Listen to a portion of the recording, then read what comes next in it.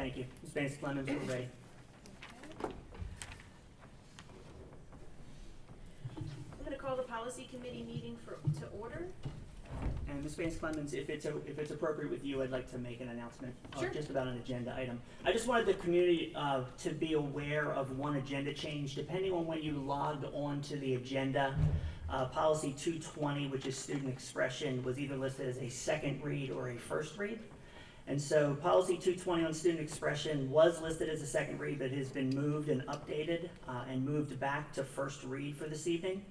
PSBA, which is the State School Boards Association, where we get our policy information from, came out with this update in March of 2022, and that language is demonstrated in our red line version that is attached to the agenda and will be discussed this evening. So I just wanted to make sure people were aware of that, because it did change from Friday to Monday, so depending on when you logged on, it would be at a different place. Mrs. Cullen?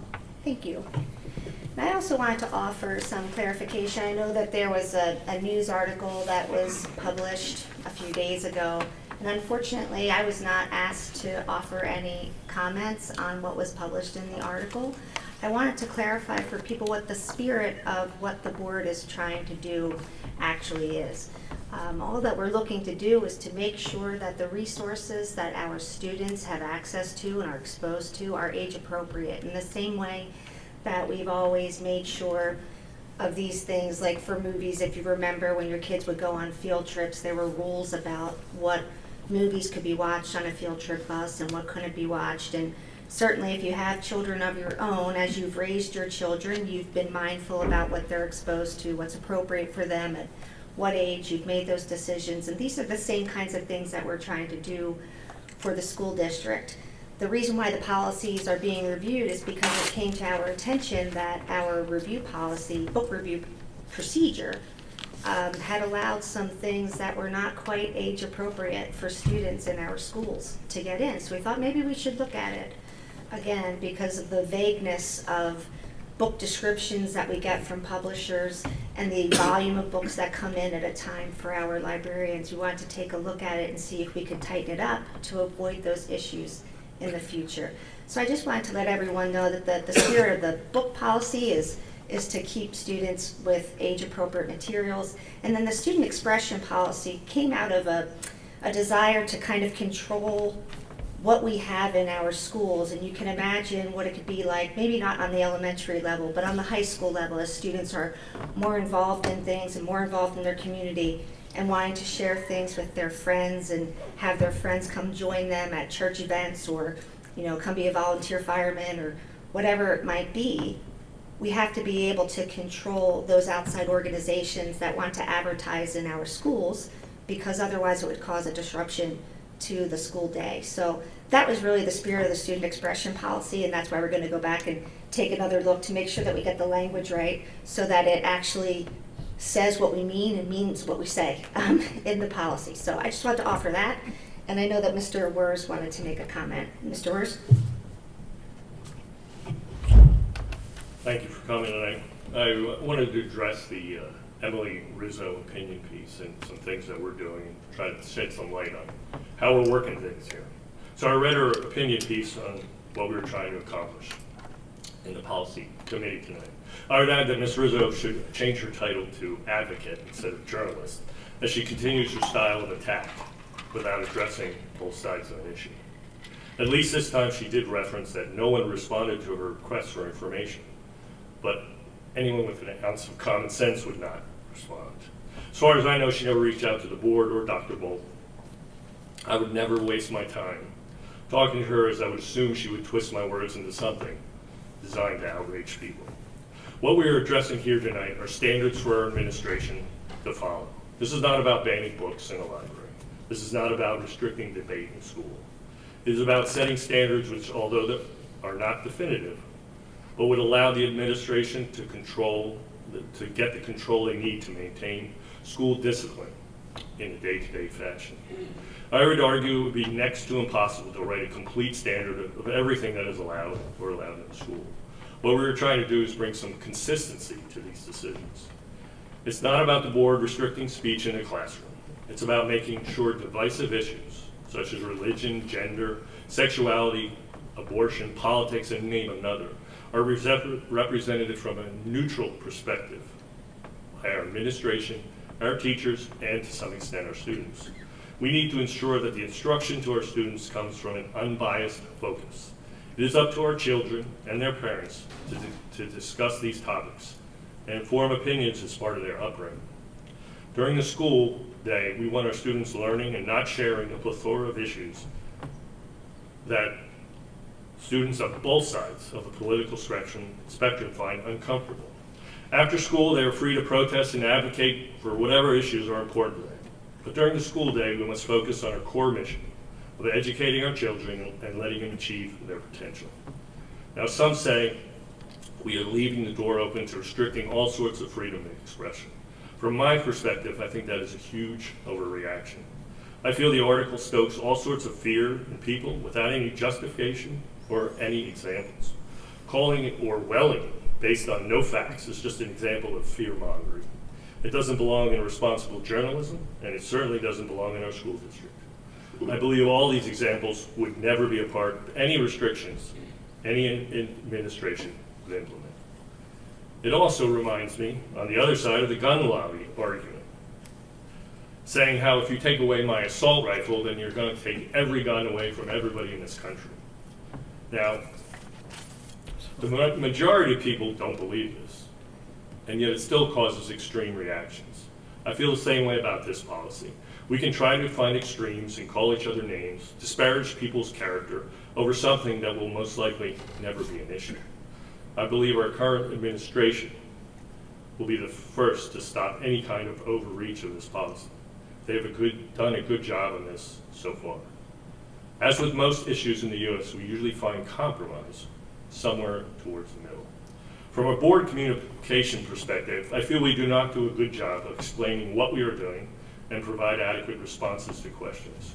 We are in the process of expanding our website to include more information and better communication to the public. I hope to see that early in the semester. For me, I would like to suggest an unwritten rule of conduct at these meetings. When anyone from the board or audience is speaking, pretend that your kids are in the room and act accordingly. Personally, it's my hope that we can find some common ground on this issue that allows us to focus more on our students' success and less on these divisive issues that only hinder our progress. Thank you. I can keep going. Does anyone else have anything they wanted to say before we move on to public comment? Okay. Then first on the agenda is public comment. According to policy 903, public comment, which is limited to 3 minutes, should be directed to the presiding officer rather than individual board members, district employees, or members of the public. For confidentiality and privacy rights, specific comments regarding particular individuals must be communicated privately to the school board and superintendent via email at psdschoolboard@penridge.org. And just a reminder as well, if you are signed up for a comment related to agenda items, you will come up in this first comment period. If you have signed up for a public comment on a non-agenda item, then we will call you up for the second public comment period. The first person I have signed up is Kyle Esposito, East Rock Hill Township.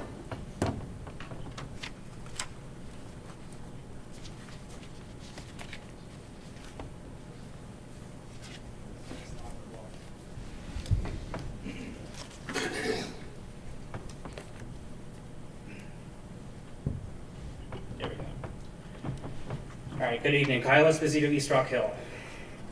It has been a minute since I've seen y'all, but I have been paying attention. Unfortunately, I can't avoid news about my school district, no matter where I am, even if I wanted to avoid it. That is because my school district is constantly in the news. Constantly in the news, not for good reasons, not for reasons to be proud of, but because of controversy and rage and division. And we are all here again because a few people in this room actually benefit from controversy. We are all here because a few people actually encourage controversy. It's not our students, it's not our teachers, it certainly isn't our parents. We are here fighting and making headlines again for the sake of politicians. It has become impossible to believe that anyone serious about the welfare of our students would continue to sit by, continue to defend outrageous, politically motivated decisions year after year. You are the ones politicizing education. You are the ones bringing your opinions into our classrooms. Your decisions are hurting our districts, and you are hurting our kids. Anyone who considers themselves an educator should understand the harms of these policies. Anyone who considers themselves passionate about education should understand the harms of these policies, and you can dance around them, you can play with the wording, but at the end of the day, you know what you're doing. And so anyone who actually believes in education should stop defending them, abandon this pattern, abandon this crusade. And in light of this, I hope our superintendent will stop defending the indefensible and resign. Because these policies are damaging, this pattern is damaging to our school district.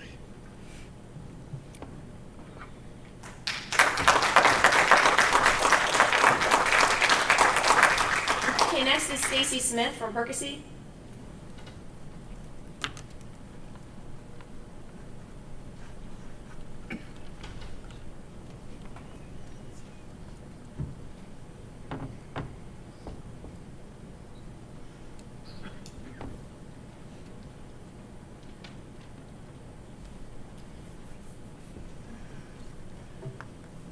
Hello, Stacy Smith, Percy. I'm deeply concerned with several of these proposed policies. These policies as written are ambiguous and open to misinterpretation and will foster an atmosphere of intimidation and self-censorship among students and staff. However, this evening I want to speak specifically to the advocacy policy. The former political activities policy, which was originally intended to prevent political campaigning during work hours, has essentially been turned into a way to muzzle educators and school staff. In this policy, political activity directed toward the success or failure of a political party, candidate for partisan political office, or partisan political group, has been replaced with the word advocacy, defined by the dictionary as public support for or recommendation of a particular cause or policy. It labels advocacy as anything including, but not limited to, religion, gender identity, social, political, and geopolitical matters. The word advocacy, as it is used here, is vague and could include a lot of things.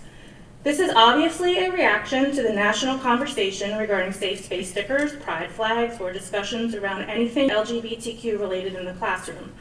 However, without being specific, it could cause a lot of confusion about what is allowed or considered advocacy. If a teacher wears a cross necklace, for example, are they advocating religion? There are many disabilities that people advocate, especially in schools. Are we saying the staff are not permitted to speak favorably about children with certain disabilities? Openly supporting that cause under this policy could be considered advocacy. What if a teacher wears a shirt with a pretty rainbow on it? That could be misconstrued as LGBTQ advocacy by a parent or anxious principal trying to make sure they follow the rules. What if an openly gay teacher has a wedding ring on their finger? Is that considered LGBTQ advocacy? Can a teacher even be openly gay in Penn Ridge? As it is written, this is our own version of the don't ask, don't tell policy, and very well could force people into the closet for fear of punishment or retribution. It's intimidation, pure and simple. It truly boggles my mind how much you seem to distrust your own staff. Teachers make learning meaningful and authentic and use their personalities to increase student engagement. If you want your teachers to just stand in front of a classroom and read from a textbook, then what do you even really need them for? These policies will only create a toxic work environment where good teachers will want to leave and attracting great candidates will be more difficult. No one wants to work somewhere they feel so stifled, mistrusted, and unwanted. And personally, I want good, qualified educators here in Penn Ridge. The vagueness of this policy is most likely intentional, so it can't be labeled discriminatory, and it can be molded to fit any situation whoever the people in charge see fit. You might think some of these scenarios are a bit of a reach, but without being specific, any one of these are a very real possibility. As it is written, this policy will cause more problems than it would be solving. And I would just like to side note that the ACLU of Pennsylvania is the one that made most of those comments in the article that you're referring to, so it wasn't really stoking fear or division, it was the ACLU, so thank you.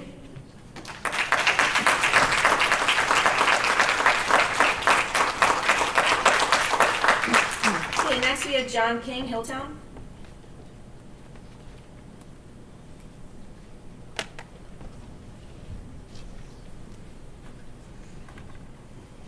Good evening, John King, Hilltown, longtime listener, first-time caller. So the expression and advocacy policies, as the earlier people discussed, seem misguided. Your jobs as educators, what we expect of you as educators is to grow the students, to challenge them, to make them, we can't wrap them in bubble wrap. It doesn't do them any good. They need to challenge ideas. They need to be challenged, and they need to grow. And these advocacy, these stifling policies are going to put these kids behind the ball. They're going to send out, kids out into the world who can't deal with challenging ideas and different people with different ideas. They deserve better than that. They deserve better than these policies. Thank you.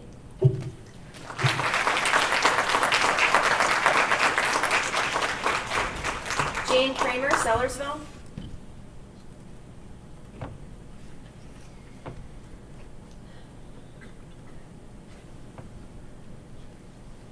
It might be easier too if we have the next person kind of coming up and getting ready. Laura Foster for East Rock Hill will be next.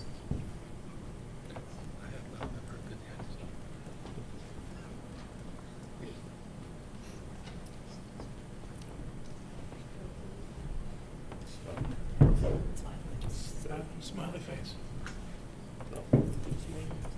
There you go. Jane Kramer, Sellersville, mom to a high school student. Instead of transparently addressing real issues in Penridge School District, like bullying, racist graffiti and language in the high school, high teacher turnover, low student and teacher morale, learning gaps, and an increase in behavioral issues, this board is focused on creating policies to address problems that don't exist, to score political points on their radical agenda. The advocacy activities policy on the agenda is very concerning, and like the other policies, is too vague and open to interpretation. The original policy was intended to provide guidance to teachers that it's not acceptable to engage in activities that would promote one political party over another, or to tell students who to vote for. This new policy seems to restrict teachers and to restrict current events and even teacher and students' home lives. After the next school shooting, will teachers shut down conversation because they are worried a student might suggest advocating for common sense gun laws? Will they shy away from talking about the insurrection? If a teacher has a same-sex spouse, are they going to be expected to just not mention it? Will we expect straight teachers to stop discussing their families as well? Classroom discussion helps students develop critical thinking skills and is even more important in this age of social media. I want my daughter to have the opportunity to discuss current events. Last year, I helped her prepare for a group project and debate on capital punishment, and she was really engaged in learning. We discussed that one of the arguments against capital punishment is the impacts of systematic racism result in a higher number of Black people receiving the death sentence. With this proposed policy, would her teacher allow her to present this information, or would it be too controversial? Would the teacher even risk in engaging in this kind of learning activity? The advocacy activities policies, like the other policies proposed, are unconstitutional and downright un-American. Teachers in our district are already walking on eggshells because this board has created a hostile work environment, and the policies as proposed will just make their jobs harder. The nation is already facing a teacher shortage. Why would anyone want to work in Penridge if these policies are approved as written?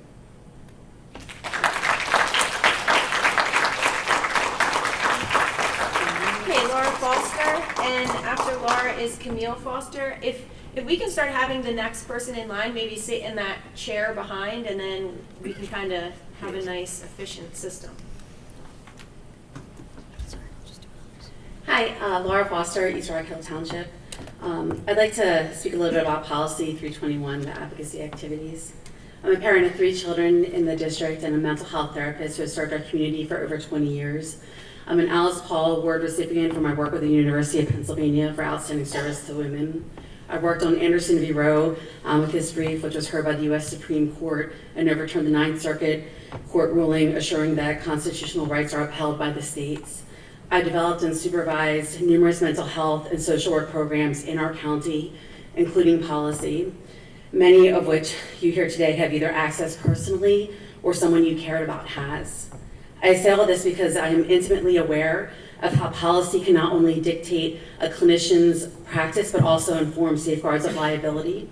It is not uncommon for those of us in healthcare to be involved in litigation. It's par for the course, which is why we have liability insurance. My concerns are on our district unnecessarily placing our counselors, psychologists, and social workers at high risk for litigation with this policy is what I want to speak about. When districts are sued, the litigation fees are a huge waste of taxpayer dollars. The money spent on higher malpractice premiums takes away from building the educational value our district certainly is in need of, especially considering our district's rankings. Under the regulations of the PA State Board of Social Workers, Marriage and Family Therapists, and Professional Counselors, that board may revoke a license for violating the standards of professional practice. Actual injury to the client need not be established. This is really important. Simply not following our code of conduct can result in loss of licensure. If a counselor loses their license, know that not following shortly after will become lawsuits, assuming that they haven't already been filed. So to explain where I'm asking for clarification, you need to understand what the standards of my profession and the professions of your school counselors are. The professional practices include any departure from standards of accepted and prevailing practice. We further have to adhere to the code of ethics, part of which is the application of methods and theory, including client-centered advocacy. Client-centered means that the individual is defining the problem. Included in advocacy is the macro component, which takes knowledge from individual cases and combines it to form collective advocacy and changes in legislation and policy. In other words, what is not relegated to simply helping an individual access services such as a free lunch. There are larger issues that need to be addressed. Advocacy is marked by the fluidity in that it is the responsibility of the licensed counselor to be cognizant, to investigate, and to address the larger issues that are impacting the client. So in the case of, say, free lunches, the counselor needs to ask, why is this person hungry? Is it that they are not eating because of food insecurity? Has that child been bullied during lunch and is therefore avoiding lunchtime? So does this policy mean that school counselors cannot investigate if other children have had the same experience? Can they not implement empirically proven Ms. Foster, I'm sorry, your time is up, please. Okay. You can go yield to the next speaker, who I believe is Okay. also Foster. Do you want to read the rest of this? Yeah, if you don't mind, just from like here down. Okay. Thanks. Thank you, Ms. Foster. Yeah. Mhm. Okay, greetings. Susan Camille Foster Swartley, East Rock Hill Township. Oh, I'm sorry, one second. The next person up is Krista Strauss. It says Penridge Bucks. It's okay. Go ahead. Okay, thanks. Yeah. No, I mean after her. I was. Oh, Please go ahead. okay. Just finishing what she was saying. Can counselors implement empirically proven therapeutic techniques to reduce mental health distress by having a rainbow sticker on their office door so that LGBTQ plus kids know that they will be supported in that office? If the school bans advocacy activities, are you then prepared to take on state licensure board, the state licensure? How much money do you have set aside to fight legal battles? I'd prefer my tax dollars to go towards education. Thank you.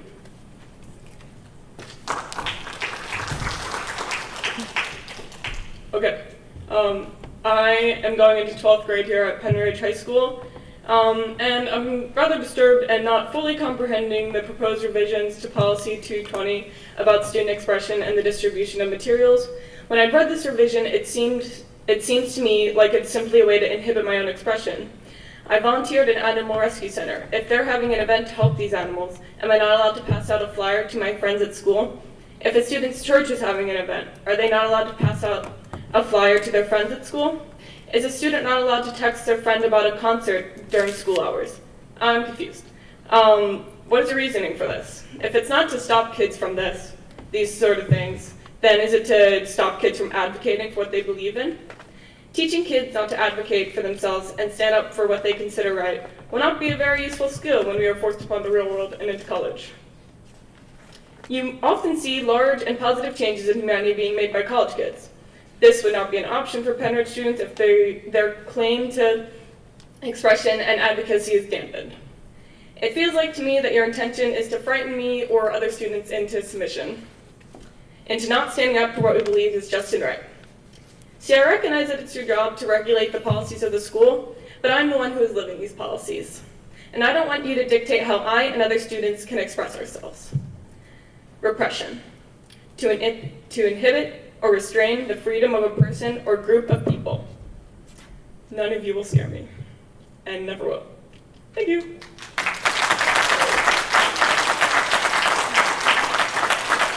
Okay, next is Krista Strauss, Penridge Bucks. Hi, And I'm sorry, and then on deck will be Kim Badilian, Percy Borough. thank you. Hi, I'm Kristen Strauss. I'm actually a former Penridge School District student who graduated in the top 10% of my class. I'm also a retired middle school music teacher who taught 6th, 7th, and 8th grade music. Policy is a difficult thing, whether you're a teacher, school board member, superintendent. You are never going to please everybody. People are clearly passionate about what they believe in. Teachers are passionate what they teach about. But again, advocacy only works if it's age appropriate. It's only going to work if students are ready to hear and understand that material. And it doesn't matter what you teach, whether it's sex education, whether it's music, whether it's the history and the Holocaust. You have to make that material age appropriate. It's not censorship. It's making sure those students are prepared and ready to take in that information, because some of that information is very difficult to take in, whether you're a student or a teacher. So again, again, some of the vocabulary in these policies can be a little bit better, as some people have addressed. Some of it can be a little misguided, a little bit misinterpreted, but ultimately it has to be age appropriate, because we don't want to put students in a situation where that they're not prepared for. At the same time, we don't want to leave our students unprepared for the real world. And we don't want to succumb them to lack of self-expression. But again, it should be age appropriate, time appropriate, and allowing our students to speak passionately about what they believe in is an important topic. I taught music, and believe me, censorship was a big thing. And I had to choose my music appropriately for 6th, 7th, and 8th grade. 3 different grades, 3 different mindsets, all in the same day. And all of it had to be age appropriate. So again, that is a big important thing, making sure that it's age appropriate, maturity level ready. So again, not censorship, making sure that our audience, our teachers, parents, students, curriculum is age appropriate. Thank you. Thank you. And my mistake, Kim Badilian actually signed up for second comment. I apologize. Ross McLennan is next, Hilltown Township. And on deck will be Dante King, he's second agenda too. Adrian King, Hilltown Township will be on deck. Thank you. Ross McLennan, Hilltown. The comments at the beginning. Why do we have to control everything? I don't understand the control thing. I hear it a lot. Okay, a lot of what was said is here, and so I'm going to move along. The WHYY news article. It was truthful. That wasn't an overreaction on anybody's part. They're angry. They believe in what was said in there, and it's upsetting. I'm going to read some of it. The ACLU-PA legal director, Vic Walczek, is almost speechless at just how overbroad this policy is, and he's referring to the 320 and 21 now advocacy activities.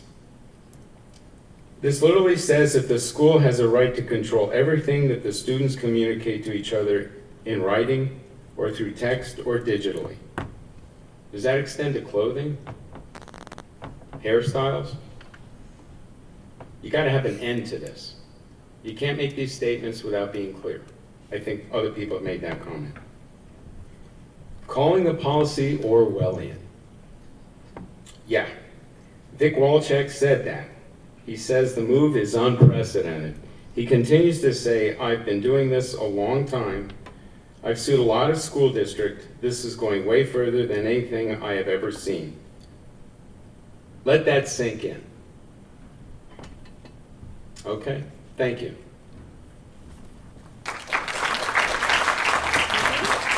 Adrian King is next, and then Leah Rash, Hilltown Township.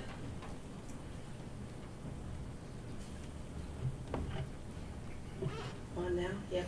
Hi, Adrian King, Hilltown Township. So I come in two hats today. So first, from a parent perspective, Mr. Wertz, I really appreciate your comments at the beginning. I agree with the point that you made, that the board does not do a good job of explaining what they are doing, and the details are always missing. And that's where a lot of the churn that we see comes from, because you leave people to their own imagination. So I appreciate your comments, and I really do hope that the board addresses that going forward. I also come in my capacity as a member of the NAACP Bucks County. Our president, Karen Downer, was unable to join us today, so I will read a statement on her behalf. As this board is contemplating all of these policies and the details, we want you to consider some things. So I'm going to begin with a quote from Carmen Maria Machado, the author of In the Dream House. Preventing children from reading, from learning, from connecting, anything will not protect them. On the contrary, it may rob them of ways to understand the world they encounter, or even the lives they already are living. You can't recognize what you've never been taught to see. You cannot put language to something for which you've been given no language. Why do we not see these acts of censorship for what they are? Short-sighted, violent, and unforgivable. Penridge School District is joining an escalating force of infringing on students' rights in response to a small group of extremely vocal parents who are far from representing the majority and truly do not speak for Black and brown parents whose voices must be included in these conversations. As I read this statement, I wonder why many parents have complained that school libraries, curriculum, and the such currently provide limited exposure to diversity of ideas or human experiences. These parents want their children to be able to see themselves reflected in pictures and stories. They want their children to not feel like other in their books, in their looks, in their thoughts, ideas, or religion. So are we to believe that these updates that you're proposing to your policies is certainly going to address these concerns as well? I'm sure that parents have always taken it for granted that such topics, whether in books, curriculum, conversations, were never available in schools, but this statement is often applied to certain types of subject matters like race and racism, sexual orientation, and gender identity. You know, books that are most frequently challenged by that small group of vocal parents and citizens that tend to include certain themes. Books that have to do with... Mrs. King, I'm sorry, the time has expired on your time. Thank you, Mrs. King. Thank you.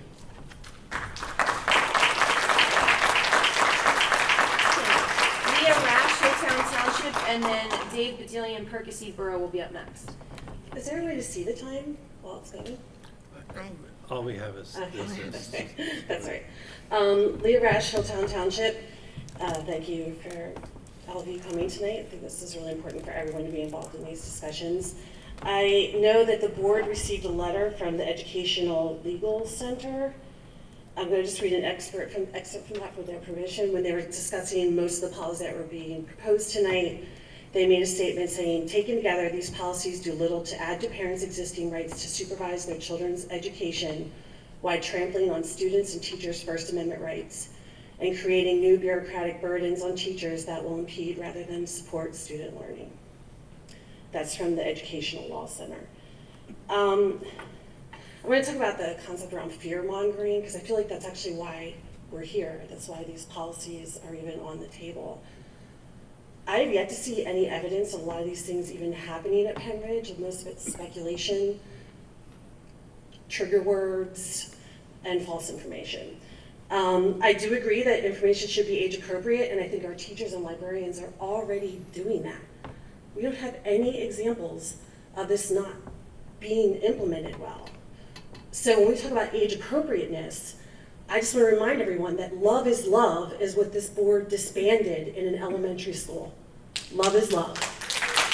So there's not a lot of trust in the community that you're going to be nonpartisan, find facts. I read the book that Ms. Cullen suggested around her statement that 90% of children who have gender dysphoria revert back to their original birth sex. It literally took one email to the gender clinic and within 20 minutes had a Zoom call with actual experts on this topic. And they walked through that number and why it was so wrong. This is your job, to find the facts. You don't implement policy unless it's around like a medically backed association. It would be the same thing as saying we're going to develop our curriculum around psychology, around men are from Mars and women are from Venus. It's like an interesting book, but it's not medically backed. It states some facts, but you're going to go to the basic concepts of psychiatry and teach the real information. So the distrust and my comments in that article are 100% reflective of my distrust in this board to implement these policies fairly. I don't know why you are cutting the legs out from underneath the teachers and the librarians. Policy 109.2 I know has had no librarian review from Penn Ridge. I'm still waiting on the answer on where that policy came from. And then I think finally, yeah, policy should, when we say things like sexuality and gender identity are not appropriate topics, please think of the message that sends to children in elementary school who have parents who are same-sex and family members who are gender dysphoric. Thank you, Ms. Thank Rivers. you.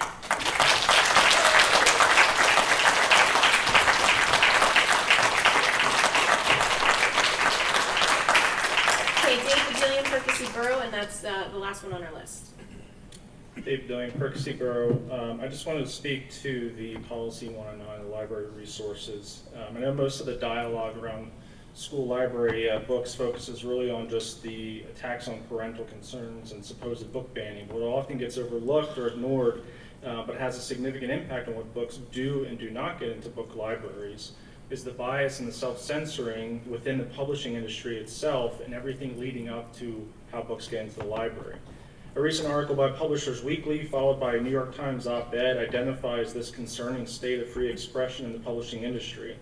Both articles, in addition to sharing concerns about parents challenging books, state that many long-term book, quote, many long-term book people have said what makes the present unprecedented is a new impetus to censor and self-censor coming from the left. The desire to heal historical wounds and promote social justice is conflating with the right to speak and write freely. Call it political correctness, cancel culture, wokeness, and the fear of challenging it. This is the censorship that, as the phrase goes, dares not speak its name. So we often talk about parents challenging books, and usually it's a handful. I think most of us can probably name the ones that are most challenged. And even the ALA has a word cloud showing the words that most likely represent the books that are challenged, and sexually explicit is the largest one, right? And you would think as an organization representing librarians and educators that would at least cause some pause and maybe some self-evaluation of, if that's the largest concern, that's somewhat legitimate for children, right? But if you look at many publishers as well as library organizations and teacher organizations, they have very explicit diversity, equity, and inclusion statements, position statements on gender identity. The National Council of Teachers of English, for instance, they actually have a position statement on gender identity, and they specifically go right in using Kimberly Crenshaw and queer theorist Judith Butler to define themselves that gender identity is real, that it's separate from sex, that it's a spectrum, all of these things. These are English teachers defining this, right? Not anyone in the medical field. And that it's their responsibility to present that in the curriculum. So to expect that that's not going to have an impact on what comes into the library. When I looked at Penridge's library books, there's a lot of books by authors, Ibram X. Kendi, those, and I've read them and they should be in there, but you don't see authors such as Robert Woodson or Thomas Sowell or Shelby Steele, right? More conservative authors. And I just think there needs to be a way that we look at how are books being funneled into the library, not just what books are being, that parents are sharing concerns about, but also how are we getting books in, how is that being evaluated, and are we making sure we are, sorry, that's my 3 minutes. But how are we making sure that we are providing a diversity of viewpoints? Thank you, Mr. Badelian, I appreciate it. I was Just going to finishing cut a him. sentence, please.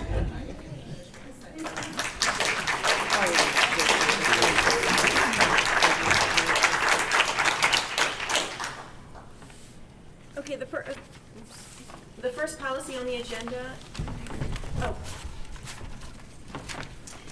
so the first set of policies that are on the agenda are policies for the second reading. These policies include Policy 217, graduation requirements, Policy 218, student discipline, and Policy 227, controlled substances and paraphernalia. Policy 218 and 227 were revised based on PSBA input. Is there any additional feedback at this time regarding any of these policies? I would like to just provide an overview of Policy 217. It's a policy that we've discussed multiple times at the policy piece. Just want to share a couple slides. I know board members that in this room the presentation is a little harder. These are in board docs, so you can look at them on your screen, or if you want to crane your neck, you can turn around. It's only 6 slides. Just want to provide where we are in terms of that piece. So you've seen these slides before. This first slide is the current graduation requirements for our students. So students who graduated in the class of 2022, this was their graduation requirements that were there. The recommendation before you for the incoming 9th graders. So this would be starting with the incoming 9th graders, the class of 2026. It would not impact the rising 10th, 11th, and 12th graders who started under the old rules. They would finish under the old rules. The proposal here basically takes the total number of credits and it remains at 24, which is where we were. Keeps that total at 24, but it does adjust 2 things. It adjusts the health and PE credit from 2.0 credits to 1.5, and it recommends the addition of a 0.5 personal finance course. That can be either a 0.5 or a 1.0, but students must take at least a 0.5 personal finance.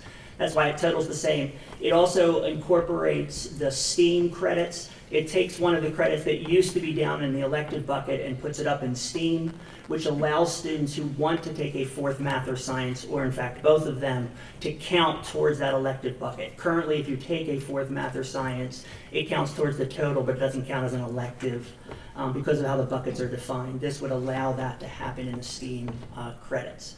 We've also shared the information from the state in terms of the bare minimum. This is what the state requires. There's 21 credits. You'll recognize the buckets in terms of what the state says is the minimum from that standpoint. One of the conversations in the most recent committee meeting was around the impact of this change on our tech school students, because our tech school students obviously are committing all of their elective credits to tech school. And so they make the largest commitment in terms of we're going to spend 12 of our credits, 3 a year, and earn them at the tech school. So I did want to provide slides. If we could change the presentation to the second one, please.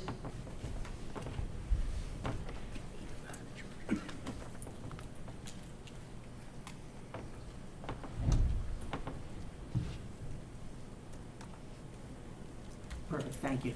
So this is currently what our tech school students, so this year. Now, it doesn't tell you when they go to tech school. So the 1 through 7 on the left-hand side is just telling you that students have 7 academic periods a day. It doesn't mean that all students go to tech school periods 1, 2, 3. What it is to indicate is that students take 3 credits at tech school. Our AM tech school students go periods 2 through 4, academic periods 2 through 4. Our PM students go academic periods 5 through 7. And so they earn 3 credits per year at tech school. You can then see how the rest of their credits fall in based around the 24 that are required. And so currently, our seniors who graduated this year had what I would call 2 open holes their senior year. Many students fill that with other electives that they're interested in, or they can fill that with co-op and work experiences, primarily gained through the tech school in the area that they're working towards. Also, a couple notes on the bottom that are significant. Currently, our students earn their 2 credits of health and PE at the tech school. That's why you don't see it in their schedule. It is built into their schedule at tech school, and so they earn that 2 credits that they need towards graduation at the tech school. As well as then currently all their elective credits are covered there at the tech school. If you take a look at what the recommendation is in terms of to change this for the students, if you look at the recommended number of credits, what has changed in that last box is a piece of personal finance with a little caveat of the 3 stars, because personal finance is offered in the math department, so you can take it as a math course, so it could count as one of the math courses in years 9, 10, 11. Or you can take it in the business department, and if you take it in the business department, it counts as an elective and a requirement for graduation, so it would fill a half credit of that 2 credits of flexibility your senior year, and that's what the recommendations would change. So the recommended change in graduation requirements would impact tech school students by a half credit if they didn't take it as a math course. If they take it as a math course, it would remain unchanged in terms of their flexibility. The last piece is a conversation around some changes that have recently happened at the tech school, where the proposal is to bring, I'm sorry, not the proposal, the JOC, which is the board of the tech school, has said that both lunch and phys ed will come back to the home schools, Quakertown, Palisades, and Penridge, beginning next school year. So not for this school year, but for the 23-24 school year. And so this is a chart just to show the board and the community what the impact of that would be, bringing that back to the home school. 2 of the issues that come up that are the largest in terms of the conversations we've had. The first one is in 9th grade, because if you notice now there are 5 required academic courses you must take in 9th grade. There's English, Social Studies, Science, and Math, and there's a 9th grade PE course, which is required. All of our 9th graders take the same year-long PE course. There is no way for a tech school student to fit all 5 of those in, so they would have to bump something. In my recommendation, in my chart, I bumped science. They could bump math, they could bump PE, right? They had to bump one of those because you're not required to take 4 years of those 3 things. The issue then becomes when you make it up, if you start science in 10th grade, you're going to be in a 9th grade class primarily. If you take health and PE in 10th grade, you'll be taking it with 9th graders. That's not optimal for students in terms of what they want. It's still good learning, but students wouldn't choose that if they're given the choice. Generally, they like to be with their peers if they have that choice. The other option then has to do with the credits on the back end. Personal finance still falls the same way. That may or may not be an issue. It could be in one of the math classes, but the other health and PE would have to fall there. So you can see that with the science being bumped or the math, whatever's being bumped, and that health and PE, there's either no flexibility or 0.5 credits of flexibility for the tech school students if health and PE, as well as lunch, although lunch doesn't impact them academically, comes back to the tech school from that standpoint. All right, so that's just kind of where we were in terms of encapsulating the conversations we had as we lead into policy 217 and whether there's additional conversation.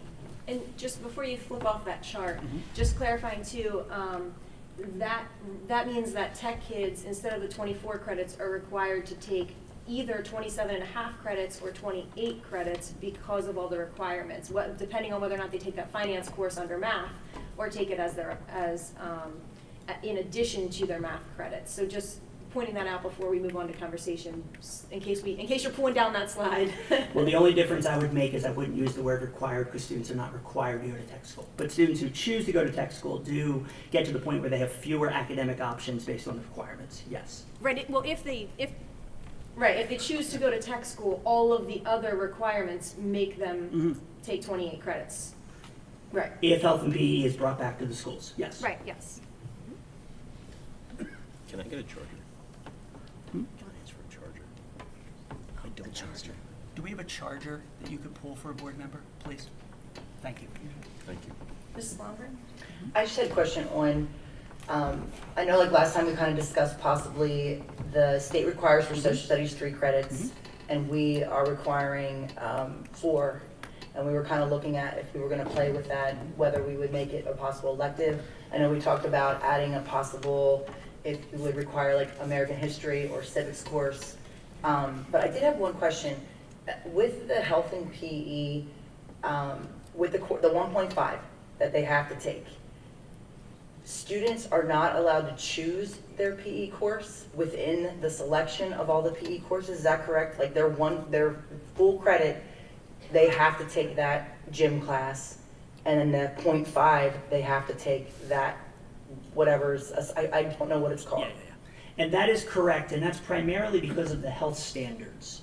So if you think, what we're required to do is, we're not required to do 1.5 credits or 2 credits for health and PE. We're required to do it a minimum of 1 credit by the state, but we must cover all of the standards. And so there are wellness physical standards, and then there are health standards. Currently, the health standards are split between 2 different courses. Primarily, it's 1 in 9th grade and 1 in 10th grade, although students don't have to take the second one in 10th grade. There's a little more flexibility there. But to cover those health, then they are required courses. Now, there are lots of other elective courses that students are currently taking to get the other 0.5 that they're required to take.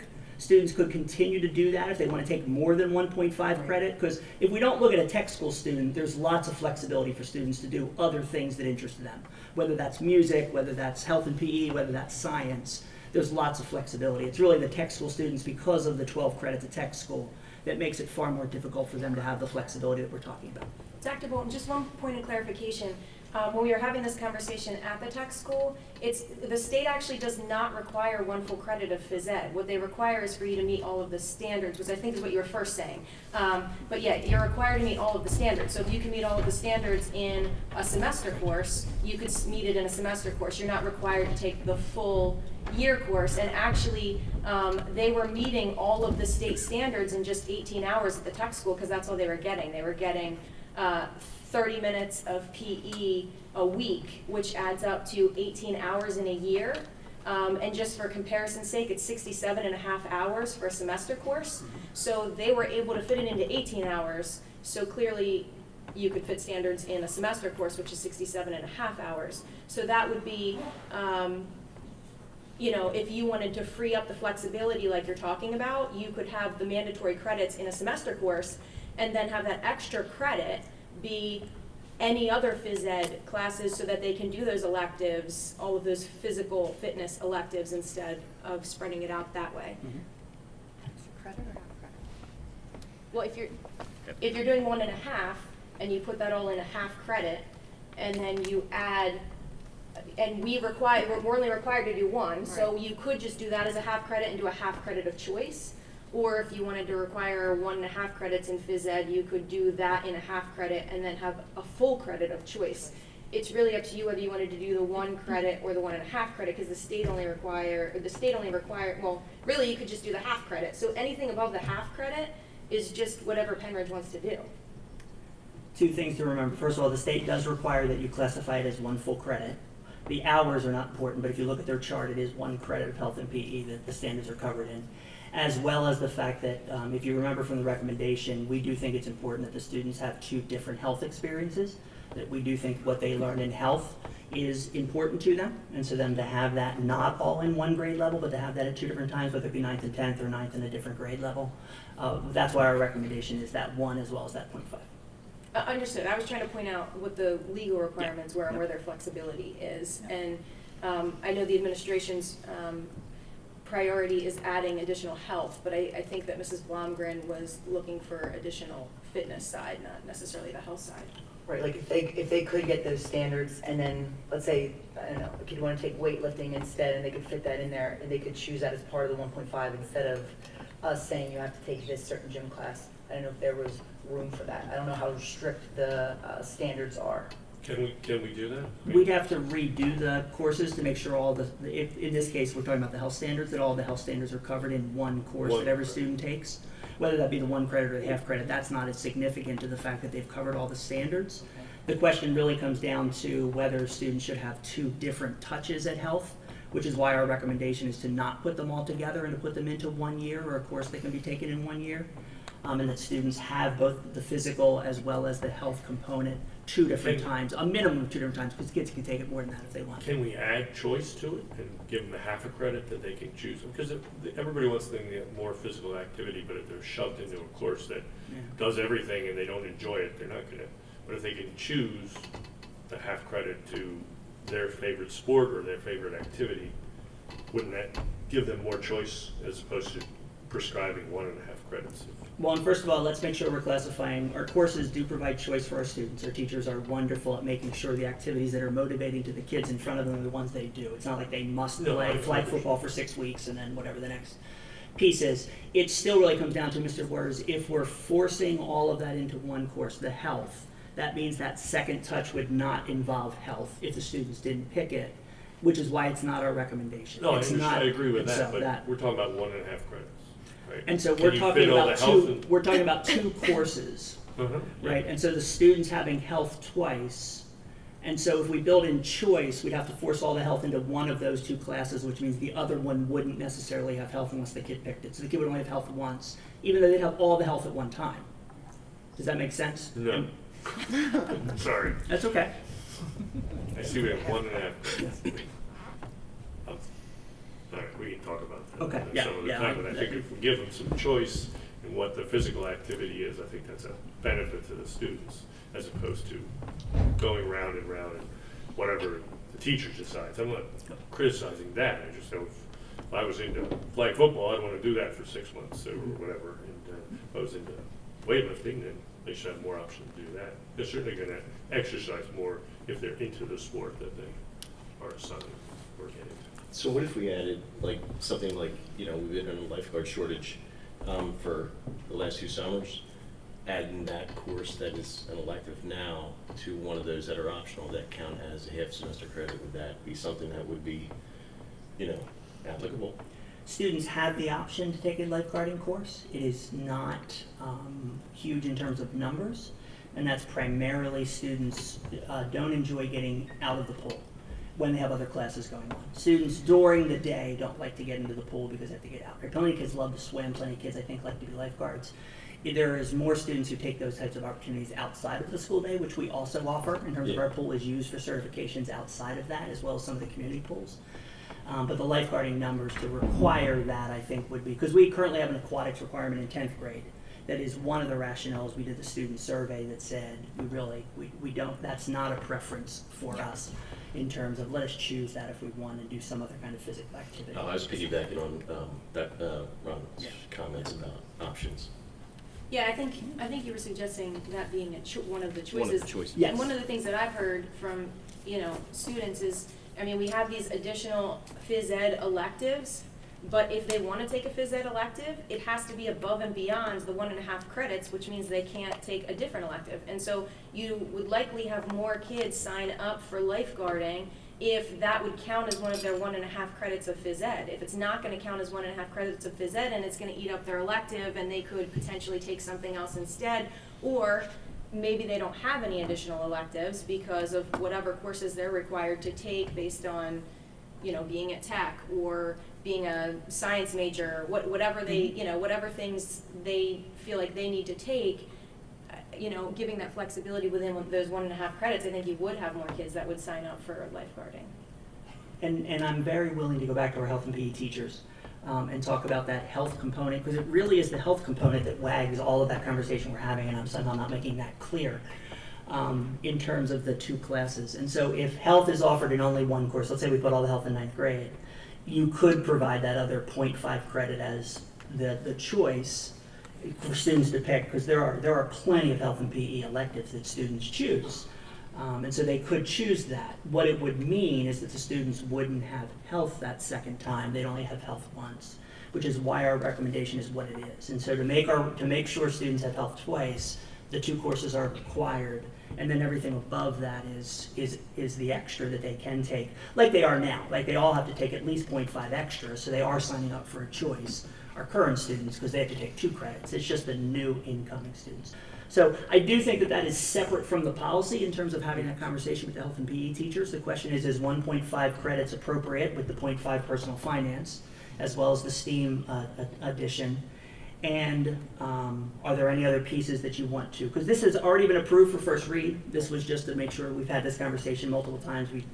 We've hit August, so we do need to move forward in terms of what we're going to do for our incoming ninth graders. It doesn't impact their ninth grade schedule, regardless of the decision we make, which is why we did it for incoming ninth graders. They have the standard ninth grade schedule, regardless of what's decided here tonight. But we do feel like we need to let sure they know their roles as they go into picking for their 10th grade classes. So, just kind of feeding off of what Mrs. Blomgren had suggested, one of the things that we could consider is, and I know that this is not the administration's recommendation, but if we did do that and put all of the standards in a half-credit course, you could have a 1 credit of fitness requirement, right, where they take a fitness course, and you could define, since it's not state required, you could define that as whatever you wanted. You could make the requirement be any of the electives that are phys ed, and you could also say that technical school would count in that umbrella of the fitness credit, and if you did that, then your tech school kids would still be getting 67.5 hours of phys ed and health as opposed to the 18 hours they're getting currently, but they wouldn't be required to take the full 1.5 years. They'd only be required to take that half year, and then their tech school credit would count towards that. And then the other students would have the flexibility to take lifeguarding, to take all of these other kinds of fitness courses. We have a lot of really great elective options that they can't really fit into the puzzle of their credits. And then you'd have kids really engaged in the areas they want to be engaged in to participate in those fitness activities. But that would also free up a credit for the technical school, because they'd be getting credit for one of their other 12 credits that, they don't have room for. So they wouldn't, instead of being required to take 27.5 to 28 credits, they'd be taking 26.5 to 27 credits.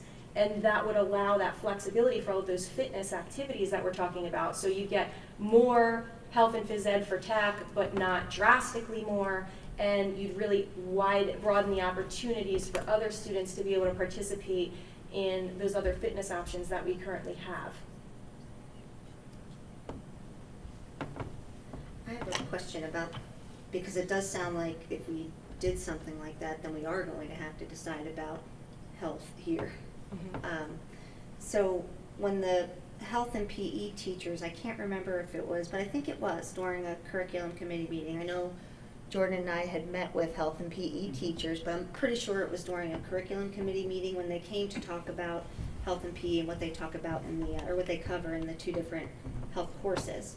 And we had asked, well, how are these things different? And I think one of the answers, I don't want to put words in their mouths, but as I remember it, they said that you do it in 9th grade and 10th grade, and the things that we cover them in different ways and in different, developmental with different developmental considerations. So, for that reason, I would want to ask the health teachers first, because if you have a 9th grader and you try to smush everything into the 1 year, technically it can be done, but would a health teacher say, I really would rather talk to them about this in a different way when they're in 10th grade? I don't know. And there is some overlap in terms of the health pieces that you would talk to the students twice about, so you would do it differently the first time and the second time based on their age. We obviously can't go back to the health and PE teachers. I do know full well that they would advocate for as much health and PE, right? Oh, yes. They take their department very seriously, and they do wonderful things for our kids. And so they obviously express serious concerns about the 2.0 to 1.5 recommendation, and obviously a 1.5 to a 1 or any change that way would just be an additional piece from that standpoint. We can talk to them about what that piece looks like. Obviously, the standards must be delivered by a certified teacher, so we just need to make sure that the tech school model involves a certified teacher, which is involved at the tech school. There is a health and PE teacher that is there. We just need to make sure that the standards, because you can't get credit for covering the standards unless it's taught by a certified teacher. Well, and so we just need to be I think careful there's of that. confusion, because So- I'm still suggesting they take their half credit of phys ed here with our teachers, health and phys ed here. They wouldn't be taking that half credit back at the tech school because it was sent back here, and we don't make that decision, the JOC does. I'm suggesting that they would take that half credit here, but in our fitness credit that we create, which we could call it a fitness credit, we could call it an activity credit, we could call it whatever we want because it's not state required, and we can require whatever we want in that category. The requirements could be, we list all of our fitness courses and tech school, because you've advocated in the past that a lot of what they do is physical activity, and so we could allow that as an option in the fitness credit, right? And so our kids here would take fitness courses, and the tech kids, that would already be covered by their 12 credits that they have at the tech school for tech. That's what I was, so maybe I wasn't, just to clarify. Yeah, I didn't understand that. So yeah, that's something we'll have to think through and make sure we talk to the state about in terms of what that looks like and the granting of the standards. But And that was another question I had, was about, because we had talked about at a previous meeting, I think it was a policy meeting, not a curriculum meeting, you had mentioned that tech students can get credit for, and some other schools do it, some other tech schools do it, they get credit for their PE within their programs. And then today you had told me that OSHA has guidelines. So my preference would be, since it seems like they already have those guidelines and it's, they're the standards that they know that they're meeting, we could borrow from other schools that are doing it. It seems to me to make more sense, and I know the JOC has decided something different, but in my mind, to have something take place over there would cause less disruption to maybe our students here. We want to do what we can for the tech students, but I also would like a solution that doesn't cause any undue disruption to the students.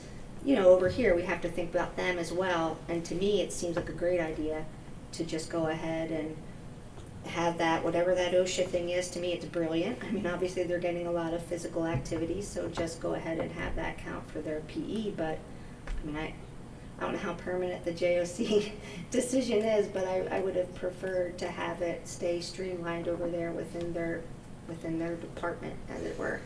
So the JOC had decided to send health and phys ed back because, again, they were only getting 18 hours. So for a class that our kids here were getting 135 hours, our kids at tech were getting 18 hours, and we were checking the box and saying, yeah, that counts as the same exact amount of work that our kids here are getting with 135 hours. And also, they're not getting that activity. They don't have a gym. They don't have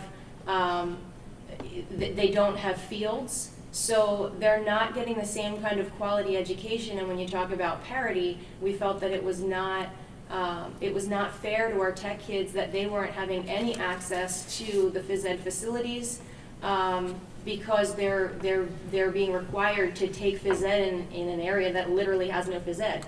So that was phys ed on a cart where they're getting credit for things going on in their classroom was not appealing to the JOC members or the staff at the technical school, and so that was the basis for sending it back. I don't foresee there being any flexibility or openness based on the reception, based on the comments from JOC members. I don't see that being an area where JOC members are kind of wavering or interested in going backwards. So that's why the decision was was finalized and made. But I think the idea of, doing the 67.5 hours here at a facility that has, the fields, the gym, all of those things, still gives them more than 3 times what they're getting at the technical school, but doesn't require a 1.5 years that eats up all of those credits. And, I understand the not wanting to change things for everyone else, but I actually think it's my opinion, right? In my opinion, I think it makes it better for everyone else to have flexibility in what phys ed courses they're taking. We have all of these electives that kids don't have the opportunity to take because we're kind of pigeonholing the credits that they already have. I mean, a lot of our kids are not going to be active in phys ed when they're kind of pigeonholed into which classes they can take. If they can take a phys ed course, we have really great electives. If one of our kids, if our kids can go and take some of those elective phys ed classes that they're really interested in, they're going to put in a lot more effort into that activity if it's something that they really love to do. And so I would, I would argue that it benefits all of the kids more by giving them more say, and again, you know, to Dave's point too, you know, that, I think it would really increase, I know my daughter would have taken the lifeguard course if she could have fit it in with the credits, but, you know, she wouldn't have been able to do that. Okay, well, I mean, so going back to, I wouldn't be comfortable changing that without allowing the health teachers to give input. I just wouldn't. I don't think that it would be wise for us to do that without consulting them.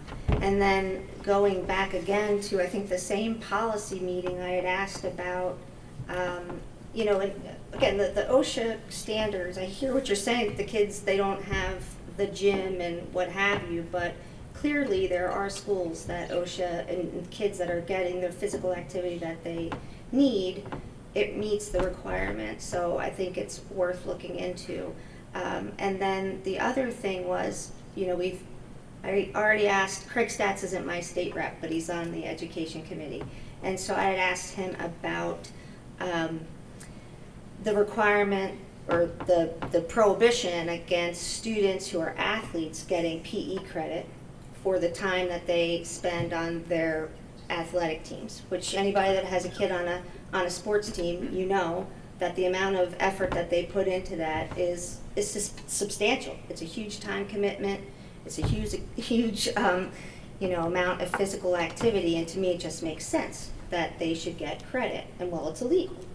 You know, it can't be done because it's not administered by a certified instructor. So then my question was, can we have them take it basically as cyber PE? Because, and correct me if I'm wrong, I've never had anybody take cyber PE, but students report to their PE teacher the activity that they've done.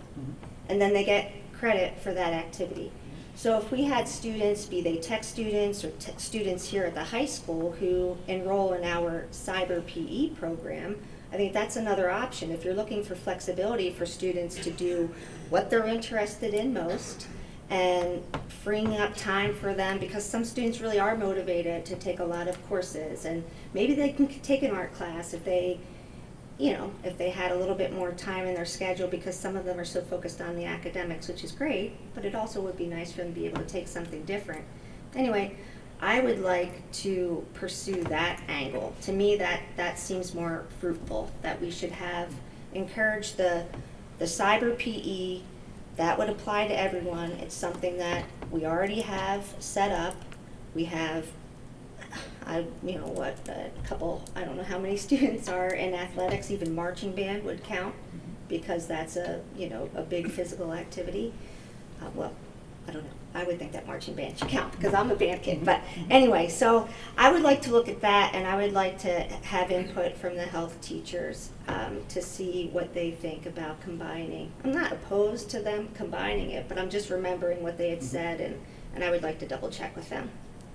I actually, to piggyback on what you just said, because I really like the cyber PE idea and trying to credit kids for those sports, because they are already doing it. And they're doing it after school. A lot of them are doing it before school as well. And, with swimming, they're super early in the morning.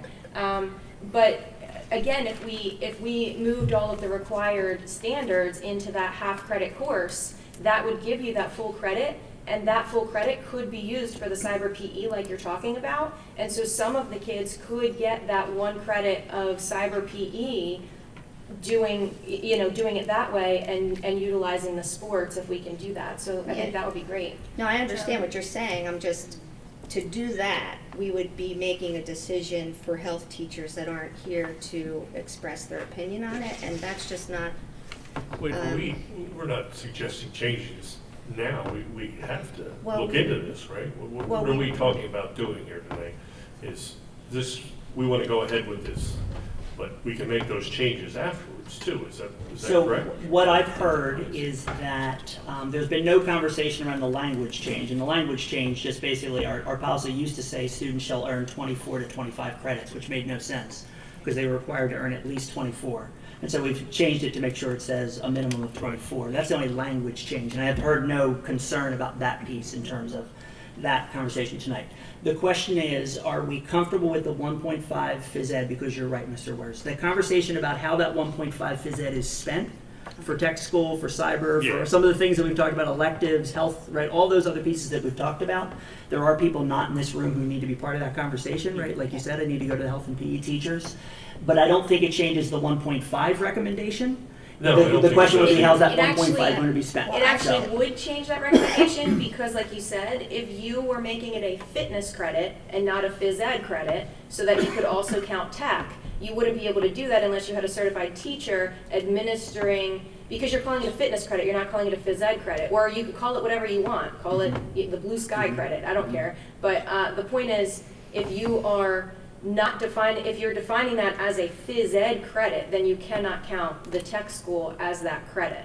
You wouldn't be able to do that. So you would have to split that up and make the half credit designated as the phys ed Which- with the standards and the one credit separate. Which I think we can work out, but not tonight, and we need the input of the people who really understand. Oh, I'm not saying it needs to be done I like tonight, the I just- idea, yeah. I like the idea of having choice, and I think we all agree on that, but I don't think we're gonna solve all those other issues today.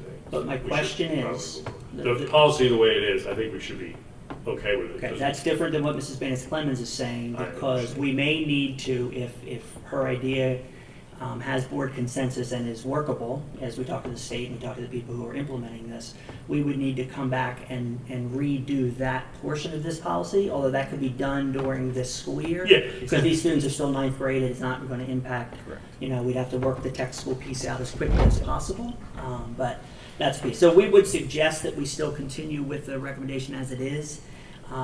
There would be no changes to what was part of first read, which means it could go to second read in August. We would then have to do that conversation early in the year around some of the other pieces that we're talking about here. I guess my preference would be let's just get that information and bring it back against next month, because it's not a rush. Why change it and then change it again in a couple months? Because this isn't going into effect until the following school year. So let's just get all the information and then bring it back again at the next meeting bring it back to first read with that feedback from the health and phys ed teachers. Let's get it right the first time instead of just passing it and then in 2 months bringing it back up to pass it again. My preference would be, let's just work through it because there's no rush. And to that point, while we're on this, I think the social studies credit, we had kind of left things kind of up in the air at our last policy meeting about that extra social studies credit as well. So that's something that we have to kind of circle back to. And if we're doing, we should probably have that conversation at least now so that we're not then circling back, again and again and again. And we can circle back next meeting with all of that feedback and decide where we're going forward. But that extra piece would be the social studies credit. And, just kind of looking at what our requirements are. We're currently requiring the 4 credits of social studies. And the, just trying to pull up what those requirements are here. No, I wanted to pull up exactly what so we are currently requiring 3 specific social studies classes. I'm just trying to pull up what those 3 were.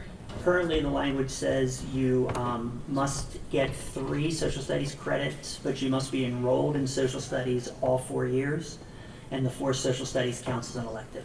Right, but you have 3 specific social studies classes. I think one's early American history, one's modern American history, and one's world history. That's I think what it is off the top of my head.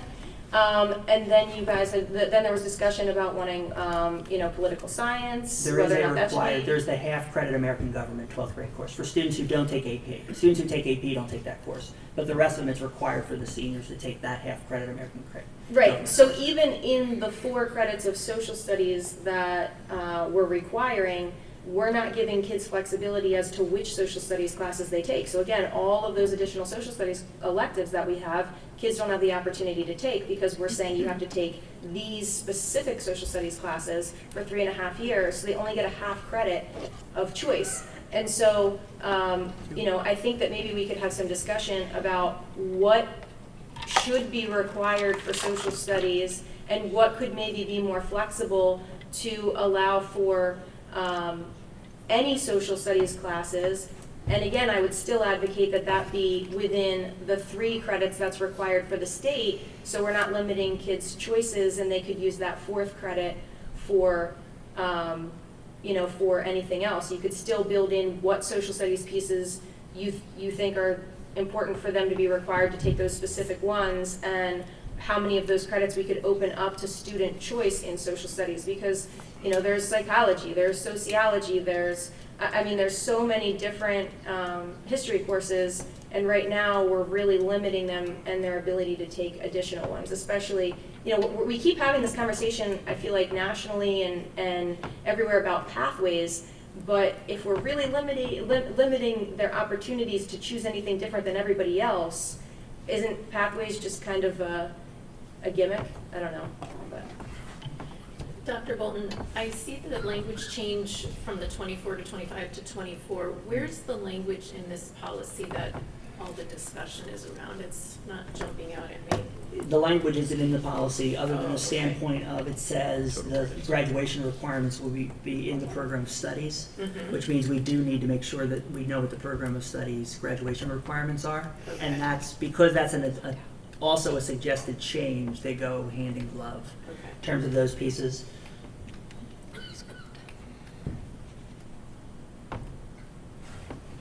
I'm comfortable with where we're at. If we want to make changes going forward, I mean, we went through all this many times, and the big issue wasn't necessarily the physical education, but it was the different aspects we had. I'm ready to go with that policy, and if we want to make changes, which makes sense, I don't think we can get much more done tonight. I'm okay with that as well. I don't disagree with you, Ron, but I really want to see us tackle the issue of PE, and I agree we need to have the teachers in, PE teachers in to discuss it.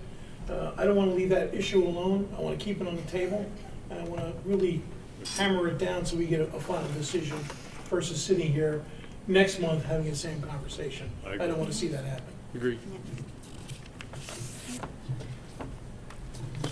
Okay, mine isn't working for some reason, it wasn't.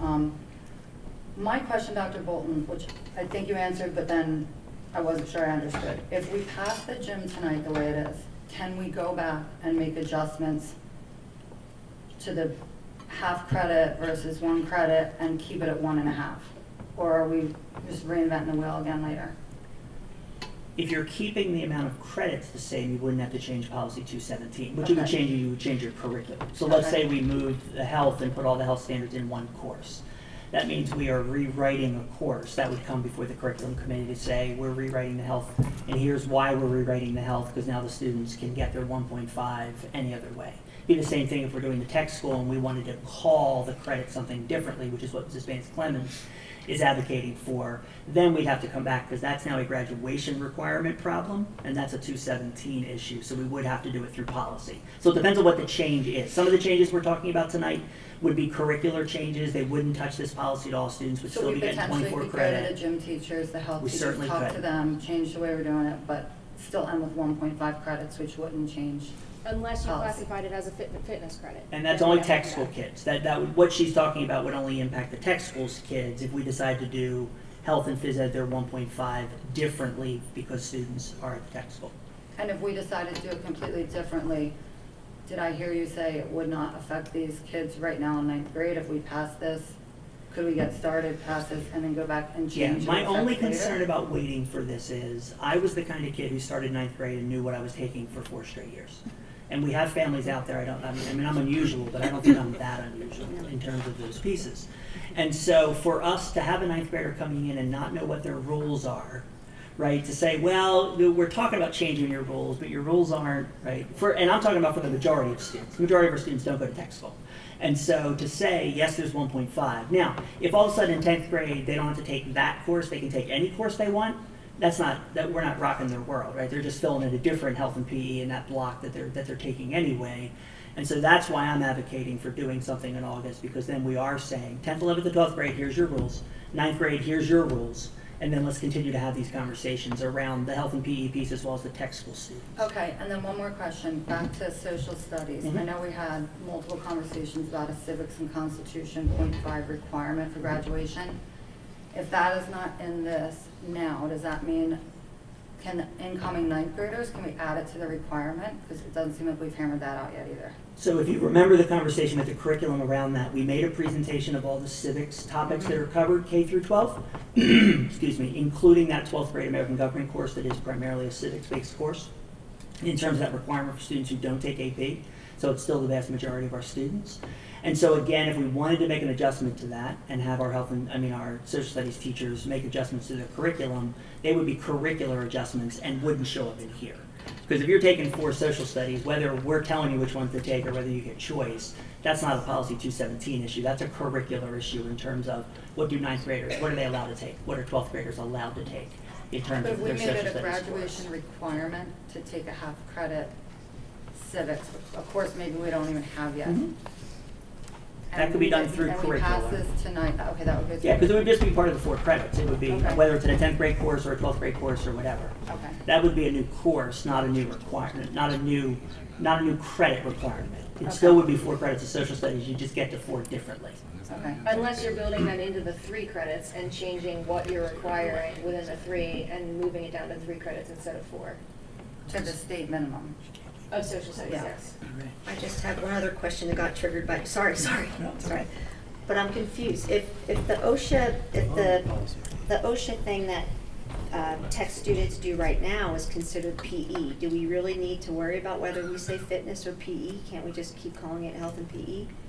I'm not understanding why that we need the terminology change. That's just what I want to We be need clear to about. make sure that we get the right number of credits and we get the right standards covered. And so the OSHA certifications that you're talking about that count in some tech school students, not in Bucks County, but in other counties, is primarily a fitness credit, Okay, and I that's believe right. it's only 0.5. Okay. And so we'd have to get to a total number and make sure we know what that is, but that's still being investigated for me. Okay. So, all right. Well, I think we have sort of consensus on 1 of 14 policies. I believe so. Yes. Yeah, it's only the first one. I mean, That's right. There's a lot of student.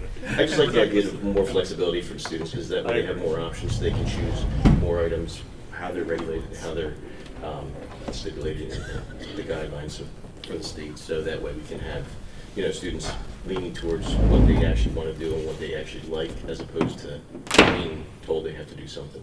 Okay. It's always easier for teenagers to like to do something as opposed to forced to do something.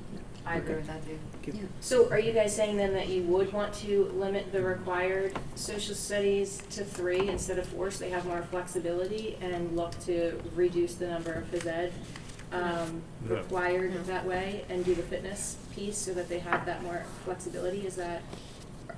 No, I wouldn't really want to go down the road of reducing the requirements, especially for a core course. And if the intent is that we want them, because right now they have to take the 3, but then if you wanted to add the required 12th grade or whatever grade, I guess it would be 12th civics course, then that would be at 3.5. So it doesn't make much sense, I don't think, to knock it down to 3.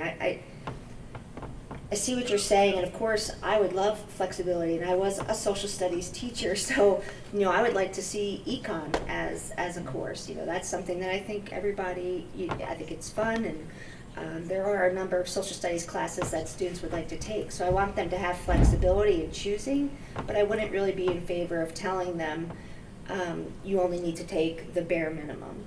I'd be more comfortable keeping it the way we have it, but then figuring out how to give them more flexibility as opposed to lowering the standard, as it were. So can we kind of just go down the line on where people are on the phys ed piece and the social studies piece, so we can kind of bring some closure? Mrs. Blomgren, do you want to start? Okay, I would like to go with giving them the choice if we can do it with the health standards after talking with the teachers. If we can make that happen and they can have choice with that, I'm gonna go for that. The social studies, my mind went a different direction when I heard that when the state only requires 3 credits. But I think I heard Dr. Bolton say that the 4th one, you can't take that credit and move that around. That still has to stay with social No. studies, correct? No, the state only requires 3. 3. You don't have to have a 4th. But then I thought you said the 4th, I thought you said something else after that. I was talking about Penridge's current requirements, Okay, not okay. the state. Got it. The state's bare minimum is 3 All right. credits in social studies. Okay, because in my mind, I'm like, I'm gonna take the half credit and put that back to the 2 credits of gym, put that other half credit in like that, but I don't want to start a whole another 15-minute conversation, so that's where I'm at with the gym. I'm about, I would like to look into more of the civics, but that can be for curriculum meeting, so that's where I'm at. So was that a 3 or a 4 for social studies? If it gives more choice, and mine would be different depending on if we could get a civics and a little bit more on that, just because I feel like we only touch on American history in 8th grade and a little bit in elementary school. I know we're redoing the curriculum, so that might change, but I'm still kind of, I'm not firm on that yet. So are you saying you would want the civics into the 3 credits, or you'd want civics in addition and requiring a 4th credit? Because that's The 3 I would be fine with, and then we could, to give students more choice, I would be flexible to give that credit for them to be able to choose more. Okay, thanks. Mr. Cormack? I believe we need to go back to the phys ed department. Let's discuss with the phys ed department exactly where they stand in this potential change. And I'm for the 3 credits. Mrs. Batisky? I'm still for moving forward with 217 and making curriculum adjustments where necessary. I think that's it. Okay. Mr. Wurst? Just echo what she said. I'm fine with that. I'm fine with moving forward. But yeah, there's other changes we want to make, so we'll do that. So you're saying you want the 4 3. credits of social studies? No, the way it's presented here. Right, that's I'm fine 4 with the credits. 3. 4 credit, well, no, it's not presented as 3, it's presented as 4. There's 2 slides, side by side. Yeah, the original chart which we had is 4. So you want 4 I'm fine social with studies, and you want the phys ed to stay the same? 1.5. Right, are you looking at are you I would interested in like the to add fitness choice. piece? Okay, you do want to add choice in that, thank you, Definitely okay. add choice. That's separate from this. Mrs. Cullen? Oh, I think So I would like to go, have a conversation with the health and PE, 1.5 credits. I would really like to see us get credit for whatever, but, the sports. And then for social studies, I think it's important to keep it at the 4 and just expand the choices rather than to lower the standard. I know I'm next, right?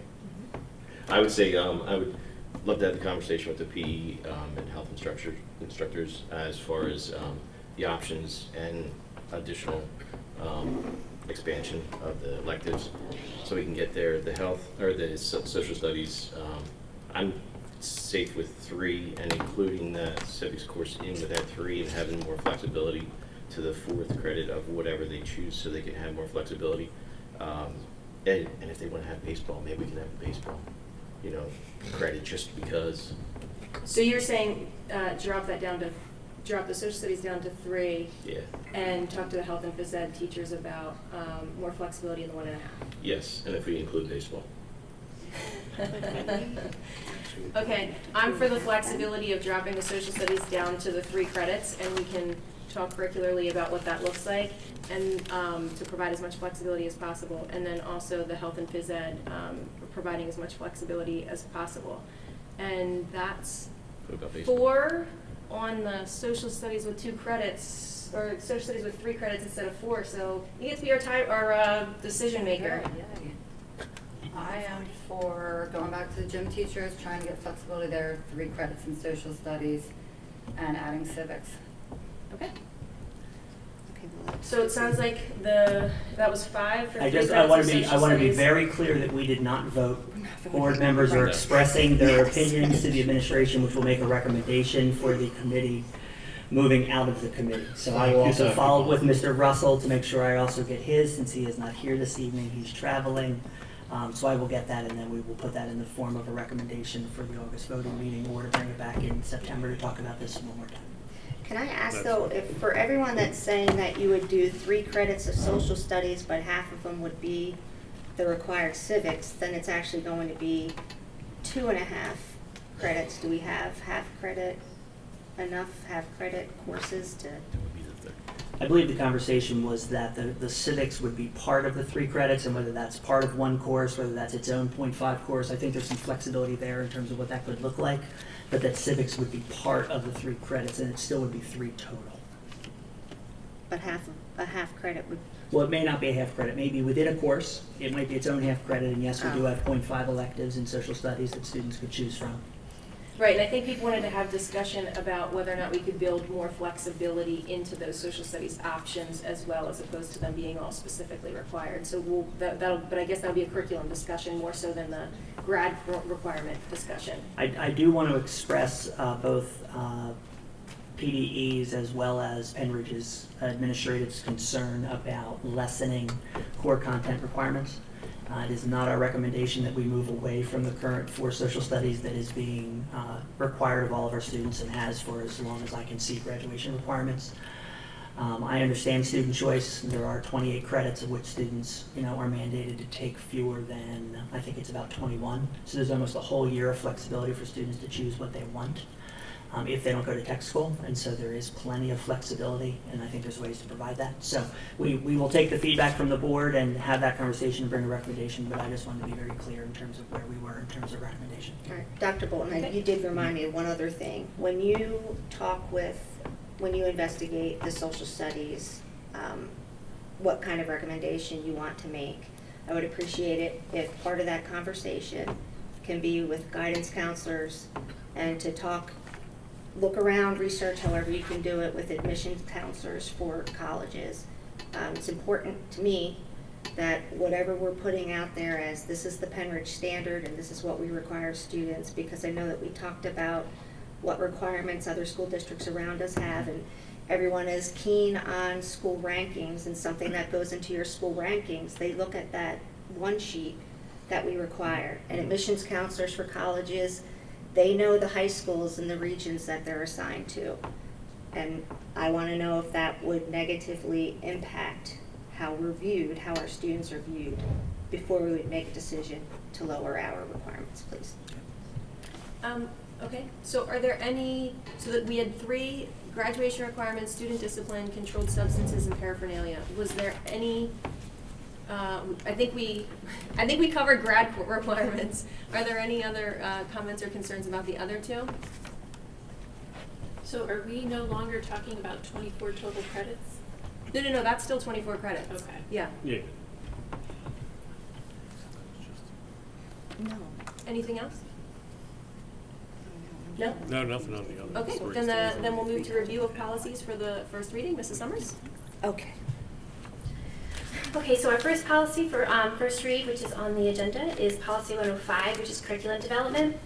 There have been no further edits made to this policy from our last policy meeting we had beginning of June. So is any other further discussion at this time?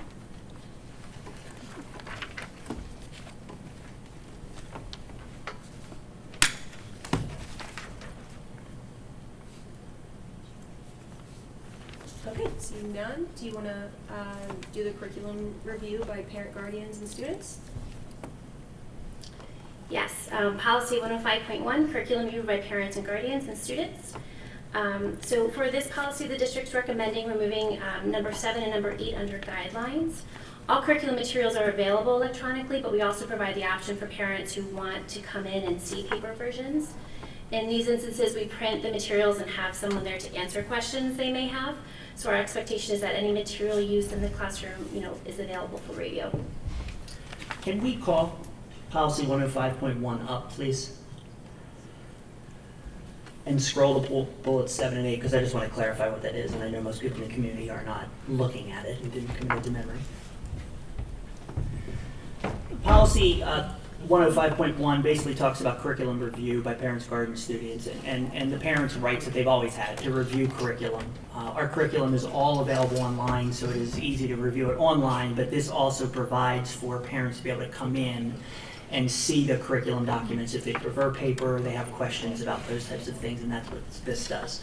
And so the language change at the beginning of it is just PSBA changing the language around the guidelines and some of that. Bullets 7 and 8 refer to what are called ad hoc instructional materials, and that's the way they classify things that are not part of your curriculum. So obviously our resources, our textbooks, our curriculum guides are all approved and part of our resources, and that's the vast majority of what teachers use. There is then the professional piece where they find something or they use another example of a math equation because a student struggled with the first one, and so they come up with a second one. Bullets 7 and 8 taken at face value would say that all of that material must be provided electronically. There's much of it that isn't, and so it would have to be scanned or a picture and would need to be uploaded, as well as the fact that currently at the elementary level, we have no system that would allow for electronic folders. We don't have a Canvas, right? Canvas is a place where we can store electronically materials, and many students do, many teachers do at the secondary level, but not at elementary. Seesaw is our it's a system we use, but that's primarily a communication device. That is not a place where we store curriculum documents. From that standpoint, earlier in the policy, it does indicate that instructors shall retain instructional materials in a manner and facilitates an efficient and meaningful review for the duration of the academic year. Our expectation is that anything that's used in the classroom is reviewable by whether it be the administration or a colleague or a parent. And so if there's a concern about something that was used that can be reviewed, the teacher would need to produce that. But we would suggest that bullets 7 and 8 go away simply because of the onerous nature of taking everything that happens in a classroom and putting it up electronically. Frankly, I'm not quite sure what that would look like on a daily basis, especially at the elementary level, but even at the secondary level, the inflexibility that would cause in terms of conversation that happened in the classroom concerns me.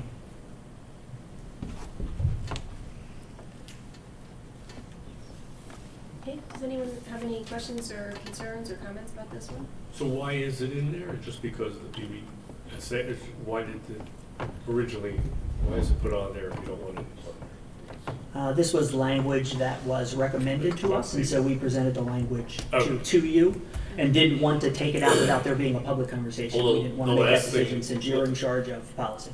Since the last thing I want to do is put more burden on the teachers, so I can't see having them upload or do anything like that and spend more time on that stuff educating their children. So I don't see why we would put this in there. Is there a concern of something that we should be doing? Is it from a legal perspective, or is it just because of the recommendation? I would say take it out.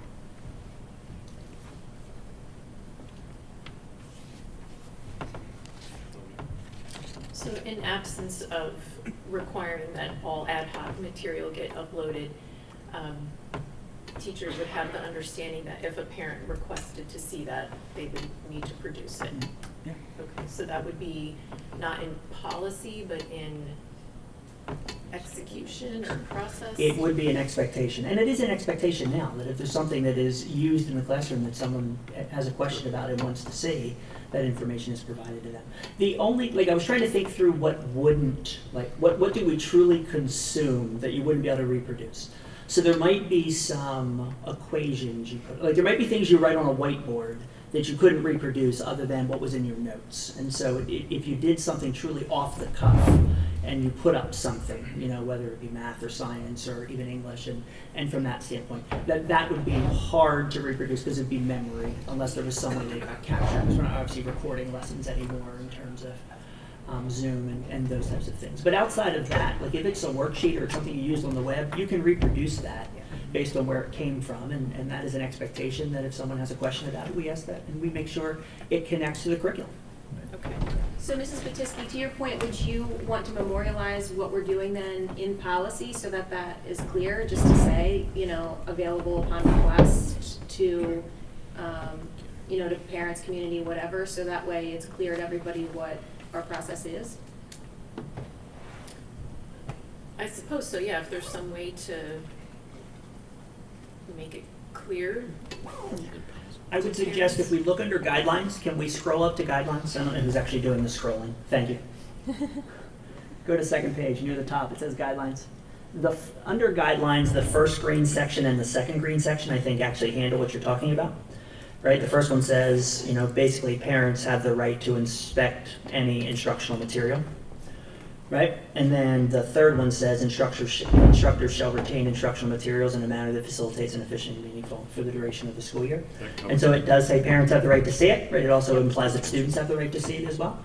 But then it says that we will retain the instructional materials from that standpoint. So I do think that expectation is in there, but obviously if you have a question about language, we can. I'm good with that.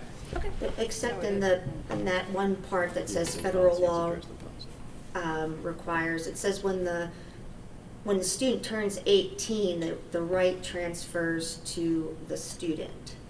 So I take that to mean if I have a senior who turns 18 his senior year, that if I wanted to see something, would I not be allowed to? Like, I don't, that seems odd wording to me. We obviously, that's supposed to be covering the legal piece of it, right, in terms of what are the rights of an 18-year-old. As a superintendent, if there truly was a battle between an 18-year-old and a parent about whether they could see it or not, we'd have to facilitate that conversation. But I would rely on the next paragraph, which hasn't been changed, because it says, upon request by a parent, guardian, or student, the district will make available existing information about, right, including instructional materials. So that second paragraph, which has always been our policy, basically says, if somebody asks to see instructional materials, we're going to make those available to them.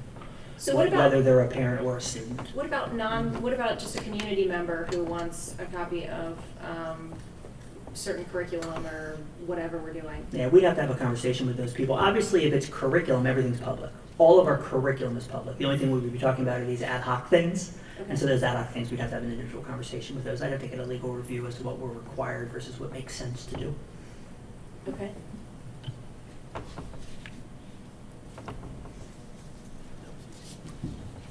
Anyone have any other concerns before we move on?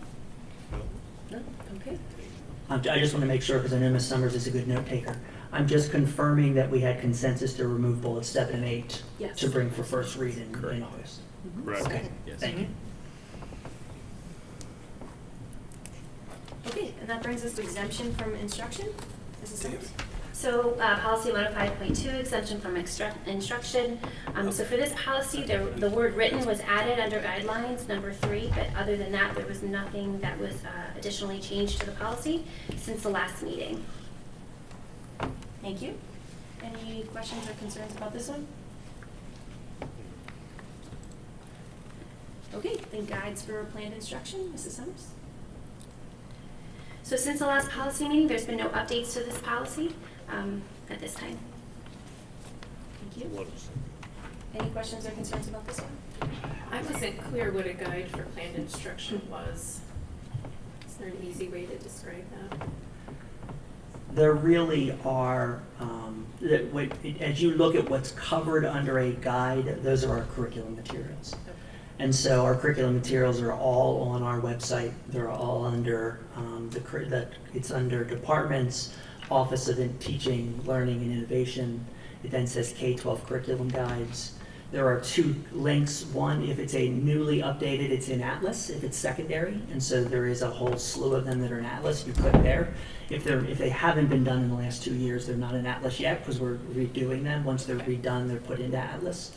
And that's going to be true for the elementary guides that we start then approving this year as well as we work on elementary curriculum. The only other piece of information that comes in that's mentioned in one of these policies, and I don't believe it's this one, it talks about the costs involved. If you remember, when we bring a curriculum or a textbook, one of the things that's in that document we bring to curriculum committee is the cost and how many students are going to be impacted. That's mentioned in one of these policies, so that material is provided through the curriculum when something's changed. So. Thank you. Anyone else? Okay, adoption of planned instruction. So similar to the last policy, there's been no updates to this policy since it was last presented during the June policy committee meeting. Thank you. Any questions or comments about this one? Okay, adoption of textbooks. Policy 108, adoption of textbooks. There was one small edit that was proposed from the last policy committee meeting. So at the end of the policy, under transparency, just notes that a list of approved textbooks can be found on the website along with internet links as needed, and then no other edits have been made since then. Thank you. Questions or concerns about this one? I just had a question on the standards for approval. And only because it's vague, it says 3 equity issues. What is that pertaining to? And it's just completely wide open for me. I I don't know. had questions about that as well. What is Yeah, it? it was something as we read over it. It is the PSBA language. And so this is the recommended PSBA language, and actually that wasn't changed, so it's at least as old as 2018. And because that's our last time we've revised our policy, and it may go all the way back to 2012. I don't know that. I'd have to go back and look at those records. But I can't answer your question in terms of what PSBA defines as equity issues, but that is the language that came from them. I don't have a problem with it, I guess it singles out equity as one thing, but it's nothing else, or is that the only important issue, or I'd just like to have a... The other two criteria are also. Well, I see the other two, but I just wonder where that came from, so I'd like just more information on it. Same for me. PSBA on that. We can follow up with PSBA Yeah, that's to fine. check in terms of whether there's additional clarification, It's because I don't see a completely- legal note, so it didn't come out of Yeah. legal anyplace. It's just But vague. we can follow up, send something. So we'll move that to second read and bring that information back at the next policy meeting for second read? That's fine. Is that, That sounds good. I believe this is, we would do first read, and we will get clarification prior to the board meeting. And so if Oh, then the okay. consensus is, no, let's bring it back to committee first before we even go to first read, oh, okay. hopefully we can make that decision before August 22nd, right? Okay. Hopefully PSBA will be able to Yeah. respond as quickly. Perfect. Okay, resource materials? So for this policy, under guidelines for the screening and selection process, under letter C, which is, under there it's letter A number 1, you'll see the additional content that was added to this policy. Since the last policy committee meeting, nothing else was changed. Letter G was also relocated up to letter C if you're looking at the policy specifically. Could we call up this, could we call up this policy, please? There's just a lot of red and green because the language changed in terms of.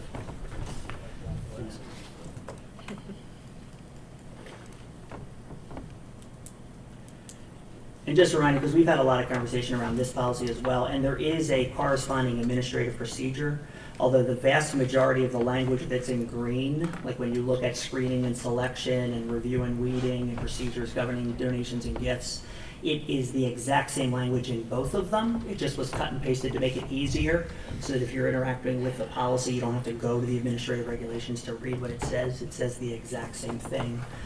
This was language that was developed by our district librarians. They worked together with their coordinator as well as Dr. Rabarchek, who supervises K-12 library, to develop this language based on their procedures and their protocols as well as PSBA language. So my questions, Dr. Bolton, I wasn't able to review your email in depth, your response, but my questions were around, let's see, so if the board is not voting, because that was redlined, how is the board, and the transparency language was redlined, how does the board who's held responsible for the policy know what's actually going into the libraries? Currently, this procedure would not change what happens in terms of approval. And so the approval process is through the PO process. And so the librarian professionals develop the POs. The POs then are submitted through the supervisor, which is most often the building principal, in terms of the leader in the building, who then signs off on that POs, and then a PO is generated if it's approved at the board level. So there is not currently a list of books that is put in front of, like, you're not given a list of 1,000 books in August that's ordered in terms of the new list that is there. That's not currently part of our procedure. We've had lots of conversations with the librarians around the approval process in terms of making sure that from an age-appropriate standpoint and from a content standpoint, that there is professional feedback gathered in terms of, you talk about the review process that's in there. We had conversation around most of the review sites, not all of them, but most of the review sites list age appropriateness, either by grade level or by chronological age. And we talked about how if there's inconsistency there, to really be thinking about what does that mean, right? If one of them says grades 6 through 8 and one of them says grades 8 through 10, let's have a conversation about that, because that may not be appropriate for middle school, because one said it is and one says it isn't. As well as most of the sites will give you some of the key topics that are in there that are themes. And so if there are themes of violence, if there are themes of language that are in that, to make sure that we have that conversation prior to it being approved, to make sure that it is age appropriate, and that not happen after the book is in, and that the library professionals are the ones who know the collections and do know. We did have a conversation, as was part of public comment, around the balanced nature of the library resources. Librarians were very receptive to that conversation, actually even made some changes in the spring based on some feedback from some community members to say, yes, that makes some sense, that we're not removing books, but maybe there's additional books that need to be put in from that standpoint. So that is where our protocols are currently. We did talk once at a committee meeting about what that would look like to give you a month to show you the 1,000 books. And just from that standpoint, it seemed as though the consensus had moved away from that, and that we really wanted to make sure that the conversation ahead of time was, how are the books chosen, how are the books recommended, and making sure that we're careful about that. And that looks very different in 2nd grade than it does in 11th grade in terms of where the librarians are. Dr. Bolton, I think you're referencing a meeting that I was thinking of earlier. Did we not have a conversation though, and I could be wrong about the process, but we get a purchase order that just says X amount of dollars for library books with no list of the books. And then we approve that, I think you said 6 weeks later, maybe 3, there's some period of time in between. Why can't that list of books be made public to the parents, the school board, the community?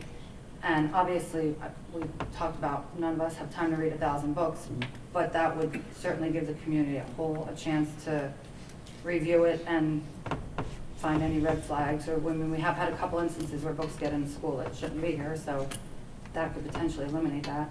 And we did have that conversation. That 3 to 8 weeks was how long it takes for resources to come in generally, although it's a little longer than that right now. That didn't have anything to do with the process other than nothing gets ordered until it's approved. Once it's approved, it takes 3 to 8 weeks for things to come in, depending on how large the order is and that piece.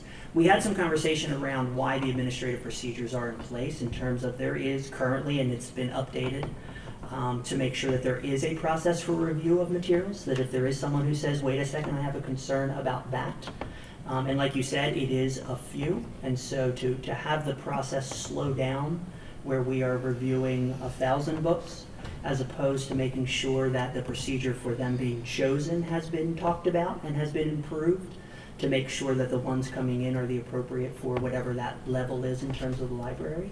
Allow the librarians to continue to do that job. They're the ones who know that with input from a curricular standpoint.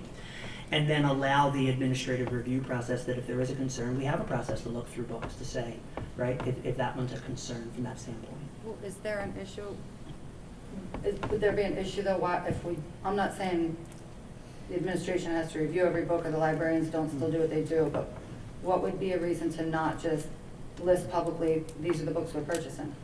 The only thing would be timing in terms of what that would do to the process in terms of how long that might take. Because the question would be, so if there is one concern, do we look at that book? And so how many would it be, right? So if there's 1,000 books, how many would there be one concern for? And maybe that's appropriate. Maybe it's appropriate that we look at 100 books and that we then really do spend our time reviewing because one person had a concern with this one person had a concern with that one. And if that's the board's purview, yes, we can do that in terms of making sure that's available. How long is appropriate? How long does that take? The thought process in the conversation we had is that procedure exists, right? That procedure for that review exists, and so let's do it based off of the actual concerns that are there, as opposed to, oh, I think, would you take a look at this one? Which might happen more if the list is public ahead of time, and then it slows down getting the resources into the hands of our kids. And so there's some resources where that slowing down wouldn't be as significant, but things that are current, obviously it would make a difference. Or something that a kid's waiting for, book 8 of a series because all of a sudden, there's a really cool thing going on and it has to wait, even though it's a book that is innocuous, but it's on a list of 1,000 other books. Books are ordered primarily at 3 times during the year, so there would be significant lists. There is a rhythm generally because that's when the new publications come out, and so you know what is available. There is some dribs and drabs in between that, but primarily there's some serious times, beginning of the year, end of the year, and one time in the middle of the year. And so there would be some pretty significant lists at 3 times a year.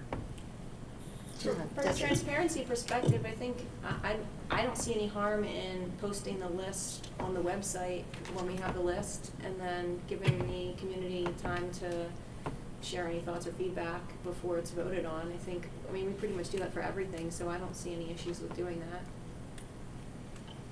Yeah, I don't see an issue with doing it. Does it have to only be I just said 3 times a year and then dribs and drabs? Would it be easier? Because 1,000 books at a time, I know what you're saying, that these lists come out, this is what's new, and of course you look at it, but can you do it in smaller quantities? Like, Yeah, you're asking me a question that I'm not qualified to answer. Obviously, the librarians would have to make those decisions. I do know the largest order is at the beginning of the year because they evaluate their collection, right? They sit there and they say, oh, I wish I would have had this year, or something comes out, and so the largest order is made, and it is placed in the summer so that it's here when the school year starts. So that's the largest of the 3. But there are other cycles, so whether librarians could adjust to that and what that would do to the quality of their search, I don't know. I'd have to ask them in terms of that. I mean, we order books based off the review of the librarians, which we're not suggesting changing that, but why wouldn't we have a list of the books we're ordering on the computer somewhere where we could just generate this list and put it out there? I mean, there's nothing to hide, but everybody wants to inspect these things, and just, we must be ordering by title, right? Or are we just ordering a random selection of things? Yeah, there certainly is a list. We have to list in terms of the books that are being ordered and how many and cost and those types of things. Sometimes they're handwritten lists if it's a short list. Sometimes they're computerized, and so sometimes it'd be a scanning as opposed to an uploading, a piece like that. It's not impossible to do. The suggestion really has to do with the timing and what that would mean to the process. But if that's the will of the board, and that's part of policy 109, we need to put that in. I'm not suggesting changing the timing, but give people advance notice. I mean, there's a time for delivery. If when we order it, we put the list out, people have weeks to look at it, and if there's a complaint, then we can address it. But it doesn't slow down anything. It shouldn't slow down. no, the list would go up before you order, correct? Well, I heard 2 different things. Yeah, No, I'm not suggesting that. I'm Oh. suggesting we were ordering it, at least at that point, it's not on the shelf, so if the public has a chance to look at it, then we can still do something before it hits the shelves, but I'm not suggesting slowing down the process at all. I guess don't I think would, it I would go in the opposite direction and say I'd like to post Yeah. it before we buy it, so that way we We're didn't not already buying buy it, books and that then we're we're like, not oh, wanting. like it kind of seems disingenuous to have that's already ridiculous. purchased it and then That's a say. waste of time. You're gonna slow down the whole process to pick one book out of 1,000 that you had the time to do it after, and then we waste the money of the book, and that's it. But Why you- even would talk it about slow down if we get a purchase order, they have X amount of books they want to purchase, then we vote to approve that purchase and then they're purchased, correct? Is that how it works now? Yeah, correct. Okay, so when they make the purchase order, they know what they want to buy, it's just made public. And if 5 books raise red flags, can we not order the other 995? No. To me, it just would make more sense if you're going to have it published, put it up when you are making the selection, and then that's just how I think it would be more logical.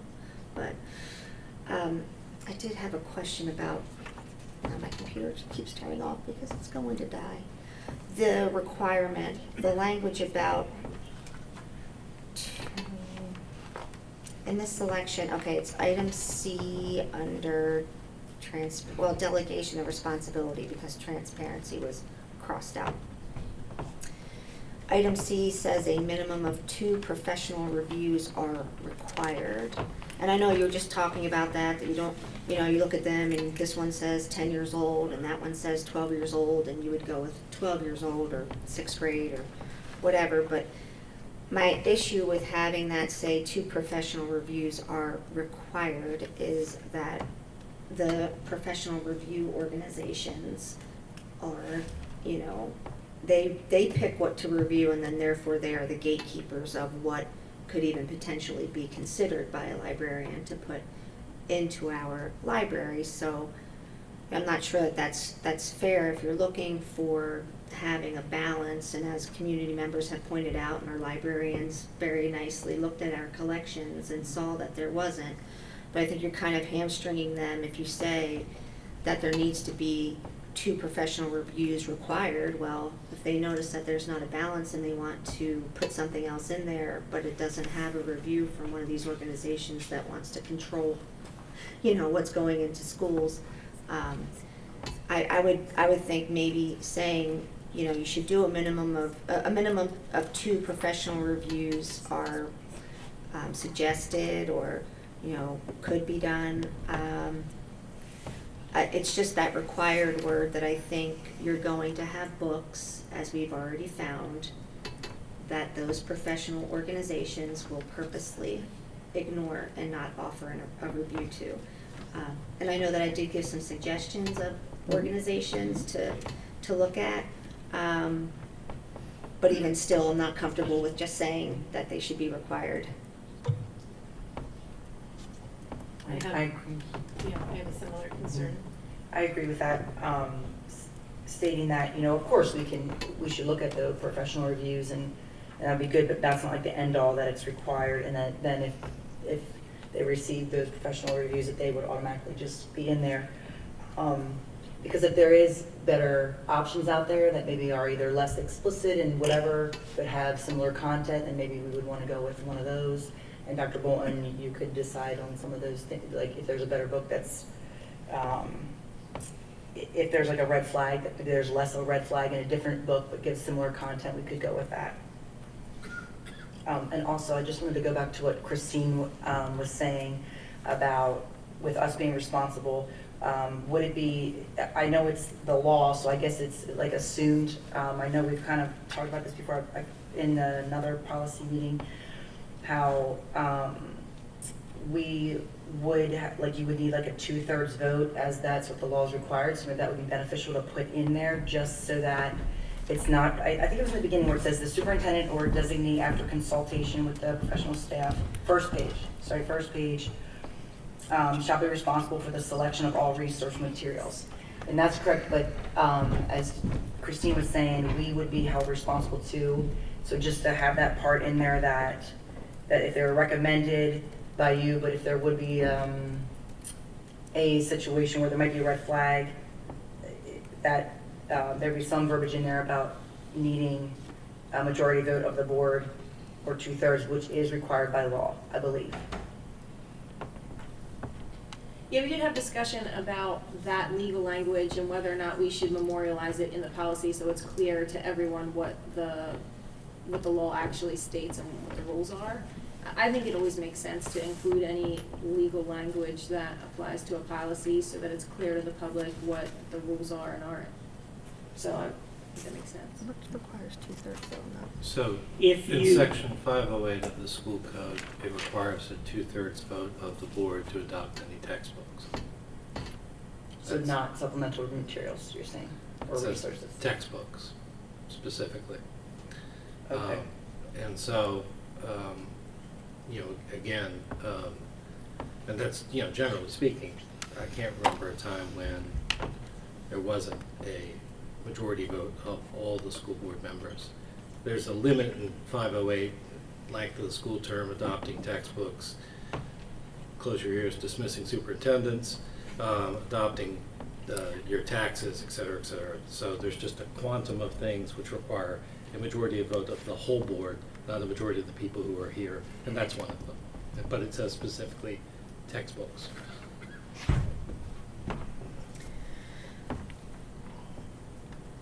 Okay, so then to the other part about having, the board shall provide resource materials. To me, I mean, when I read that, obviously when the board provides for anything, we're voting on that. So the language to me was redundant to say that you would have a vote of the majority of the board, because obviously that's what we do. I don't. Where is it? It's under authority. The It very says, first it says the sentence. board shall, and struck out, by an affirmative vote of the majority of the full board, provide resource materials to implement, support, and enrich the educational goals. I don't think that the board votes on a lot of resource materials. I think it's provided by the administration generally. I think we vote on textbooks, and that's, there's a differentiation there. We vote on software. So there are some things in that list, in that definition we vote on. There's something like maps. Yeah, well, it says resource materials shall include reference books. Sure.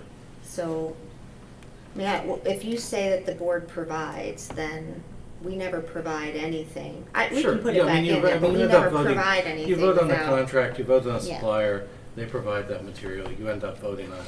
But textbooks is the only thing which require a majority vote. That's the point I'm trying to Maybe, make. I'm trying to remember what that conversation was, and I'm trying to remember if you were there. Well, if I was there, we're not gonna talk about it. But I'm just wondering if, good point. No, I'm wondering if the conversation had to do with whether or not board members putting in or taking out books, did it have to do with that? Was that maybe what changes the number of people you need for a vote? Is that maybe what that conversation applied to? Maybe we should talk about that later. Okay. This is just a first read.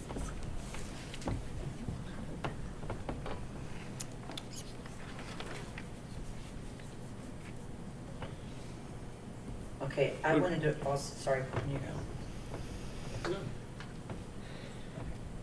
go. I wanted to also address putting in more specific with being transparent. I would like to add in definition. The main thing is like making sure that they're age appropriate materials, because they are supplemental materials.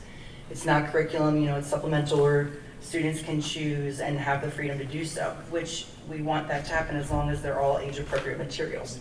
So I would like to add in like being clear and specific around like sexual acts and defining that. Putting a definition for that, as well as from 109.2, there were in parts that had like elementary school and portions that would say things like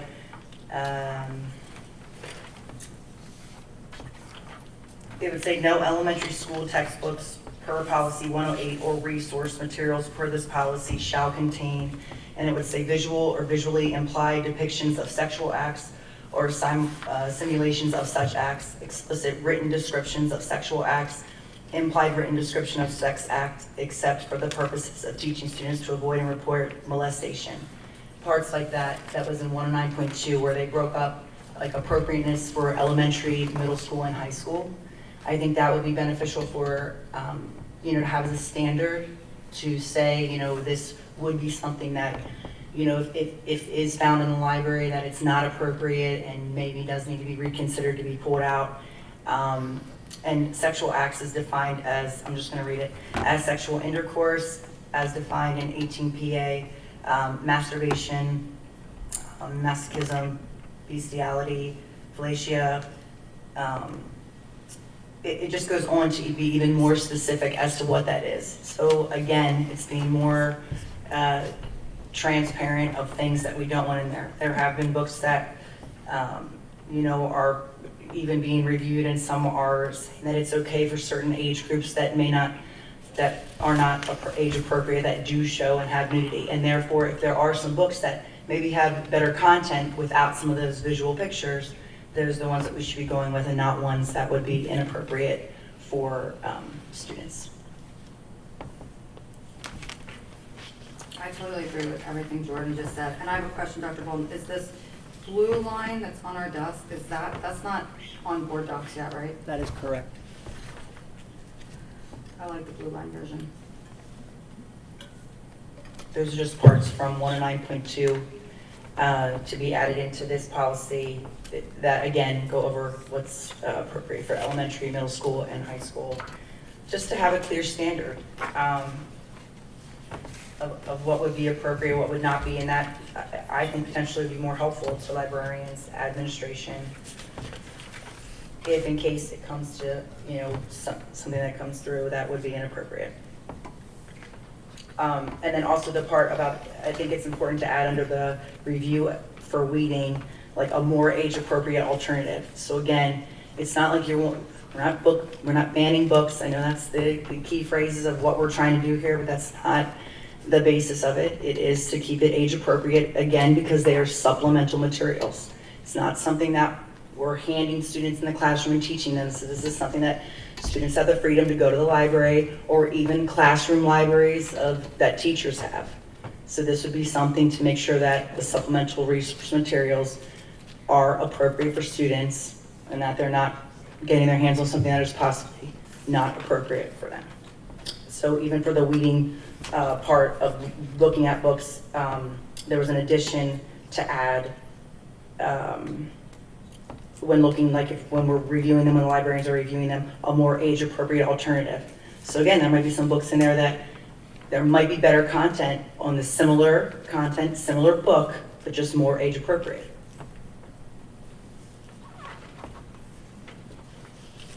I continue to be confident that our library professionals do that.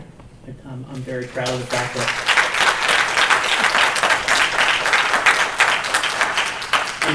that as we've looked at our library, and we've had some serious conversations with librarians around, let's think about what's on our shelves, let's have these conversations, let's make sure we're having the conversations and other people aren't having these conversations for us.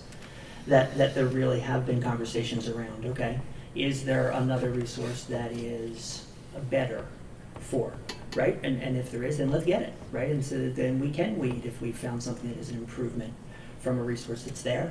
That is happening all of the time, as well as the review in terms of what comes into the library, that they are extremely thoughtful in terms of what is age appropriate, what are the flags for sexuality or language or violence or anything that's there that might cause a concern. Let's have that conversation first before we put it on a list for approval, so that we can have those kinds of conversations that you're talking about. And that doesn't mean there aren't going to be books that people look at our library collection and say, oh, what about that one, right? Maybe I don't think that's appropriate, and we have a review process for that.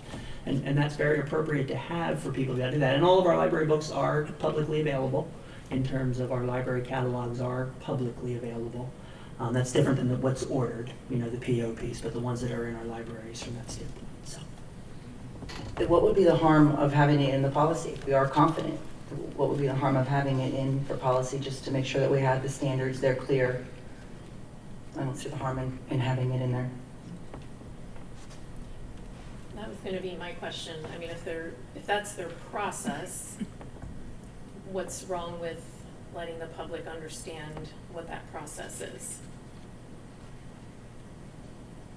And I guess the other question for reviewing books, so that's once they're in the library, right? So is the mechanism for parents to look at those is they've got to go through the library catalog and search for a specific title, correct?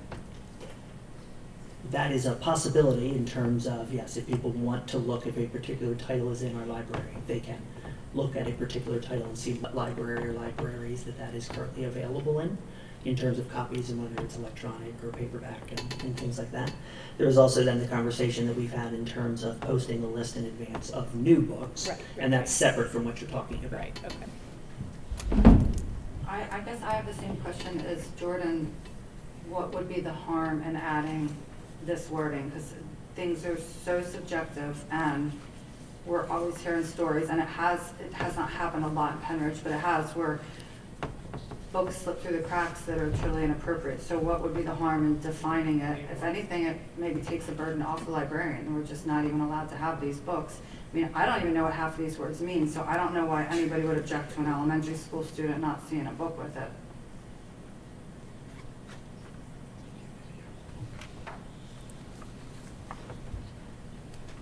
I just had a different question, was what is the process and how many people are involved in selecting these books? I know I just would like an explanation for everyone, because the one thing we don't want is we don't want parents just dictating what books are good or what are not, and individually.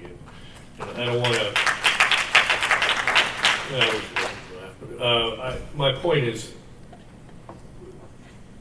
people can obviously express their displeasure, but I don't want to have one person responsible for adding books too. And how many people are involved? I trust our librarians, but I also wouldn't like one person in charge of it. So what is the process for everyone to understand so that we're not getting into this part? So, go ahead.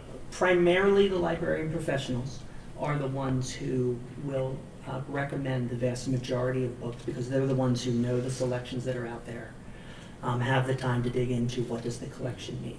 There obviously is also input from a curricular standpoint, so if there are curricular changes or there are topics, sometimes you'll see a PO and there are 10 books on World War II because a teacher has identified that that's a weakness in the collection or a project has changed and so students need. Obviously from a current event standpoint, as topics are in our curriculum, then teachers would come down and say, hey, we need more books on this. That would be appropriate for nonfiction, like what are the types of things that students are reading from a nonfiction standpoint that is appropriate for our curriculum. But from a recommendation standpoint, the librarian professionals are the primary individuals who do make those recommendations based off their research. So the library, we need to find that. What is that one person, or is it, how many people in the high school, let's say, would be involved in that recommendation process? There would be one librarian, but there would be multiple people who would be speaking into that list from a curricular standpoint, but it might be a couple books. And there are assistants in libraries, and so I'm sure that they also are charged with helping make those recommendations. But ultimately, from a responsibility standpoint, the librarian is the one who says, here are the 400 books that we're going to order because they know their budget. They have to then prioritize in terms of, I can't get this now, and those types of things. But that list, does that come just from the librarian, or is this, are people suggesting books, or how does it, I don't like anything to go through one person in anything, in any curriculum or anything. And I just want to understand that is this a group of people, or because that would make more sense? Yeah, there is not a group that sits down and decides on the 400 books. There would be people who would speak into some of those 400 books based on what are the other needs that they see in terms of either from the collection or from a curricular standpoint. And then the librarian and the aides would be the primary ones who would be doing the research on, here are the books we're recommending, that would go from there. But ultimately, the librarian is the one who fills out the list of books and says, here are the ones we're recommending for X school for this order. Well, based on that, then I do agree that we should have some sort of guidance in the policy. If one person's in charge of it, that person leaves, then that standard might change with the new arrivals. So I don't like putting too much stuff in there, but I do think if it's one person's responsibility, then it should be detailed in the policy. And we do feel as though the screening and selection portion does provide details that have served us well and are actually improvements over what was there in terms of the old guidelines, and that there is a discussion around what that should look like from a standpoint. Are there checks and balances in that system, or?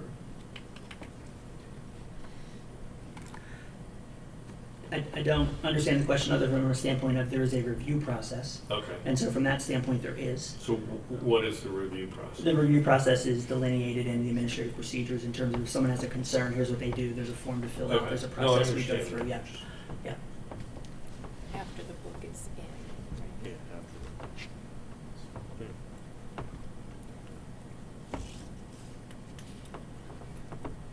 So I guess we need to figure out if there's consensus regarding the inclusion of the blue text, right? Is that, because I think so far the changes that we discussed, You can recommend. that there seemed to be consensus was posting the list online or before it's purchased.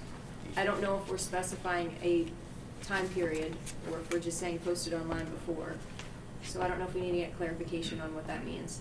And then whether or not, I guess we need to figure out what board members, how board members feel about adding this blue text. So Dr. Bolton, you're saying that the blue text essentially materializes what we're doing anyway? Is that what I hear you saying? No.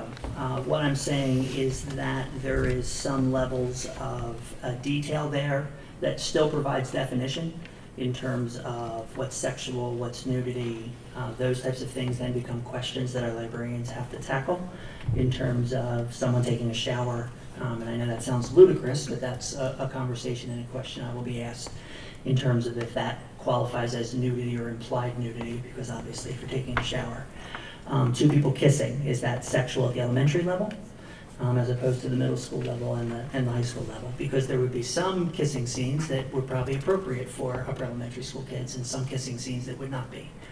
Would be my guess. And so my concern continues to be that there is a professionalism involved in this.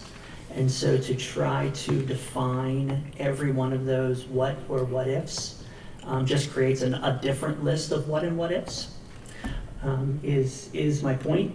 And I feel as though the process that we've used and have improved has served Penridge well from a standpoint of the collections that our students have, as well as the number of concerns that have been raised about that collection as we've reviewed it, right? And it's not that there have been none, but there have been very, very few, which speaks to the process of bringing it in before these conversations.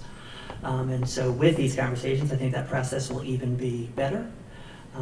Our librarians are good at what they do. I think they do understand in terms of what that looks like, and that there will be far more conversation if there is a book that they're like, I wonder if someone will, right, fill in the blank, have a conversation about, whether that has to do with balance or inappropriate content, and that we'll have those conversations, and that these guidelines that they developed with those thoughts in mind is what they've used to guide that. But policy is the board's purview, right? I do know that full well. So, but those are my concerns with the blue language that I do need to remind us that the public is not viewing, right? That was not uploaded, and it can be uploaded after the meeting from that standpoint, but we would need to make sure that people can interact with that to provide feedback as well.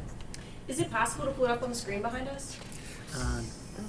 No. No? Okay. So let's kind of just go down the line, start with Mrs. Blomgren. Now, I would like to, I don't know if come to a first read or like to publicize the blue line, to go over that. I know, I hear Dr. Bolton's concerns with saying like kissing versus, but I think it's more of like the explicit part, which to his point, there is always probably going to be some form of subjectivity, so it's hard. But words like throbbing versus kissing or showering are a little bit different, so it's that more explicit written description, which has been found in books sometimes. So. And just to clarify before Mr. Miller yells at me, we're not voting. I'm just getting consensus on whether or not we're sending it to the first read, second read, sending it to the board meeting for a vote. If I understand you correctly, what you're doing is you're getting a consensus among the board about the kind of policy language you'd like to see in. You're probably going to bring it back for another first reading because it's going to have a lot more language in it. Is that fair? Exactly. Thank you, Mr. Miller. So it is not a vote. It is merely a discussion. Okay, so I would like to bring it back to a first read to discuss adding more of the language. Bring it back for a first read. Mr. Cormack, I'm sorry, and if this is an unfair question, please let me know. Bring back for a first read because you're asking for more details specific to what? Well, everything that's outlined in the blue area. And he just I think they want to see the two policies together. Okay, thank you.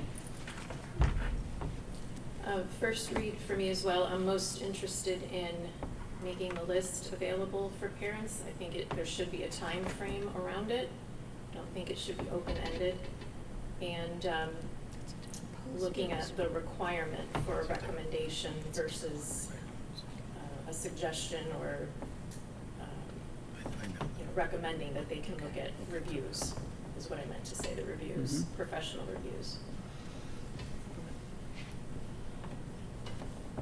I guess I would go with back to the first, but I would, the only thing, I don't agree with all the stuff that has to go in there, but the one thing was, I would like some sort of approval process that at least 2 or 3 people sign off on, as opposed to just one person signing off on what we purchase. I just think that it has to be administration people, it doesn't have to be anything to do with the board, but I would like more than one person involved with that, and that would be the part that I would change on this. And Ron, I wasn't perfectly clear in terms of my response. All of the POs are approved then by a supervisor. So from what you just said, there is at least a second person that is involved in approving those, and if they're curricular materials, there'd be a third person, because it'd be a curricular person as well.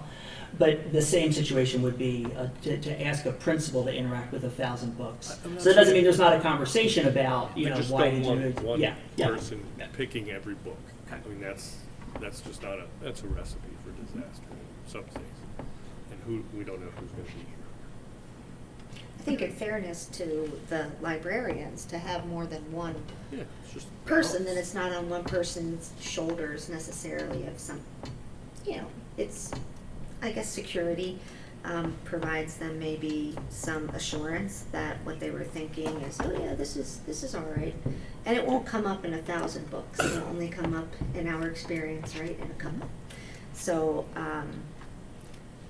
I'm kind of beating a dead horse, and it's pointless, not something that we can do about tonight, but I just want to point out that all of these, in my mind, a lot of these problems are coming from the publishers that are not doing what they should be doing responsibly to create content for students, for young adults, that is appropriate to their age, and they're packaging it. And I don't know if everybody remembers, but we joined a lawsuit a few years ago against Juul, and the reason why we joined it was because Juul was advertising their products and making their products flavored like bubble gum and things that they said that the lawsuit alleged appealed to kids, and they felt like Juul should have some responsibility for having marketed and having been responsible for students, young kids, taking up the habit of vaping. And in my mind, this is kind of the same thing. Publishers are deliberately creating content that they know full well and good is inappropriate for kids of a certain age, and they're putting it in these mass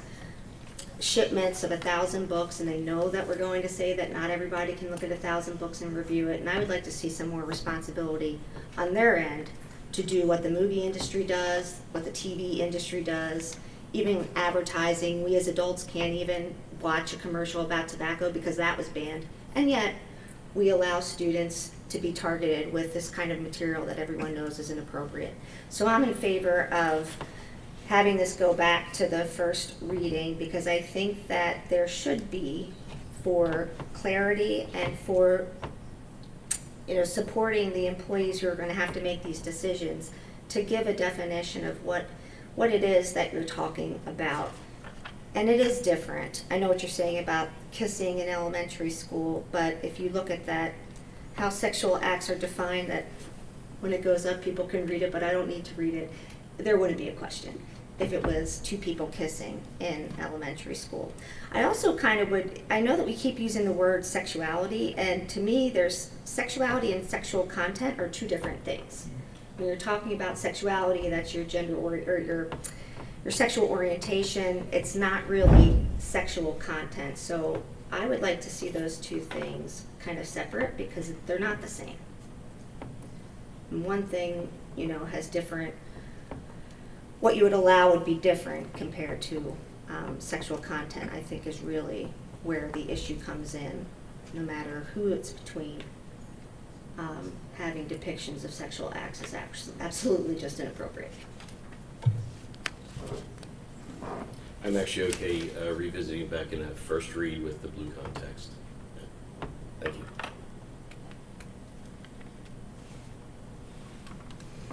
I don't see any harm in bringing it back and having a discussion about it, and that will give the administration time to share any concerns that they have with the blue language and implications that the language would have on current or selected books.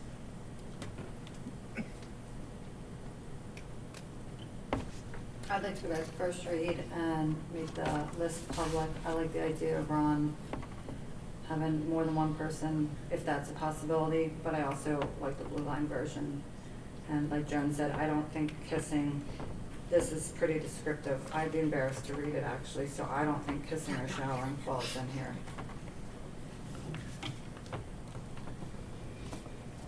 Okay, and I think we'll send this back to a first read at the next policy committee meeting. I guess we'll have the administration add the blue language in so the public can review it in advance of the meeting, and then, bring any recommendations or thoughts about that inclusion of that language and impacts. And that brings us to dual and concurrent enrollment. Okay, policy 124, dual and concurrent enrollment. There has been no changes to this policy. Okay, questions or comments from board members on the dual enrollment policy? It's nothing different. So, Okay, I need a little bit of clarity around dual enrollment, because I know we spoke about it at, I can't remember if it was curriculum meeting.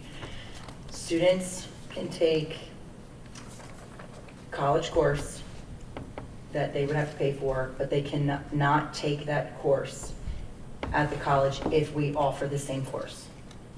Okay, and that is because, why?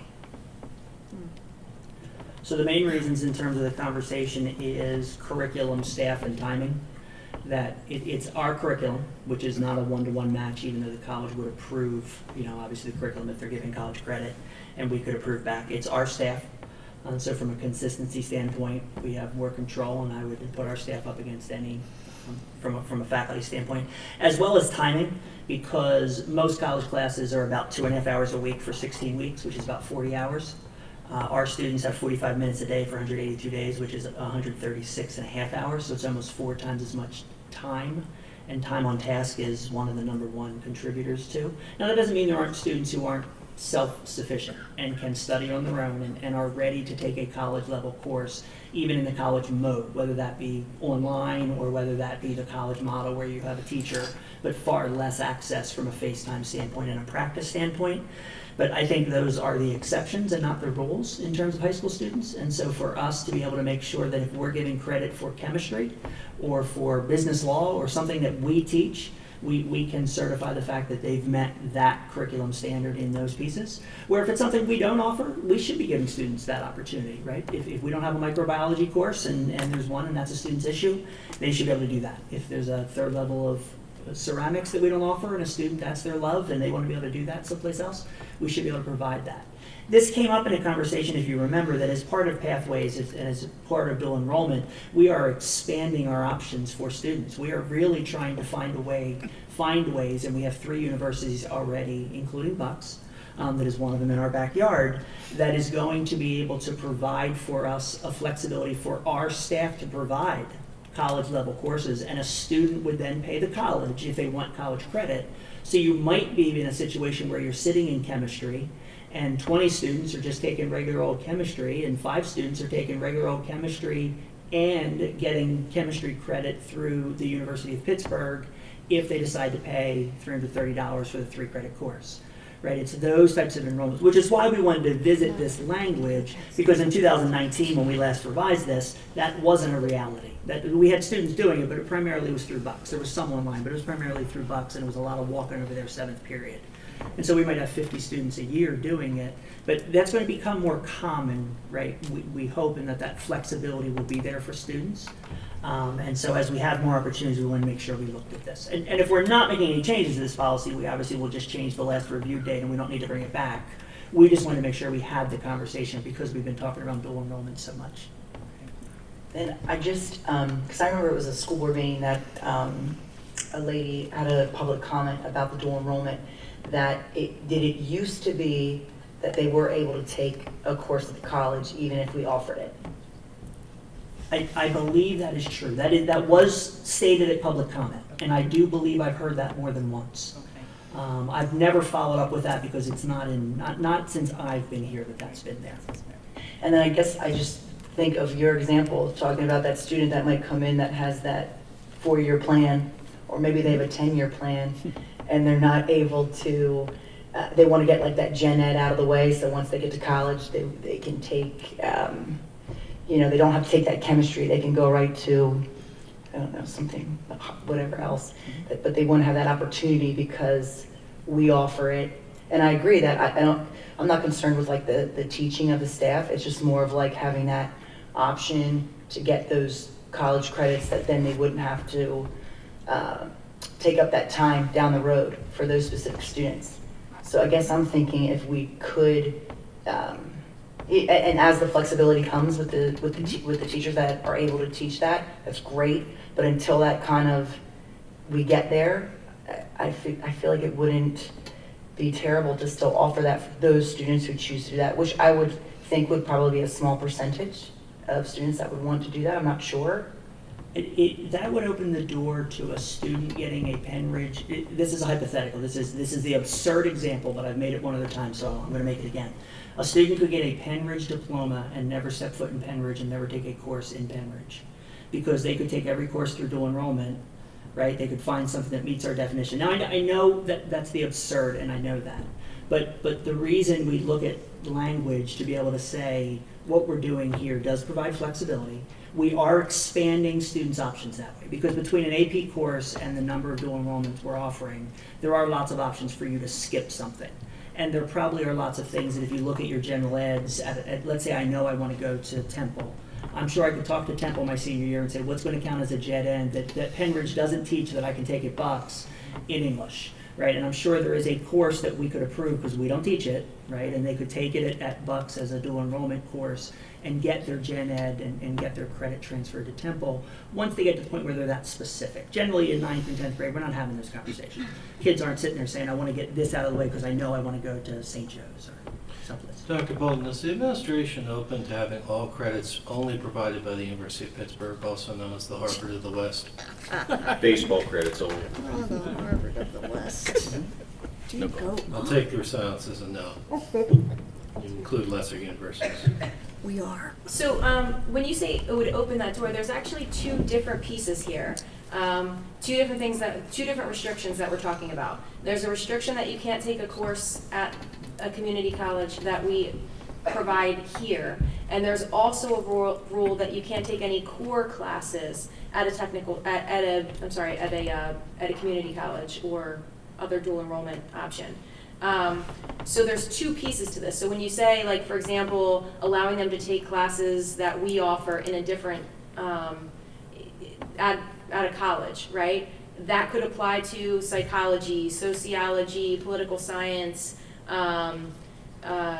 graphic design even. If we offer the class here, even if you can't get college credit for it, you can't instead take it to the college and, like Mrs. Blomgren said, one of the required classes is a political science class. So you would have to take the political science class here and then take it again after you graduate to get that college credit. So it doesn't seem like we're setting our kids up for success when some of them can bang out some of those credits ahead of time. Some kids aren't necessarily great at the big AP test at the end either, and this may be a better option. Again, they pay for it themselves, and we're only talking about a handful of students because to Mrs. Blomgren's point, when Dr. Kish was here, that was when there was these two restrictions did not exist. And back then, even when that door was completely open, we only had a handful of, we didn't have that many kids actually participating in it. So we're not talking about a lot of kids. We're talking about, some kids who are those go-getters who have that 10-year plan, who want to be able to get out there and take these additional credits and maybe don't necessarily want to do it the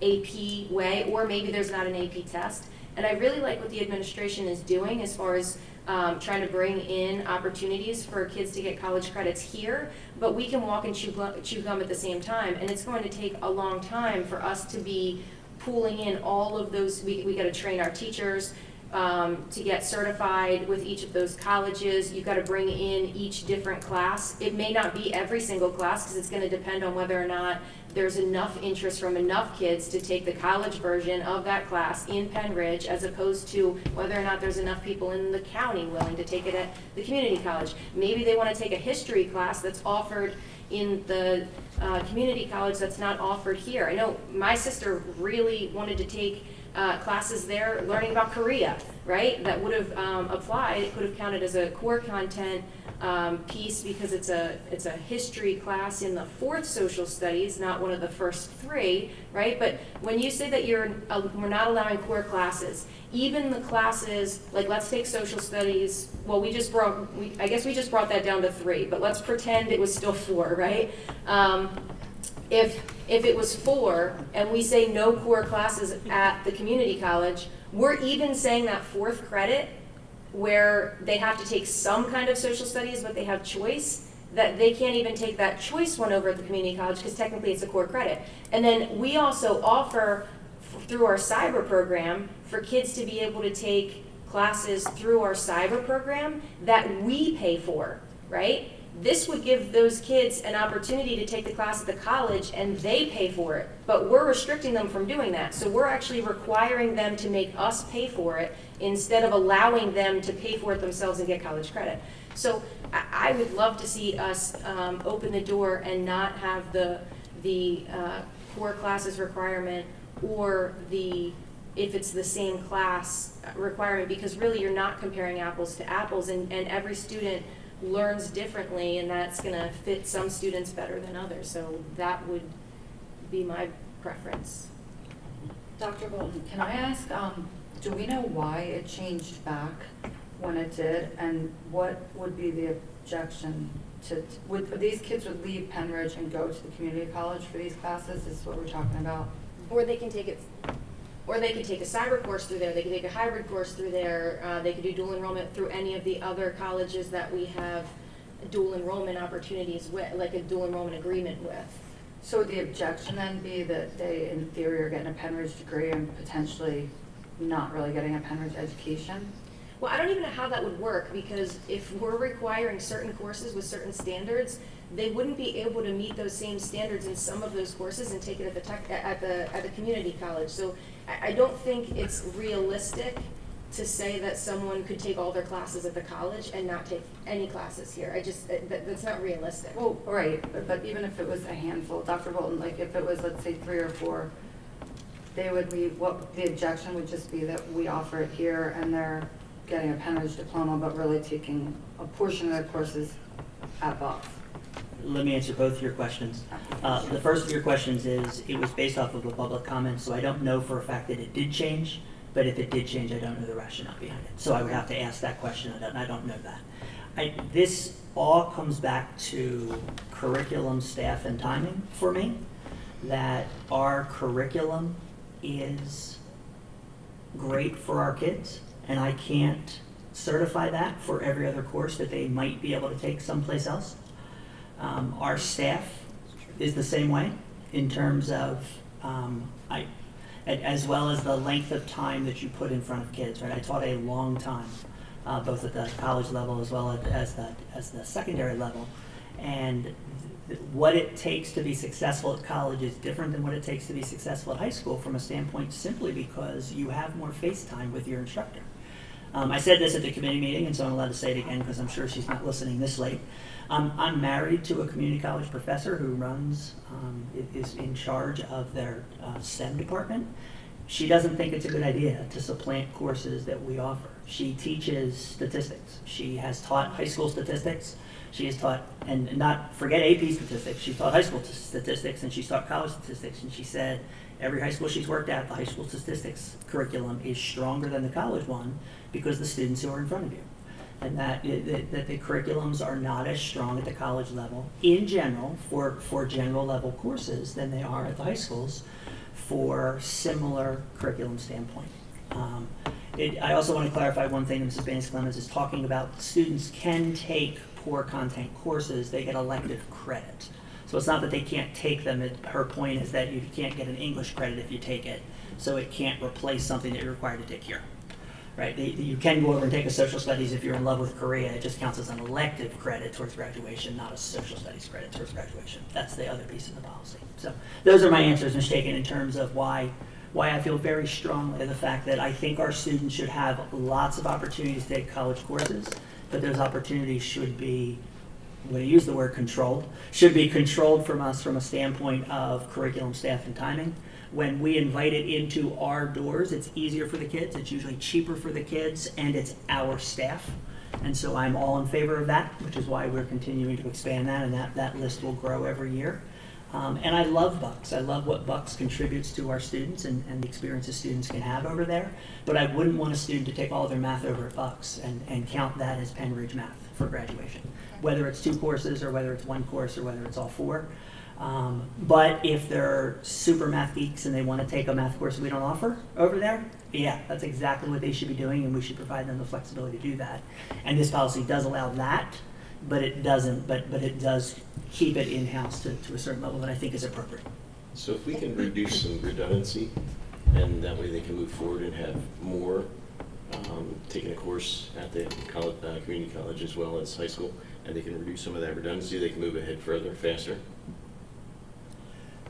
Is there a ban? The answer is obviously yes, although if you think about our graduation requirements, the number of electives you have to take, there's lots of flexibility you already have because you're taking 7 credits worth of electives. So you really could pick 7 things over at the community college and say, I want to take them as my elective credits if you wanted to, right? Because they could count towards elective credits for both college and high school. It just is if you're getting into the core pieces, right? Is there, I'm sorry, Ms. Collins, you want to go first? Yeah, I just wanted to say, I mean, going back to whatever policy or curriculum meeting, it must have been a policy meeting. It had never occurred to me until you shared that about your wife, what she had said about the classes. That, yeah, you're taking a college course is one semester. We spread it out over the entire year, and that does pace it in a way that's good. And even an AP course, which the students are taking, that's still half-time. It's not a full-time credit course because you're taking the entire course content in our regular scheduling situation. You're taking an entire course over a full year. So I hadn't thought about that and controlling the quality, and again, not to disparage the quality of what's out there, but when you are still kind of responsible for them when you're saying, yes, we agree that you can go over there, and then what if they go over there and it's a disaster for them, then they're going to need to come back here and they're going to need to make up those courses. So I think it is prudent to maybe take it in the way that you're going about it, to have us working with Gwynedd Mercy, with the University of Pittsburgh, and go Penn State, and Bucks. So it's slower, but I think that it's probably a good way of going about it to ensure the quality. And I am curious to know the reason, because there must have been a reason, but it predates me too.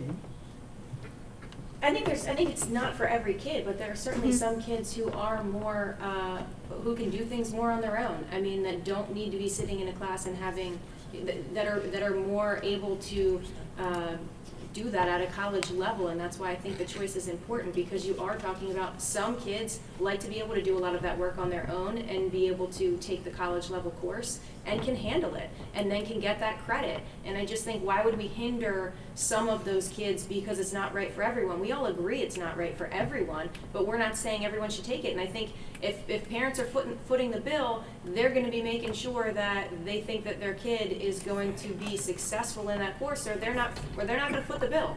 And they're paying for it. So I think.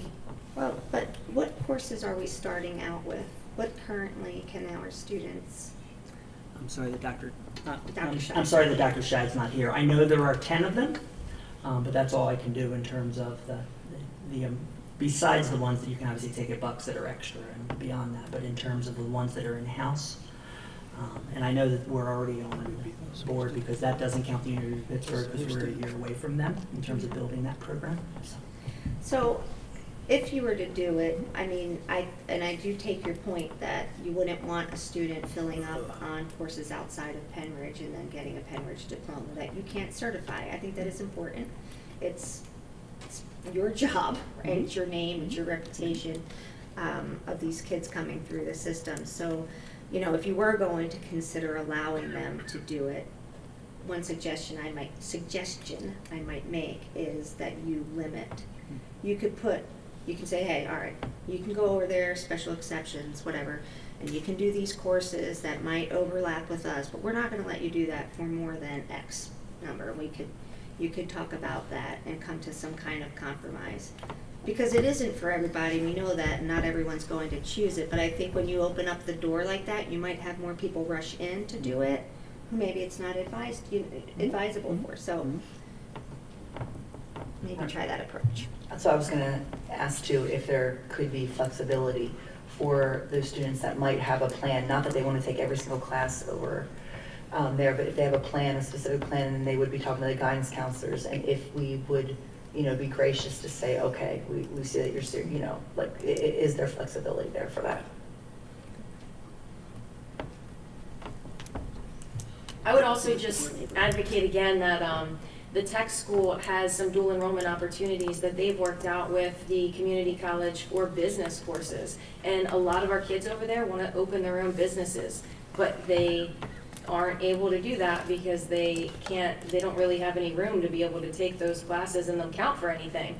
And if they could, then they'd be able to be better prepared when they graduate and go into the field that they're looking at. And I know that there's many kids, who aren't at tech, who, if you're a science major and you're filling up, to say that everyone has that many electives isn't necessarily true. I mean, when you talk about different pathways, some kids are filling those up with, if they want to take all of their sciences above and beyond, or all of these other things, they don't necessarily just, they sometimes will eat up those electives. So I don't know that it's fair to say that everyone has that. What if you're in band? I mean, kids who are in band, a lot of times the kids in music programs have very limited credits as well, as far as their electives are concerned.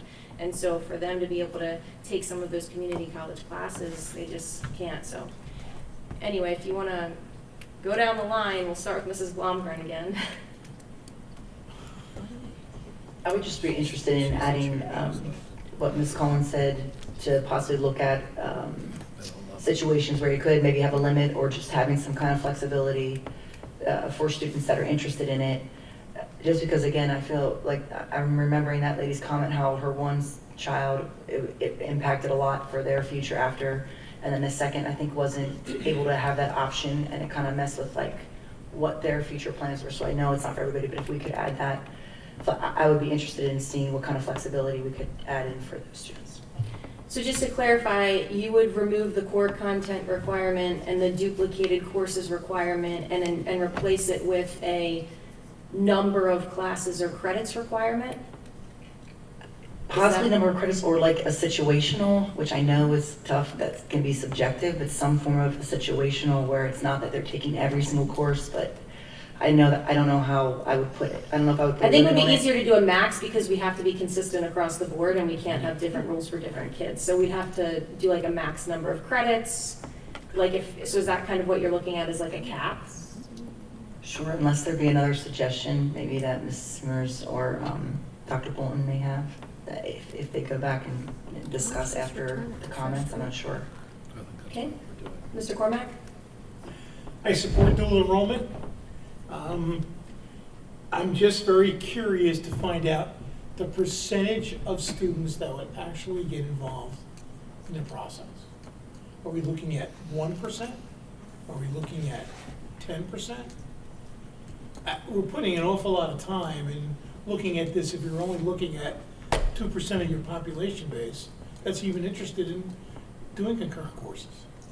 I think you should follow with that policy, but make sure that they're in line with how the school district views it currently. So, yeah, I think it's a good idea, but at the same time, I don't think you're going to get a lot of hands-on situation with that. So to clarify, are you saying remove those two requirements and then, but you don't think a lot of kids will take advantage of it? Is that what I hear you saying? No, leave the requirements in there. I just don't think you're going to have many students can participate in this program. Wait, so you don't want to change it? You don't want to remove the core content requirement and the duplicated class requirement? In other words, are you saying that they shouldn't be allowed to take it if it's a core class, or they shouldn't be able to take it if we offer it here?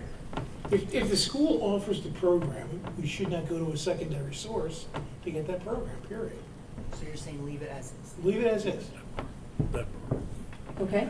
All right. Mrs. Batisky? Same for me. I'm interested in moving the policy along as it is. Yeah, I'm fine with, I think it's a very small percentage. The only thing I would look at in the future is the core content. I think if they have an elective in a core content and they want to choose dual enrollment for that, but anything where we have a structured one where we want to take, I think they should do it here. But that would open a little flexibility, but I don't think anybody's really running to the limit right now on this, and I don't want to make any big changes. So I think you were saying, when you said about the core classes but not the electives, right? No. So I don't know. What I was saying about was, there are some core classes which are spoken for, right? And then they have a choice on one of them, maybe of 4 credits of what social studies or something. And I think that would be up for dual enrollment, but not any core course. If we have it, I don't think they should be going elsewhere for it.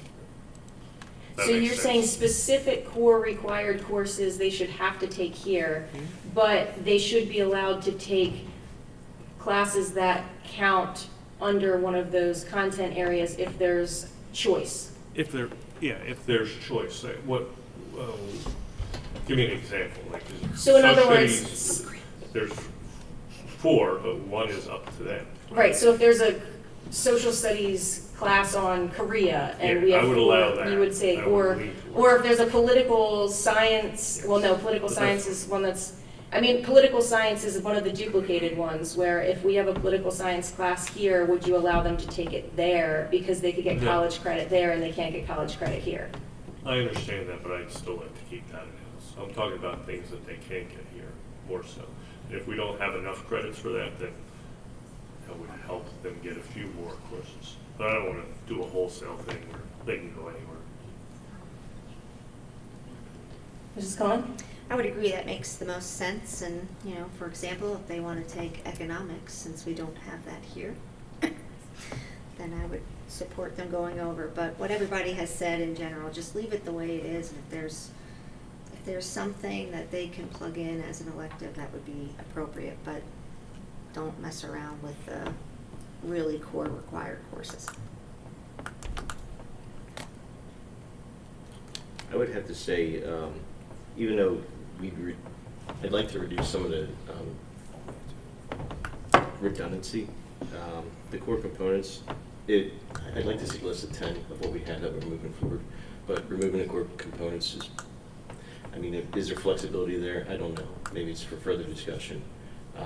As far as anything that they can advance, where we should stay here in homeschool for the majority of courses, but flexibility as far as their electives, I believe, is probably the best option.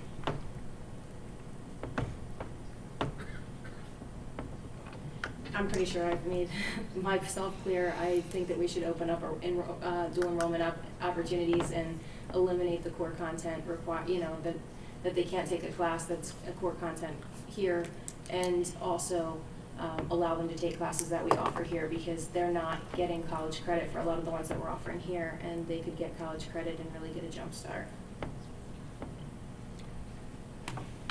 I'm probably torn. I see both points. I would like to find out more about why the program ended last time.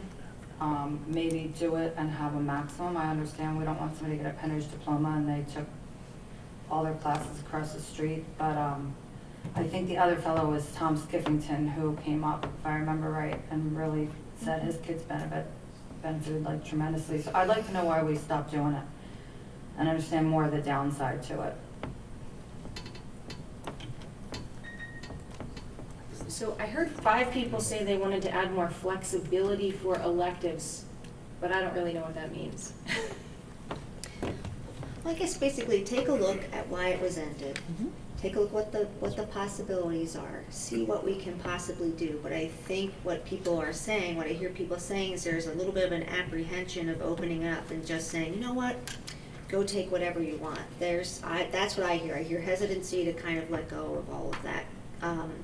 To do the quality control. I mean, it is important to know what kind of, we've all been to college, you know, you've taken courses and you know that you can't be guaranteed. Say you have a student over there, they go over and the professor is not as attentive or whatever. So anyway, the bottom line is, what I hear people saying is I sense that they're feeling a little apprehension about handing it all over, and they want to have a little more information. And if there does present an opportunity for flexibility, maybe we'll take it, but we have some time. Dr. Bolton's going to look into things, and we'll see what they come up with. Okay, and just as far as a historical perspective, I did speak to the person who was handling the dual enrollment at that time, and when it was changed. And what was shared with me from that individual, who was the one coordinating all of that, is that there were union objectives to it because there were concerns that it would lower the number of union members that we would have if kids were taking classes elsewhere. This person did not agree that that would actually happen because it never did happen in the past and there weren't enough kids that leave to go take these classes for that to ever happen to impact the number of members in the union. I also think that we should be hiring staff to meet the needs of students, not making the needs of students meet the number of staff. So I think that's backwards. I think the reason it changed was backwards, and I also think that it does. I don't think that it affects the number of members at all. I think that what it actually does is lower class sizes if you have a few kids that are taking classes elsewhere instead of taking classes here. But it's not going to be substantial enough that we need less employees. So, but that was what was shared with me, that it was a union issue, and then when Dr. Radigan was here, she made those changes in that conversation, you know, to kind of appease the union in that conversation. That was what was shared with me. Well, yeah, I mean, and Dr. Bolton can investigate that. I don't think it's a small thing to just say, well, you know, there is merit to that too. You would have to look and see how that would impact the employees. You know, I hear what you're saying, that you don't structure things around, you know, around the needs of them over the needs of the students necessarily, but I don't really think that that's what would be happening. It's a fairness question. You know, you have employees and, you know, you have to look at how that would impact them, so that's important. Okay, so Dr. Bolton is going to come back with some more information and potential flexibility. Is that that's I think what I'm hearing? Okay. And that brings us to the home education programs. So policy 137, home education programs, there's been no additional revisions that were made to this policy since the last policy committee meeting in June. There was one interesting law change that has come up. There has been a law recently passed that goes into effect for the school year 23-24 that provides additional flexibility for home education families. So we are still interacting with PSBA in terms of what that impact has, that law change, what that impact would be on this policy. So this policy, as demonstrated, is our current procedures. And so we put this together because we wanted to make sure it fit our current procedures. That law has come through, so I do fully expect that this policy will need to be revisited again sometime in early 2023, because PSBA will have to react to the law changes to put in our requirements in terms of what we are required to offer to home education families.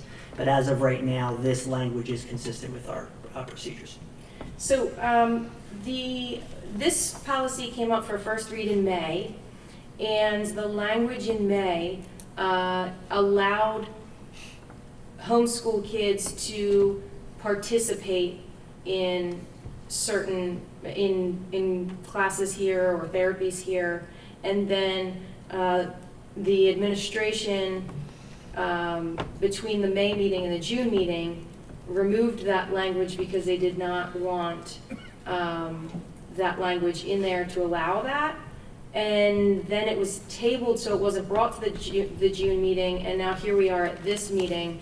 So in a sense, we are literally changing the policy from what was on first read to make it completely against what the law says instead of in favor of what the law says. So it seems to me we're going backwards. I don't know why we would try to change it in a way that makes it less in compliance with the law as opposed to more in compliance with the law. And just to kind of read this was a summary from Rebecca Malamis on the law change that she sent out in concert with PASVO, the home education program student participation. It says that it requires school districts to develop policies to permit children enrolled in home education programs to participate on the same basis as other students in co-curricular activities that merge extracurricular activities with required academic courses, including band and orchestra, and permit children in home education programs to participate in academic course equaling up to at least 1/4 of the school day for full-time students pursuant to the district policies if the student meets certain eligibility criteria. So in other words, you wouldn't automatically put a homeschool kid on the varsity team. They'd have to go through the same process as everyone else, but it's equal access.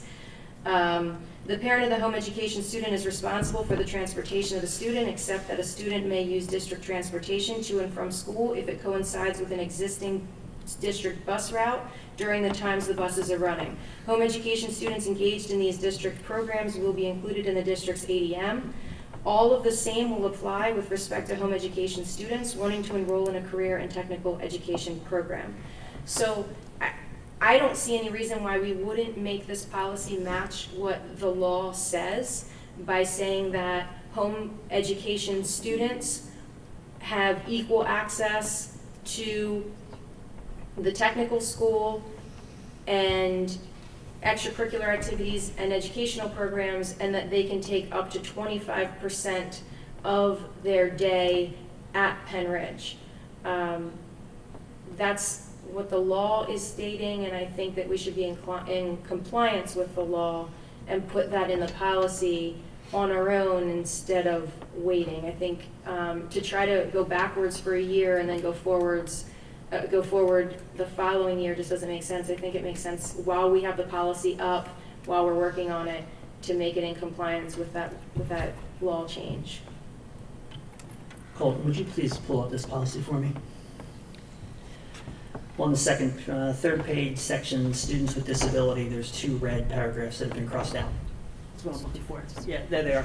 Mrs. Baines-Clemens is referring to those, I believe she's referring to those 2 paragraphs that were crossed out in terms of supervisor may request that the school district or intermediate unit provide services that address the specific needs of a student with a disability. That language was in our policy.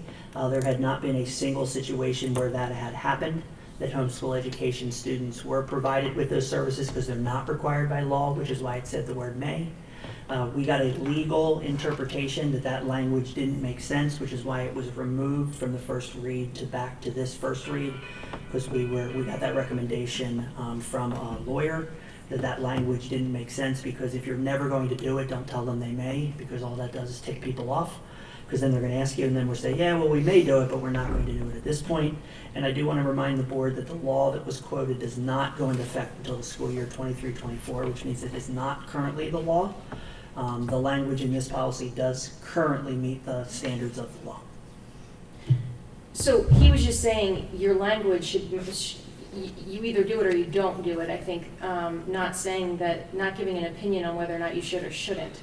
But this clearly allowed that to happen, and now we're going to remove it and say, well, this year you wouldn't be allowed, but then next year when the law goes into effect, then all of a sudden we'll change the policy to allow it again. It just doesn't make sense. Those people are all paying taxes as well. They should have access to our programs here. If they have a kid who's homeschooled who needs speech therapy, they should be able to send them in here to get speech therapy. If they want to take a chemistry course here, they should be able to take a chemistry course here. If they want to participate in the technical school, they should be able to. In fact, the one student this year who went to nationals and got 5th place was a homeschool kid in Quakertown who was also the only female, and she was in auto tech, which was, and she was 5th place nationally, and she had actually gone to Quakertown because Quakertown was not allowing homeschool kids to participate in the technical school. She went and she advocated in Quakertown to be able to go to the technical school, and what a way to send a message by going all the way to nationals this year. I mean, she sent a strong message about, you know, how you give her access and look what she can do with it. And we actually have homeschool kids who have taken culinary arts at the technical school who have actually come and worked in our cafeteria here as part of their co-op. And so we've actually had kids, homeschool kids, working in our cafeteria as employees here, working with the culinary program there. And so there's a lot of different opportunities, and I don't think that we should be restricting any of that. I think that we should just take that language and put it in Can there. I ask a question? Sure. Are we restricting in this policy, are we restricting homeschool kids and telling them that they can't go to tech school? Is that in this policy? No. Okay. Well, why are we So a homeschool kid right now for the next year could go to tech school? Yes, Or if they is- meet the same qualifications as the other students who go to Yes, school, but yes. So why is that an issue in this? Why are we talking about this? It's not, it's whether or not they can go to, whether or not they can participate in band, whether or not they can participate in up to 25% of the school day, whether or not this gives them a Does leap. that restrict that in this policy too? And this doesn't give permission for kids to go to the technical school, it just doesn't speak to it. Okay. And so we're But- taking away the language that says that they may attend certain things because the administration is saying that their current process is not to allow them to do certain things. And so the law clearly was just passed to say that these kids should be allowed to do these things. So I don't know why we wouldn't just take the language from the IU and from Rebecca Malamus, from that legal change, and put it in here so we're in compliance with the law, rather than changing it again next year. I mean, we don't get to debate what the law is going to say. The law says what it says, and we don't have jurisdiction over that to be able to say, no, we're not following it. It's just silly to wait till next year to fix it. And to go backwards just doesn't make sense. I'm not saying we wait a year, but do we have anything publicized of what the law is going to affect this, or do we have to wait for that? So I sent all of that I was language. actually asking Dr. Bolton. Yeah, but I sent all of that language to all of the JOC members, and Dr. Bolton sent all of that language That's to fine. the whole board here. Still waiting. We have a summary, we do not have what the impact is on the legal ramifications from a policy standpoint. That comes from PSBA, and that Do would we take a have to while. wait a year to implement that? Well, the law doesn't take place till 23-24, so it's Right. not the law right now. If we change it to match that, we actually don't match the law for 22-23. The law goes into effect in 23-24, and obviously we will match the law when the law goes into effect. That's not accurate to say we don't match the law. The law isn't restricting us from doing it.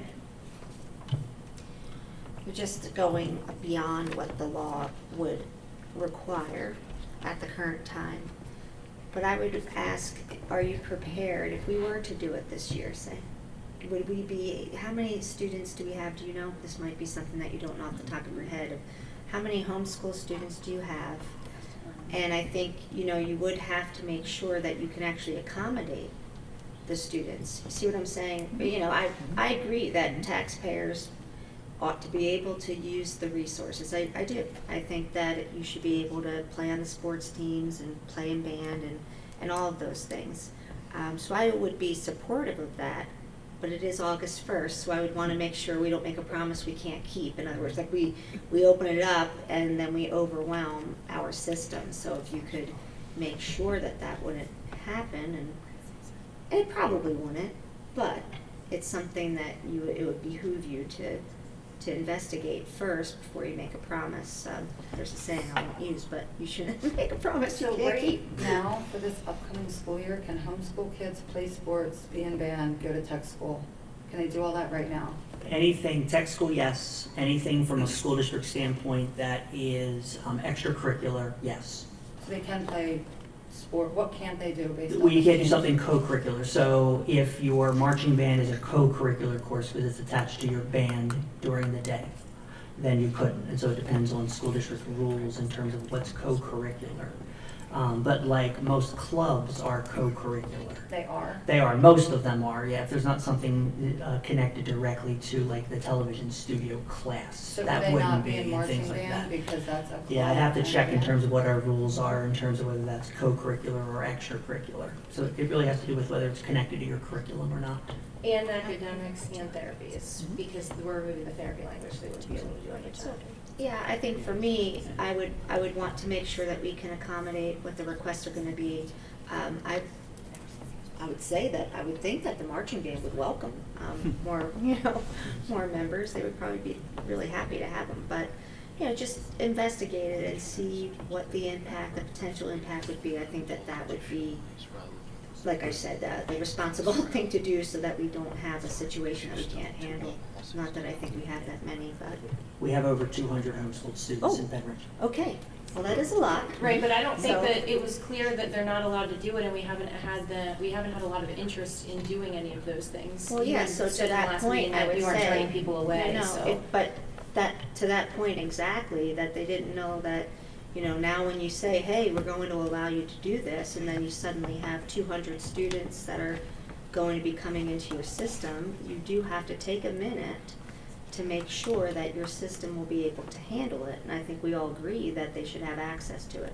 But I That's guess not what I'm the saying question. is this language says they may, so everyone assumed they could, and now we're changing it and taking the language out and not so in other words, they've been allowed and they didn't know they were allowed, I guess is my point. So, or they didn't know they've been allowed and they haven't been banging down our door. So to say like 200 homeschool kids are all of a sudden gonna wanna come and take the same chemistry class is just No, not the silly. same chemistry class, but even say 3 students entering into a chemistry class that is already at 28 students. That's definitely going to have an impact, right? So you All right. need to make sure that that's not going to happen. So, Okay, so yeah. we agree on all these issues that Yeah. we want to make sure that they're included in everything, but we're obviously not going to solve that issue tonight, so let's let Dr. Bolton go back and do a first reading again on this and clarify that, Well, so. can I ask Because there's no one question? rush. Yeah, you sure. There's no rush. Was last year, the school year we just finished, could homeschool kids do club and be in marching band? I don't know the answer about marching band. Most clubs, the answer is yes, because they're co-curricular. They're outside of the school So day. they could last year? Correct. They can't Yeah. this year, and then No. they will? No, they can this year. The section that has been eliminated, that is being referenced, that we're taking it away from kids, only dealt with students with disabilities, and we never did it. And so we're not taking anything away. The language said may. Anytime we were asked, we said no, because the law didn't require it.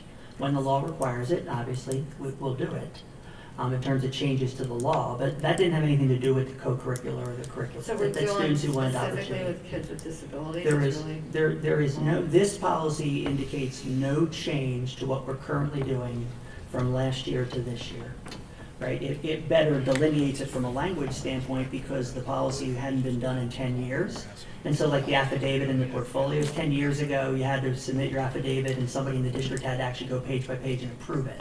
That no longer happens. It's now done by an outside expert who then submits and says, yes, you met all the qualifications. So that's why the language has changed, because the process has changed over the last 10 years. But from a student participation standpoint, there is nothing different in this policy to what we've currently been doing. Right, so there's no change. What will change is a year from now, there are going to be law changes that require things to be different, specific to tech school, in-course, classes in during the school day, those types of things that are coming as part of the new law. But that will be for next year. So I would go back to Ron's suggestion to take it back, basically. I think Ron's suggestion more or less is to go back to first read and just, because there's gonna be questions that you have to answer. And I suppose what I would say about the law not going into effect for another year is that if you're talking about students with disabilities and now being required to provide therapies that you heretofore have not been providing, then that definitely is a situation where you need to make sure you have the personnel available, and that's why the law is giving you the time to get those people lined up. So I would take Ron's recommendation and just put it back. So just for reference, so there's 200 students that we're talking about out of 7,000 students. The scheduling changes probably would be insignificant in most impacts or impactful. And I guess the question is, how feasible is it? And no schedules are created yet, so nobody has a schedule yet as far as their classes. There was something else in my mind, I just lost it. I was thinking baseball again. So, I'll think of it. But that's what I was thinking. I'm like, there's only 200 students at 7,000. The scheduling really wouldn't be that impacted. I guess it's a small number in my I think, I mean, where it would impact you the most would be like high school courses where, again, if you have 2,400 a chemistry class and that has 26 tables in it. you Understood, I'm can't just put- yeah, saying so, the whole number Yeah. decides how many are at the high school level versus not at the high school Correct. level yet, and how many middle school and a breakdown. yeah, so I think that, the suggestion is that we just take a minute and think about it before you Correct. say what you're gonna do. And lots of schedules are developed. Now, people don't have them yet, but the schedules are well on their way of being done. And it would be so case specific because a fourth grader in elementary school X might have a huge impact where an extra fourth grader in elementary school Y does not, because they're already at the limit, and it really could cause an over-enrollment situation, even one student, in some certain situations. Like it would have to do with where does the kid live and what are the other fourth graders in that feeding pattern. We will look for some additional information and come back with a recommendation. You had said that you had turned away certain kids with special needs for therapies. Do you know how frequently that happened? What were the numbers for that? No, but we can look into that. Okay, because I would appreciate that information.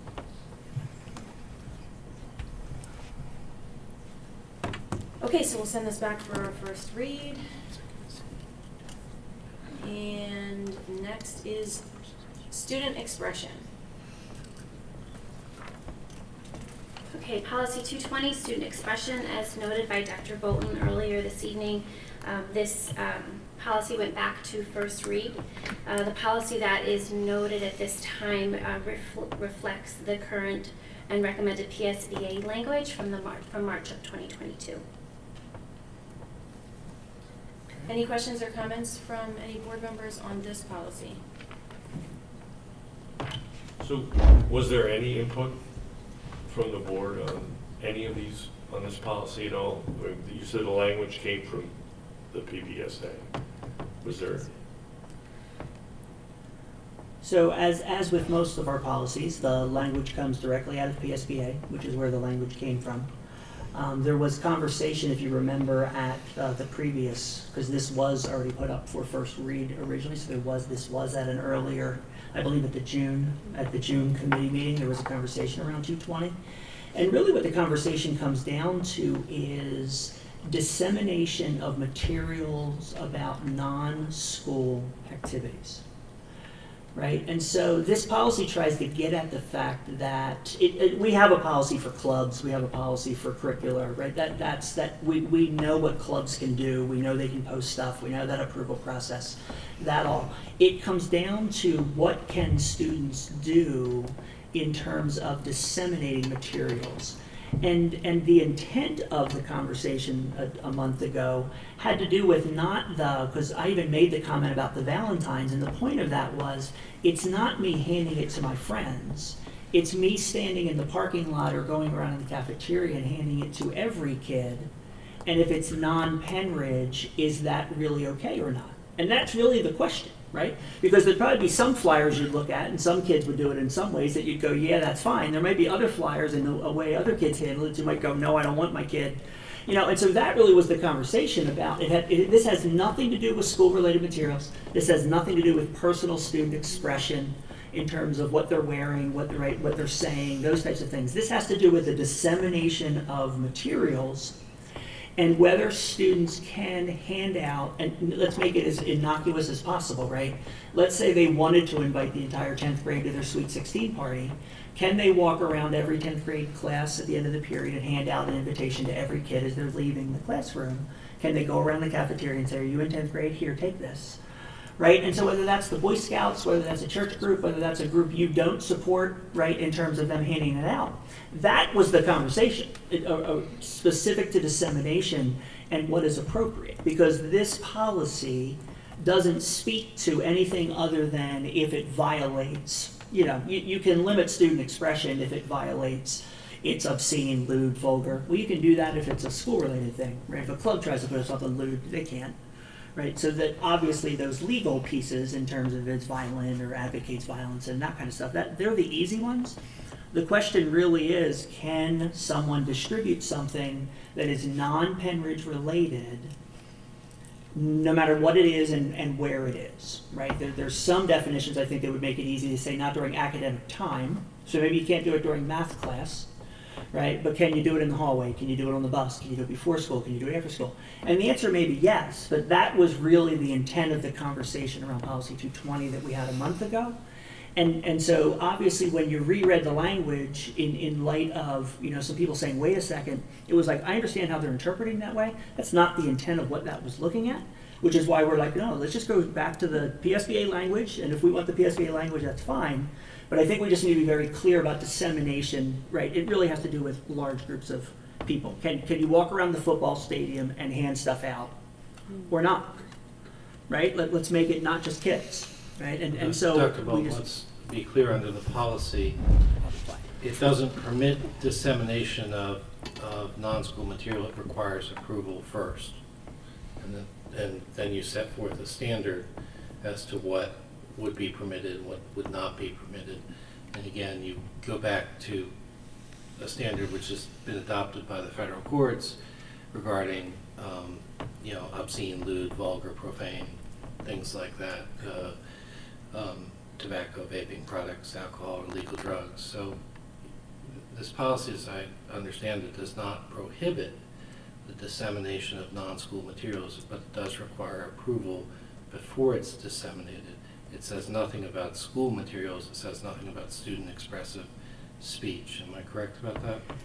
that is correct, but the conversation a month ago had to do with the fact that the things you can prohibit are so far over the line that I think most people look at that and go, that makes sense to prohibit. The question is, then anything that isn't inappropriate, can that be disseminated by students, by, this is obviously a student dissemination of material policy. And that really is the conversation, because you're right, it is to be approved, but the approval process as I read it is just, is it appropriate, as opposed to is it lewd, obscene, right? And so if the decision is yes, that whatever, that event is appropriate, can it be disseminated and when and how? So it's not a total ban on dissemination, it's a limitation on time, place, and manner. Correct. So I kind of want to talk about how this impacts what we've been doing to what we would be doing differently, because I know that back around 2015, there was a change in what could be disseminated, and it doesn't look like that was memorialized in policy, but there was a change in the sense that before that, if you had a group that wanted to hand out Boy Scouts group that wanted to hand out Boy Scout flyers, or Penridge Little League wanted to hand out Penridge Little League flyers, they could drop them off at the elementary school, and the elementary schools would take those flyers and they'd stick them in the mailboxes, and then those teachers would hand them out to all the kids. Penridge, the administration, didn't want all of that paperwork and the teachers to have to hand out all of that stuff, and they had to be inclusive of everyone so everyone could bring and hand out their stuff and send it in the mailboxes. And so what happened at that point was the administration made a decision that they were going to disseminate nothing that wasn't for the school district specifically, and that if any groups wanted to advertise, they would have to do so on an electronic bulletin board that we had on our website. And so I don't know how changing this policy one way or another impacts that. Another change that I saw happen just last year, prior to last year, my understanding and what I had heard from teachers and principals was if a kid wanted to invite people to his birthday party, he could hand out invitations in school if he was inviting the entire class.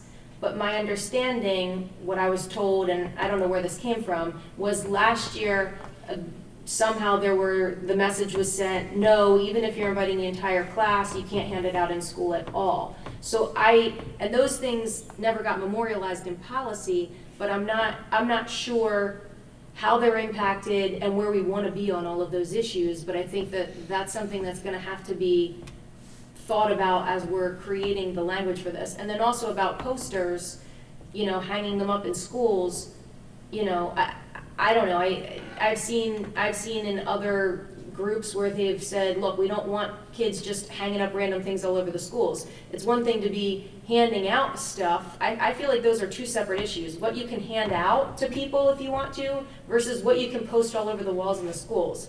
I see those as two different things too, and I don't think that they necessarily should have the same rules. So, an interesting conversation, but I don't know who else wants to weigh in. I would like to, I also see it as, to me, I was thinking about it earlier, there's permanent displays, excuse me, permanent displays, and then, something that's not so permanent, and, we do, realistically, you have to control what is going to be disseminated in your schools. You just can't have everything being covered with flyers and posters, and so I would like to see some language that helps define a time, place, and manner for disseminating your non-school. We don't want to be, we are part of the community, and you want to kind of, you want kids to feel like they can involve people in their lives, like I was saying earlier, get people to join them at their various events. But I do think the school has the right and really the responsibility to make sure that it's done in the proper way. So I don't know, that would be where I would kind of go, is just to say, okay, well, what will the parameters be for disseminating that beyond just doing, as Dr. Bolton pointed out, right now this just says if you're not inappropriate, basically you're good to go, and you can do it in whichever way you'd like. That's probably not the best way to approach it, so. Clarity, I know it's two different things, like Megan was saying, handing out versus posting. But for at the high school, for the bulletin boards, is there already a process in place for that, for how students get approval to post things on that? I know it's a lot of times from the clubs, and maybe they're just solely for clubs to post. Yes, there are procedures for that, and at this time it is solely for clubs to post. So, and there's an approval process that goes through.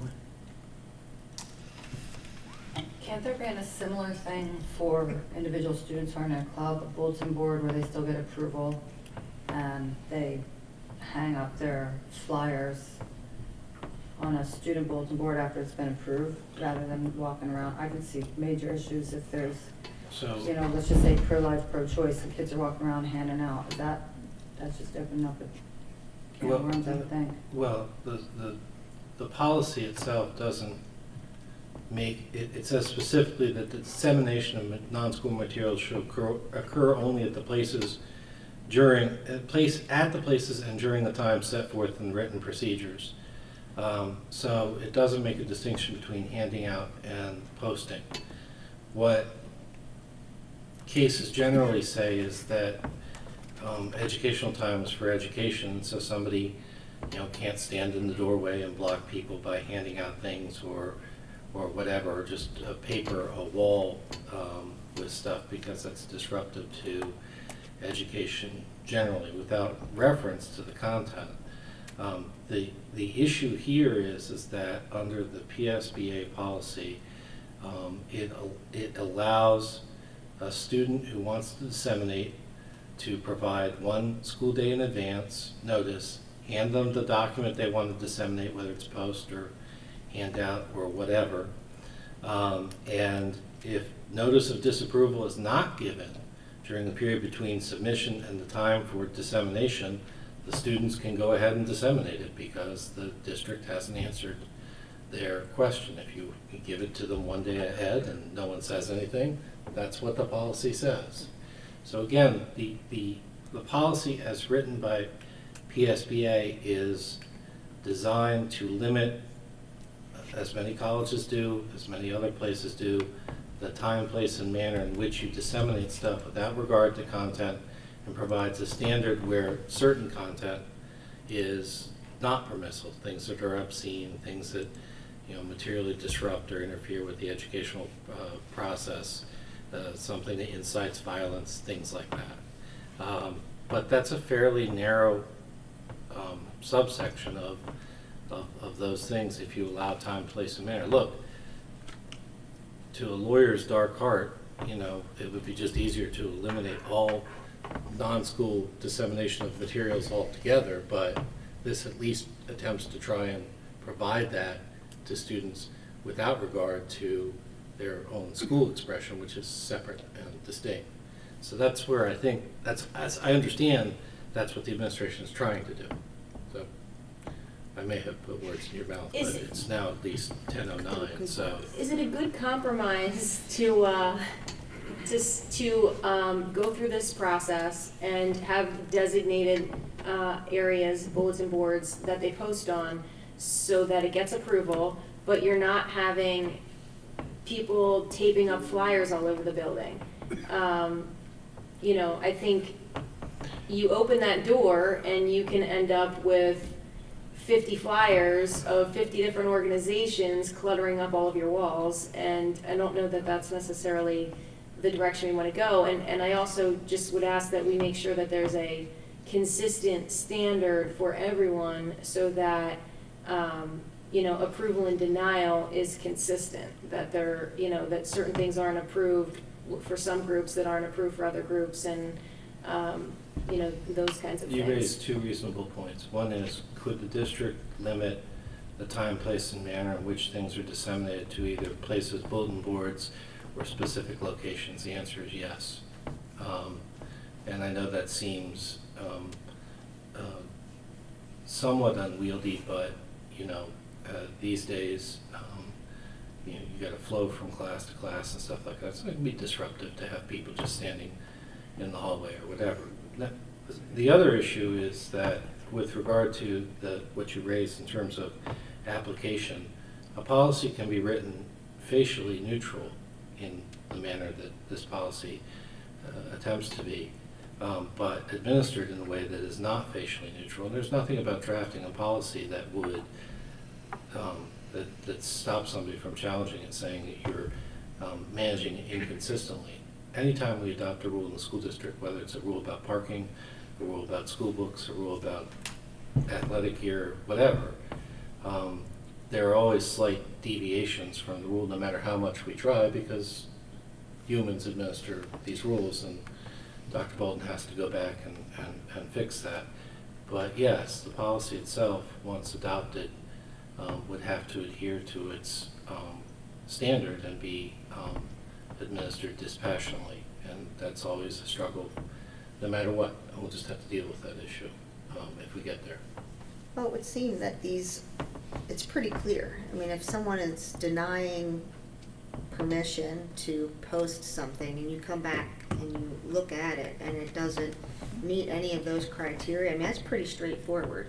If you're denying someone's church barbecue chicken dinner, then I'm going to want to know what incited violence or, you know, throwing elbows to get your chicken. I don't know, but Depends on yeah, the kind of barbecue. Yes, South could be Carolina pretty- barbecue yeah, is one I'll thing, fight North you. Carolina barbecue is another. Totally. Could be different. But, you know, I do think, as I was saying earlier, that you don't want to just say you're good to go if you have this approval, that there should be restrictions, and there's nothing wrong with making it. And I would prefer that it would be limited to a specific area or areas. I mean, the high school is large, and students, maybe some students come and go by one entrance, but they don't come up to the front of the school. So maybe you don't want to put it only in one spot, but you could put it in two spots to hit two entrances that the students use, so everybody could see what you're posting. But it would be, in my mind, what would be best if it's limited in the places. You can't just go willy-nilly posting things all over the walls. Respect the environment too. We don't need thousands of pieces of paper. And then it says here, the district may remove the materials within 10 days of the posting or other reasonable time as stated in applicable procedures. And I would, there does need to be, you know, something, the onus on the students. I think it speaks to it in another part of here, that you're responsible for the litter that's caused by your dissemination of materials. And so there would have to be, you know, I would like that to be kind of strictly followed so that it doesn't get cluttered up with old stuff and litter. Can I ask a question? This is policies only in regards to disseminating information. Does it affect anything to do with dress code, or that's a separate policy? That's student expression. That's the students' Yes, expression. I just want to make sure that This is dissemination of non-school. that's all this covers. Okay. That's how it's written. That's what it says, dissemination of non-school materials. So should the title of the policy be different then? Because student expression, well, why isn't it just, I guess because there's other forms, are there other policies that start out with the words student expression and then it's / something different? Because if it's not, then we should remove those two words from this particular policy, because it does imply you're talking about I have seen expression. policies like this that address non-school materials as well as commercial materials. Oh, And okay. they're specifically designed to avoid pizza coupons and other things like that. That's actually a good question, though. That would cover that, right? I Or like, should- I like a good pizza coupon. I just want to be on record about that. So if it's meant to be against all dissemination of non-school materials, then perhaps that's another good reason not to specifically call out student expression, because we don't want pizza coupons. This is in the section of the board policies that are people. specific to students. It's in the 200 section, which means it just deals with students. We'd have to look as to what the dissemination of materials look like for other adults in terms of from a community standpoint. So we can look at that, because that's also what you're talking about, but this is specific to students. This doesn't speak to if a church wants to put up something, or Boy Scouts want to put up something like a community bulletin board. That's the other issue that Mrs. Baines Clemens was talking about. Posting even separate from dissemination to all kids. Wait, so are you two different saying, issues. are you saying that so we're not allowing, is this just applying to clubs, or you're saying this applies to all the things that I was talking about? This is just student dissemination of materials. So this is But student is it student materials. materials of clubs, or student materials of Boy This is Scouts and? This is non-school materials. So this is not clubs.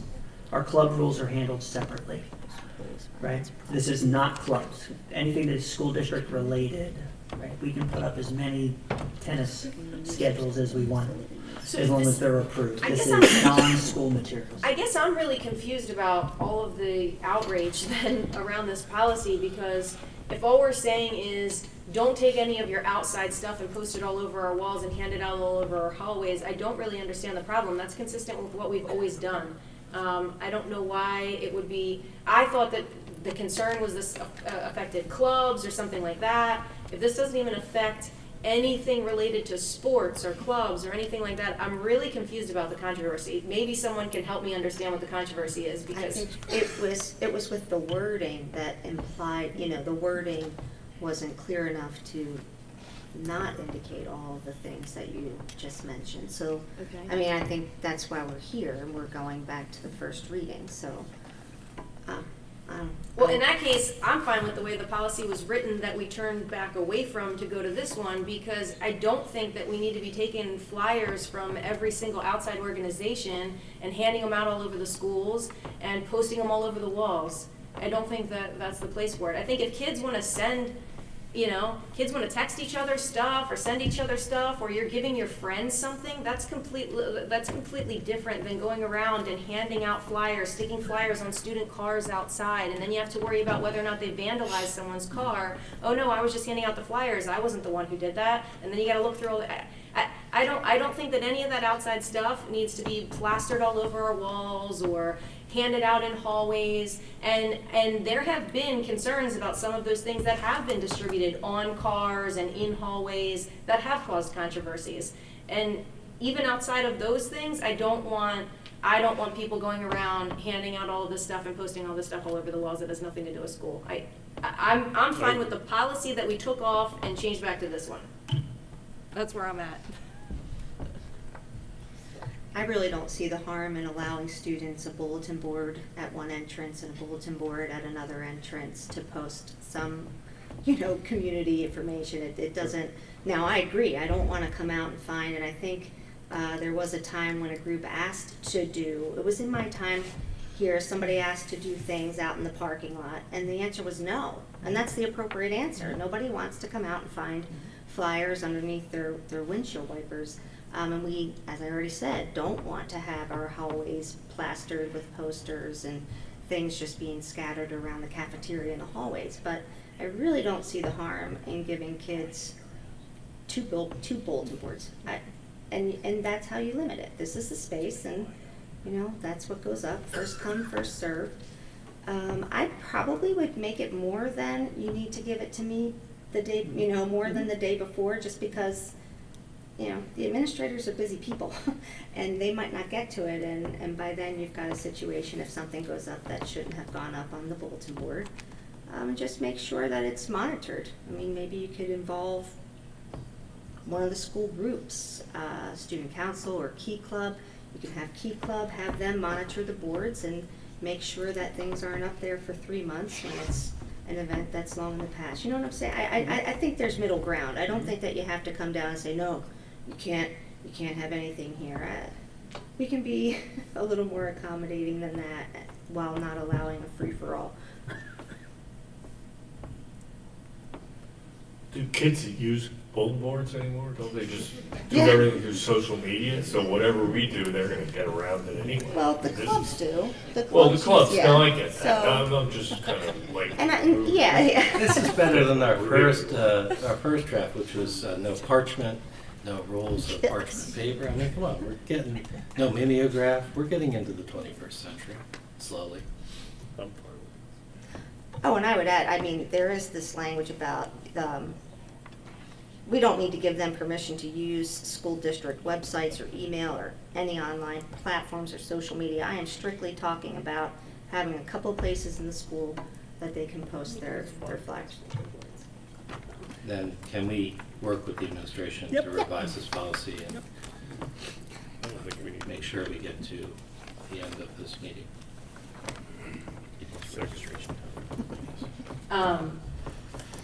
I don't have a clear sense of what everybody wants to do. So, Jordan? I'm good with, like, the time, the manner, and the place. Just on like, there's a part in there that said about making sure it doesn't disrupt the educational process.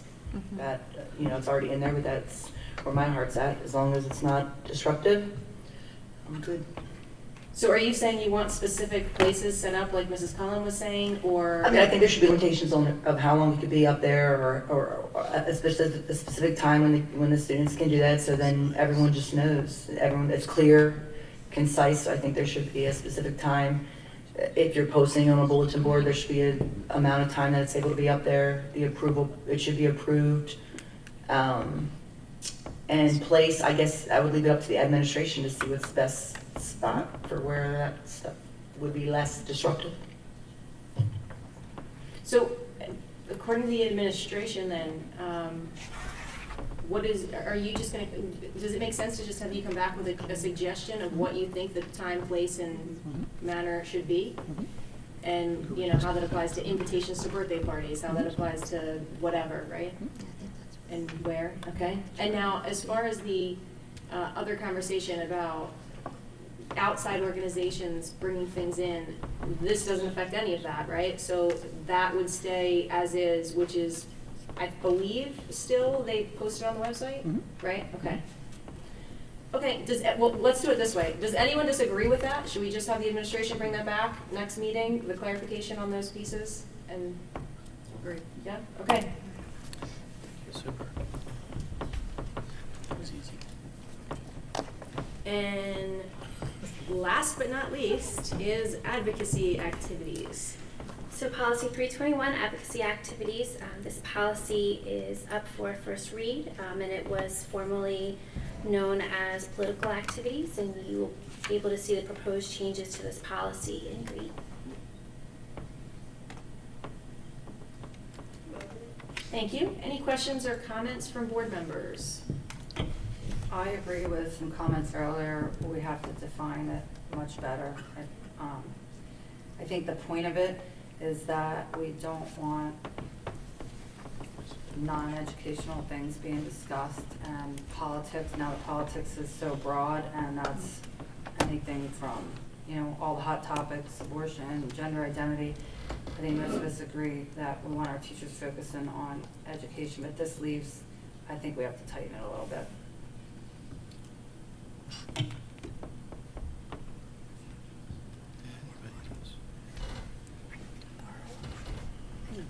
I agree with Ricky, maybe more around just the focus of, I think somebody mentioned earlier today about the learning gaps and just focusing on what, the professionals were hired to do, which they were hired with job descriptions, and that's where it should stay.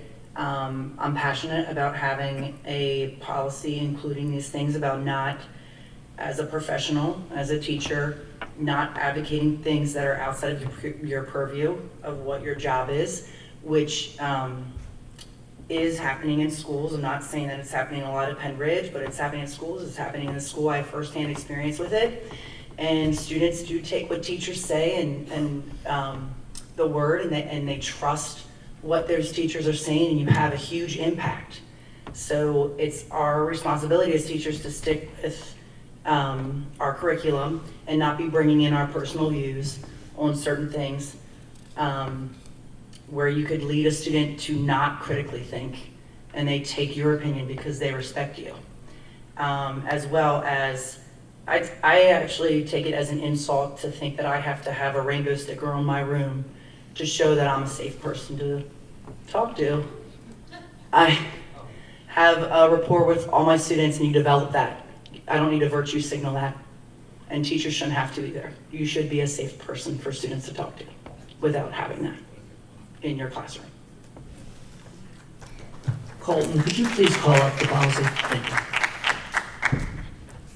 While we're doing that, I do agree that, I mean, people know, reasonable people know where the line is, and to say that a person wouldn't be able to have a picture of their family or wear a wedding ring, I think is just really off base. What you're looking to do is to have a neutral classroom, and that's what every student deserves. And I agree with Mrs. Blomgren that if you're having to put up labels of who you love, who you accept, who you're going to treat well, then that tells me that you're leaving someone out, and that tells a child that you're leaving someone out if you have to make a list and you have to have a symbol, because a child's going to be looking for their symbol, the symbol that applies to them. If you have a rainbow, do you have a Christian cross to make sure that you're welcoming to students that maybe are of the faith? So when you have no symbols and you have neutrality, that is the ultimate safe place for students. And I don't know if we've had the conversation at meetings or not, but if you want to have a symbol, I think it was Mrs. Chaikin made the suggestion of having a ram. Everybody in Penridge is a ram, or everybody in Grass is a bulldog. Have that symbol. Everybody falls under that umbrella, because when you're singling people out, you're leaving somebody out. That's not inclusive. And teachers are in a position of authority. They're in a position of power over students, and that is extreme. When you're a young person, there's nobody other than your teachers or your parents that have really that much control over the outcomes in your life, whether you're going to be on a sports team, whether you're going to get a part in a play, if you're going to be the first chair in the orchestra. And if you're a young person and you're looking at a teacher who's advocating for a political position that is something that doesn't align with you, you might be thinking, is she going to hold that against me? She knows I'm a Christian. Is she going to hold that against me if she's advocating for something that is maybe anti-Christian? So I think it's for the safety of all, for the comfort and safety of all people, for teachers, not putting them in the position to have to advocate. And I've seen that in other school districts where teachers have said just exactly what Mrs. Blomgren said, that they feel put upon, that they feel like if they're not putting that outward symbol, that people are then looking at them as if they're a bigot. And that's not a fair position to put anyone in. So having a neutral space is the goal, and however we want to massage this language that we have to get there is what I'm in support of, but I think it is definitely a needed policy.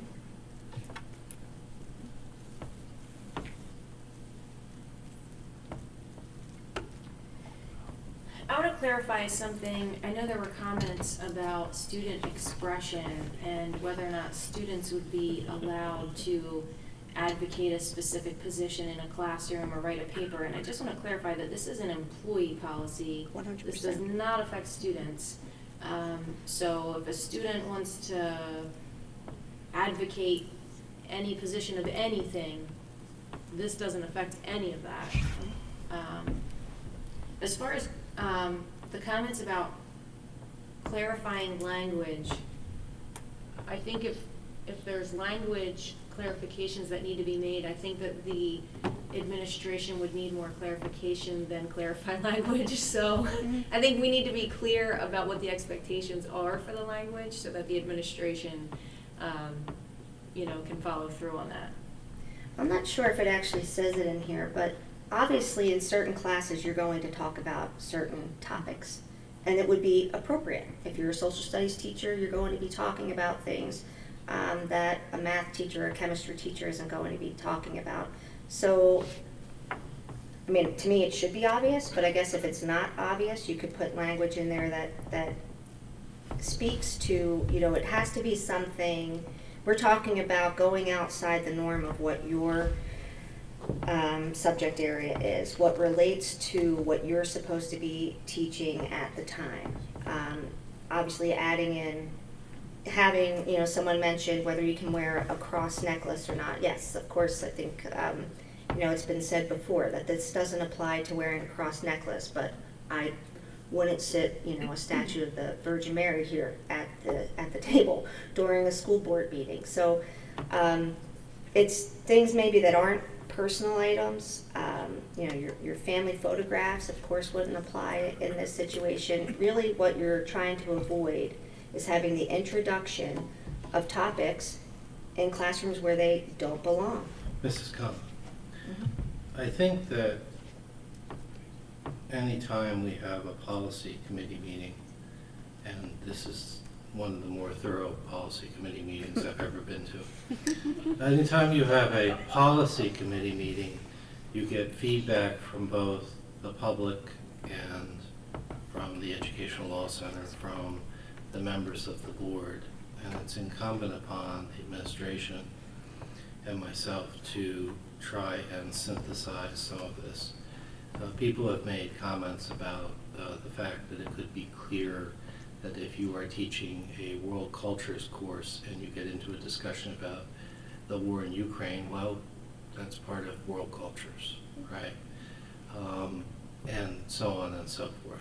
And so perhaps we could do a slightly better job of incorporating some of those comments to make it clear what this board is driving towards in terms of having fidelity to the curriculum you're actually assigned to teach, which is what I understand is the basis for some of the concerns.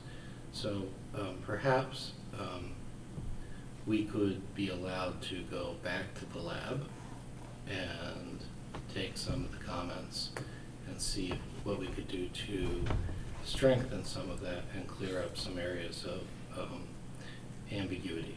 Does that seem fair? I think that would be a good idea. I think what I understood as the intent was, if you are teaching modern history and you are teaching about, the example came up about the Russian-Ukraine war, right? You want to teach what's going on, right? But you want the kids to develop their own opinions, not the, and I don't believe any teacher would be insulted by that, right? To say, because I think all of our teachers know, I don't want to tell my kids what to think. I want my kids to learn how to think, and I want them to be able to debate it, and I want them to be able to come to their own conclusions. And so the idea is that not that you can't discuss controversial subjects that clearly are going to be pertinent topics that are going to come up, but just that you don't advocate one side or the other, that you let the kids, and you can play devil's advocate both ways, right? But really let them come to their own conclusions, which I don't think is foreign to what is already, you know, what everybody already, like, I feel like that's already an understanding with teachers. Like, if I'm not going to be advocating for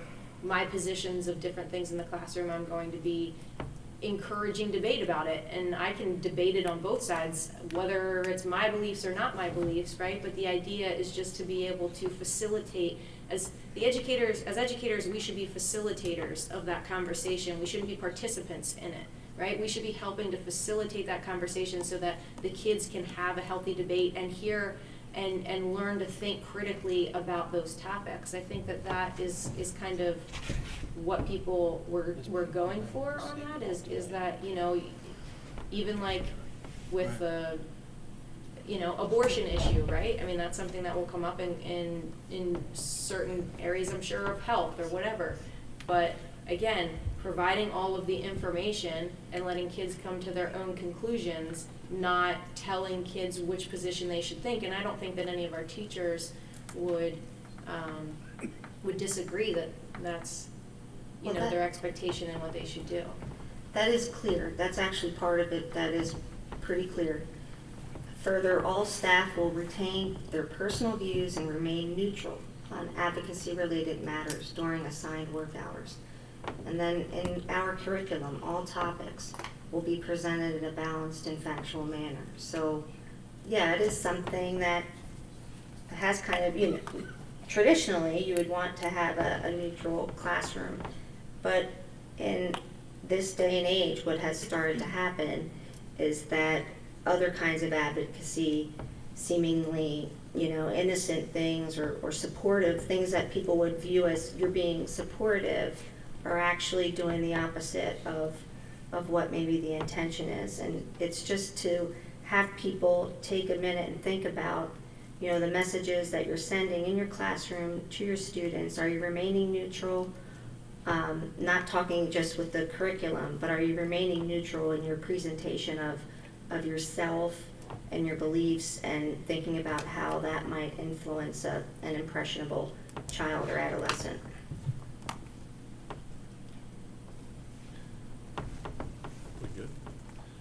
Ms. Vance Clemens, with that, that input both from the public and from the board, we'll go back with the administration and work on this policy. Okay. Is that the end of the policy? Can we get a new policy where I would suggest that the board members are subject to the same 3-minute time limit?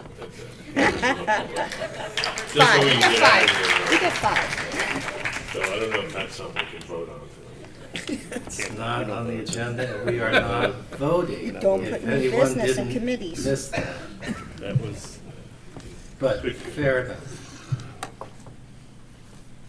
Unless you Okay, got then, another policy. if there's nothing else, then we'll move on to the second public comment session.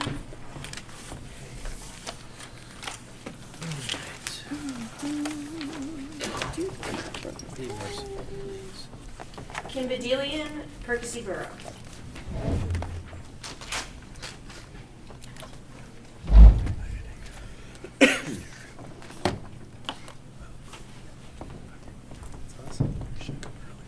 Kim Bedelian, Percy Borough. I feel like we all need a 7th inning stretch. All of us stand up. But as community members, we are all seeking the good in education. We may disagree on what the good is or how to get there, but it's an important discussion to have. And I thank my community members. See, everybody here, you're so passionate in what you think the good is, and I'm thankful that we can have the conversation.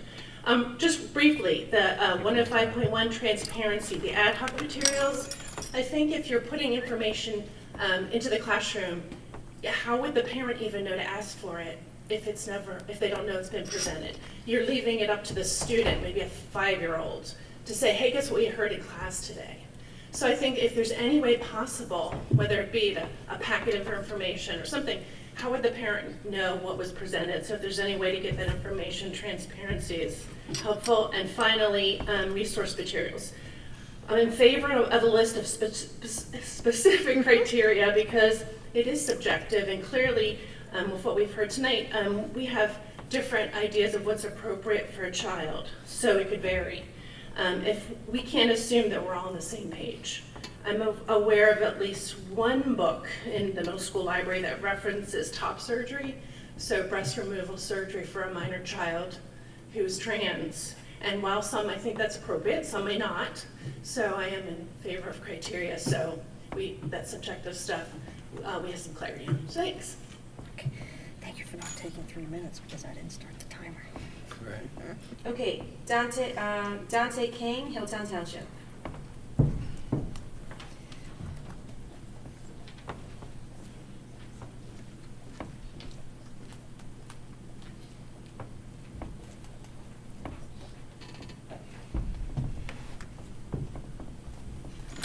Dante King, Hilltown Township. Just a couple of things. Having sat here tonight, there was a couple of sections that were skipped for a second reading. So we talked about graduation requirement, but I think it was 218, student discipline, and 227 they were not covered.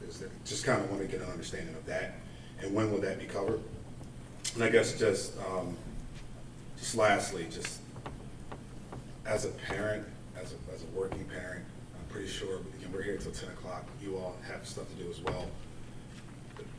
I'll just say as a community member, it's kind of disappointing today to come here to, especially on the last two agenda points where there were a lot of just questions, ambiguity from not just the community members, but all of you.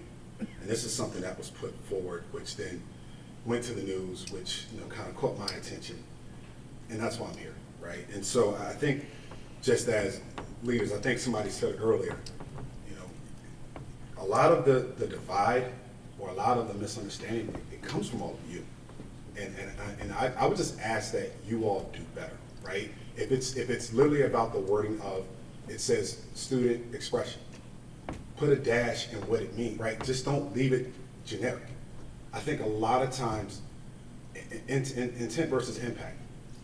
Your intent may be noble, but the impact, as you can see, it gets a lot of people riled up. It gets a lot of things going on, right? And so I think just as leaders in the community, as elected leaders in the community, I just ask you all to do better, right? Because it's frustrating as a taxpayer. It's frustrating as a parent. I worked today, got home, kissed my kids, and I came right here because I'm trying to advocate for them. But to know that it's not me, it doesn't mean what kind of said or your words weren't clear. It's a little it's disappointing. It's almost unprofessional, right? When I have a meeting, I have an agenda. I have to, and guess what? If I don't have an agenda topic, if somebody schedules a meeting with me and there's no agenda topic or the agenda doesn't make, I cancel a meeting, right? Just do better with your words. Do better with your time. And again, I mean, I understand that this is kind of the sausage-making meeting where you're trying to put things together, but just be better. Just use better descriptors. That's all I'm saying. So, you all have a great evening.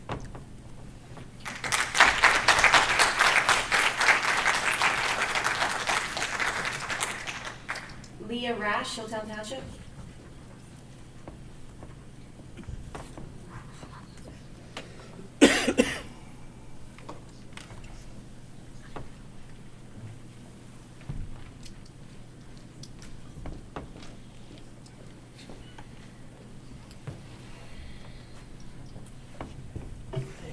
Leah Rash, Hilltown Township.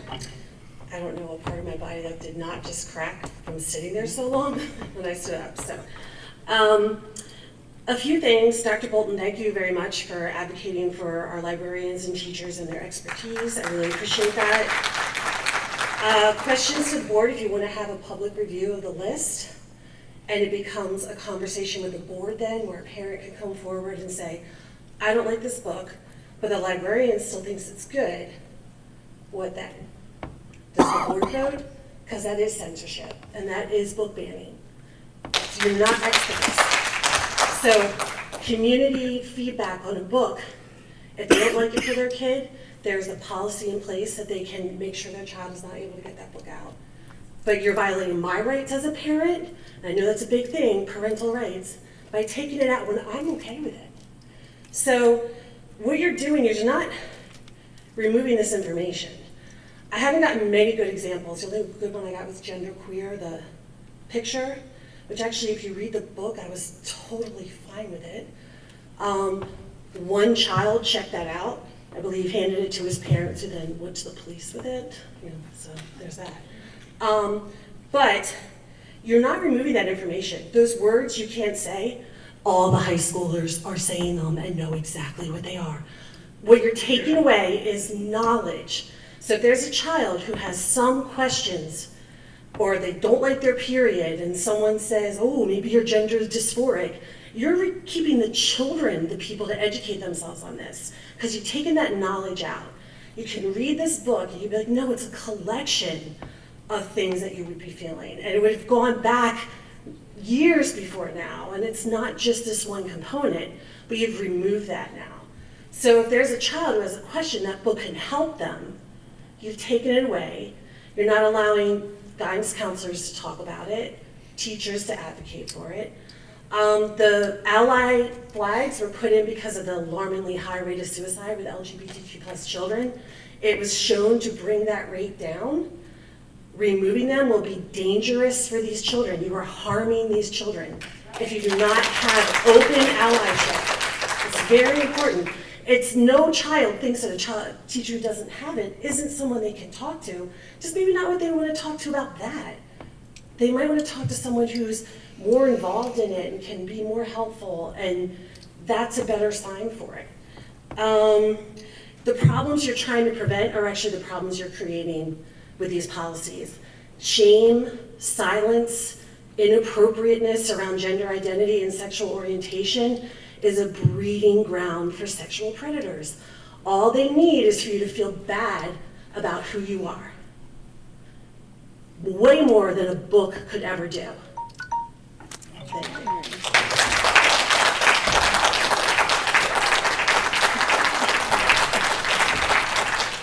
Okay, so that was the last comment. I do want to address some of the questions.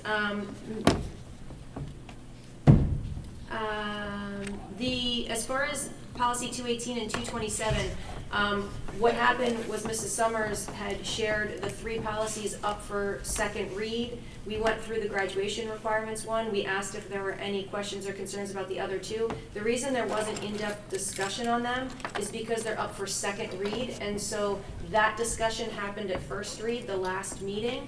The only reason graduation requirements garnered more discussion is because there was more discussion about that topic this time.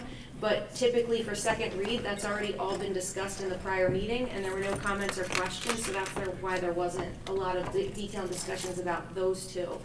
And then I don't think that there was discussion about banning books if there's concerns from the community. I think the point was, if we post it and there's a concern and there's something that maybe got missed, then it can get shared with the administration and the librarians, and they can go back and say, oh, you know what, I missed this. I didn't read every single one of these 1,000 books, and so, you know what, there are concerns with this one, and they can go back and just, revisit that book. And then I don't think, trying to remember what what yours was, because I didn't have a pen. Regarding a change, you had asked to have A list for the ad hoc materials, like a list of them, because there wouldn't be, the parents would be able to see. Yes. Or if they don't even know it's been presented, you know what I'm saying? They just- Oh, right, so if there's any way, the administration can look at how we could, if there's a hybrid solution without making them have to go through all of that, but maybe a way that it would still be accessible, I don't know, just, so that can be something that the administration can look at. Okay, then Motion to adjourn.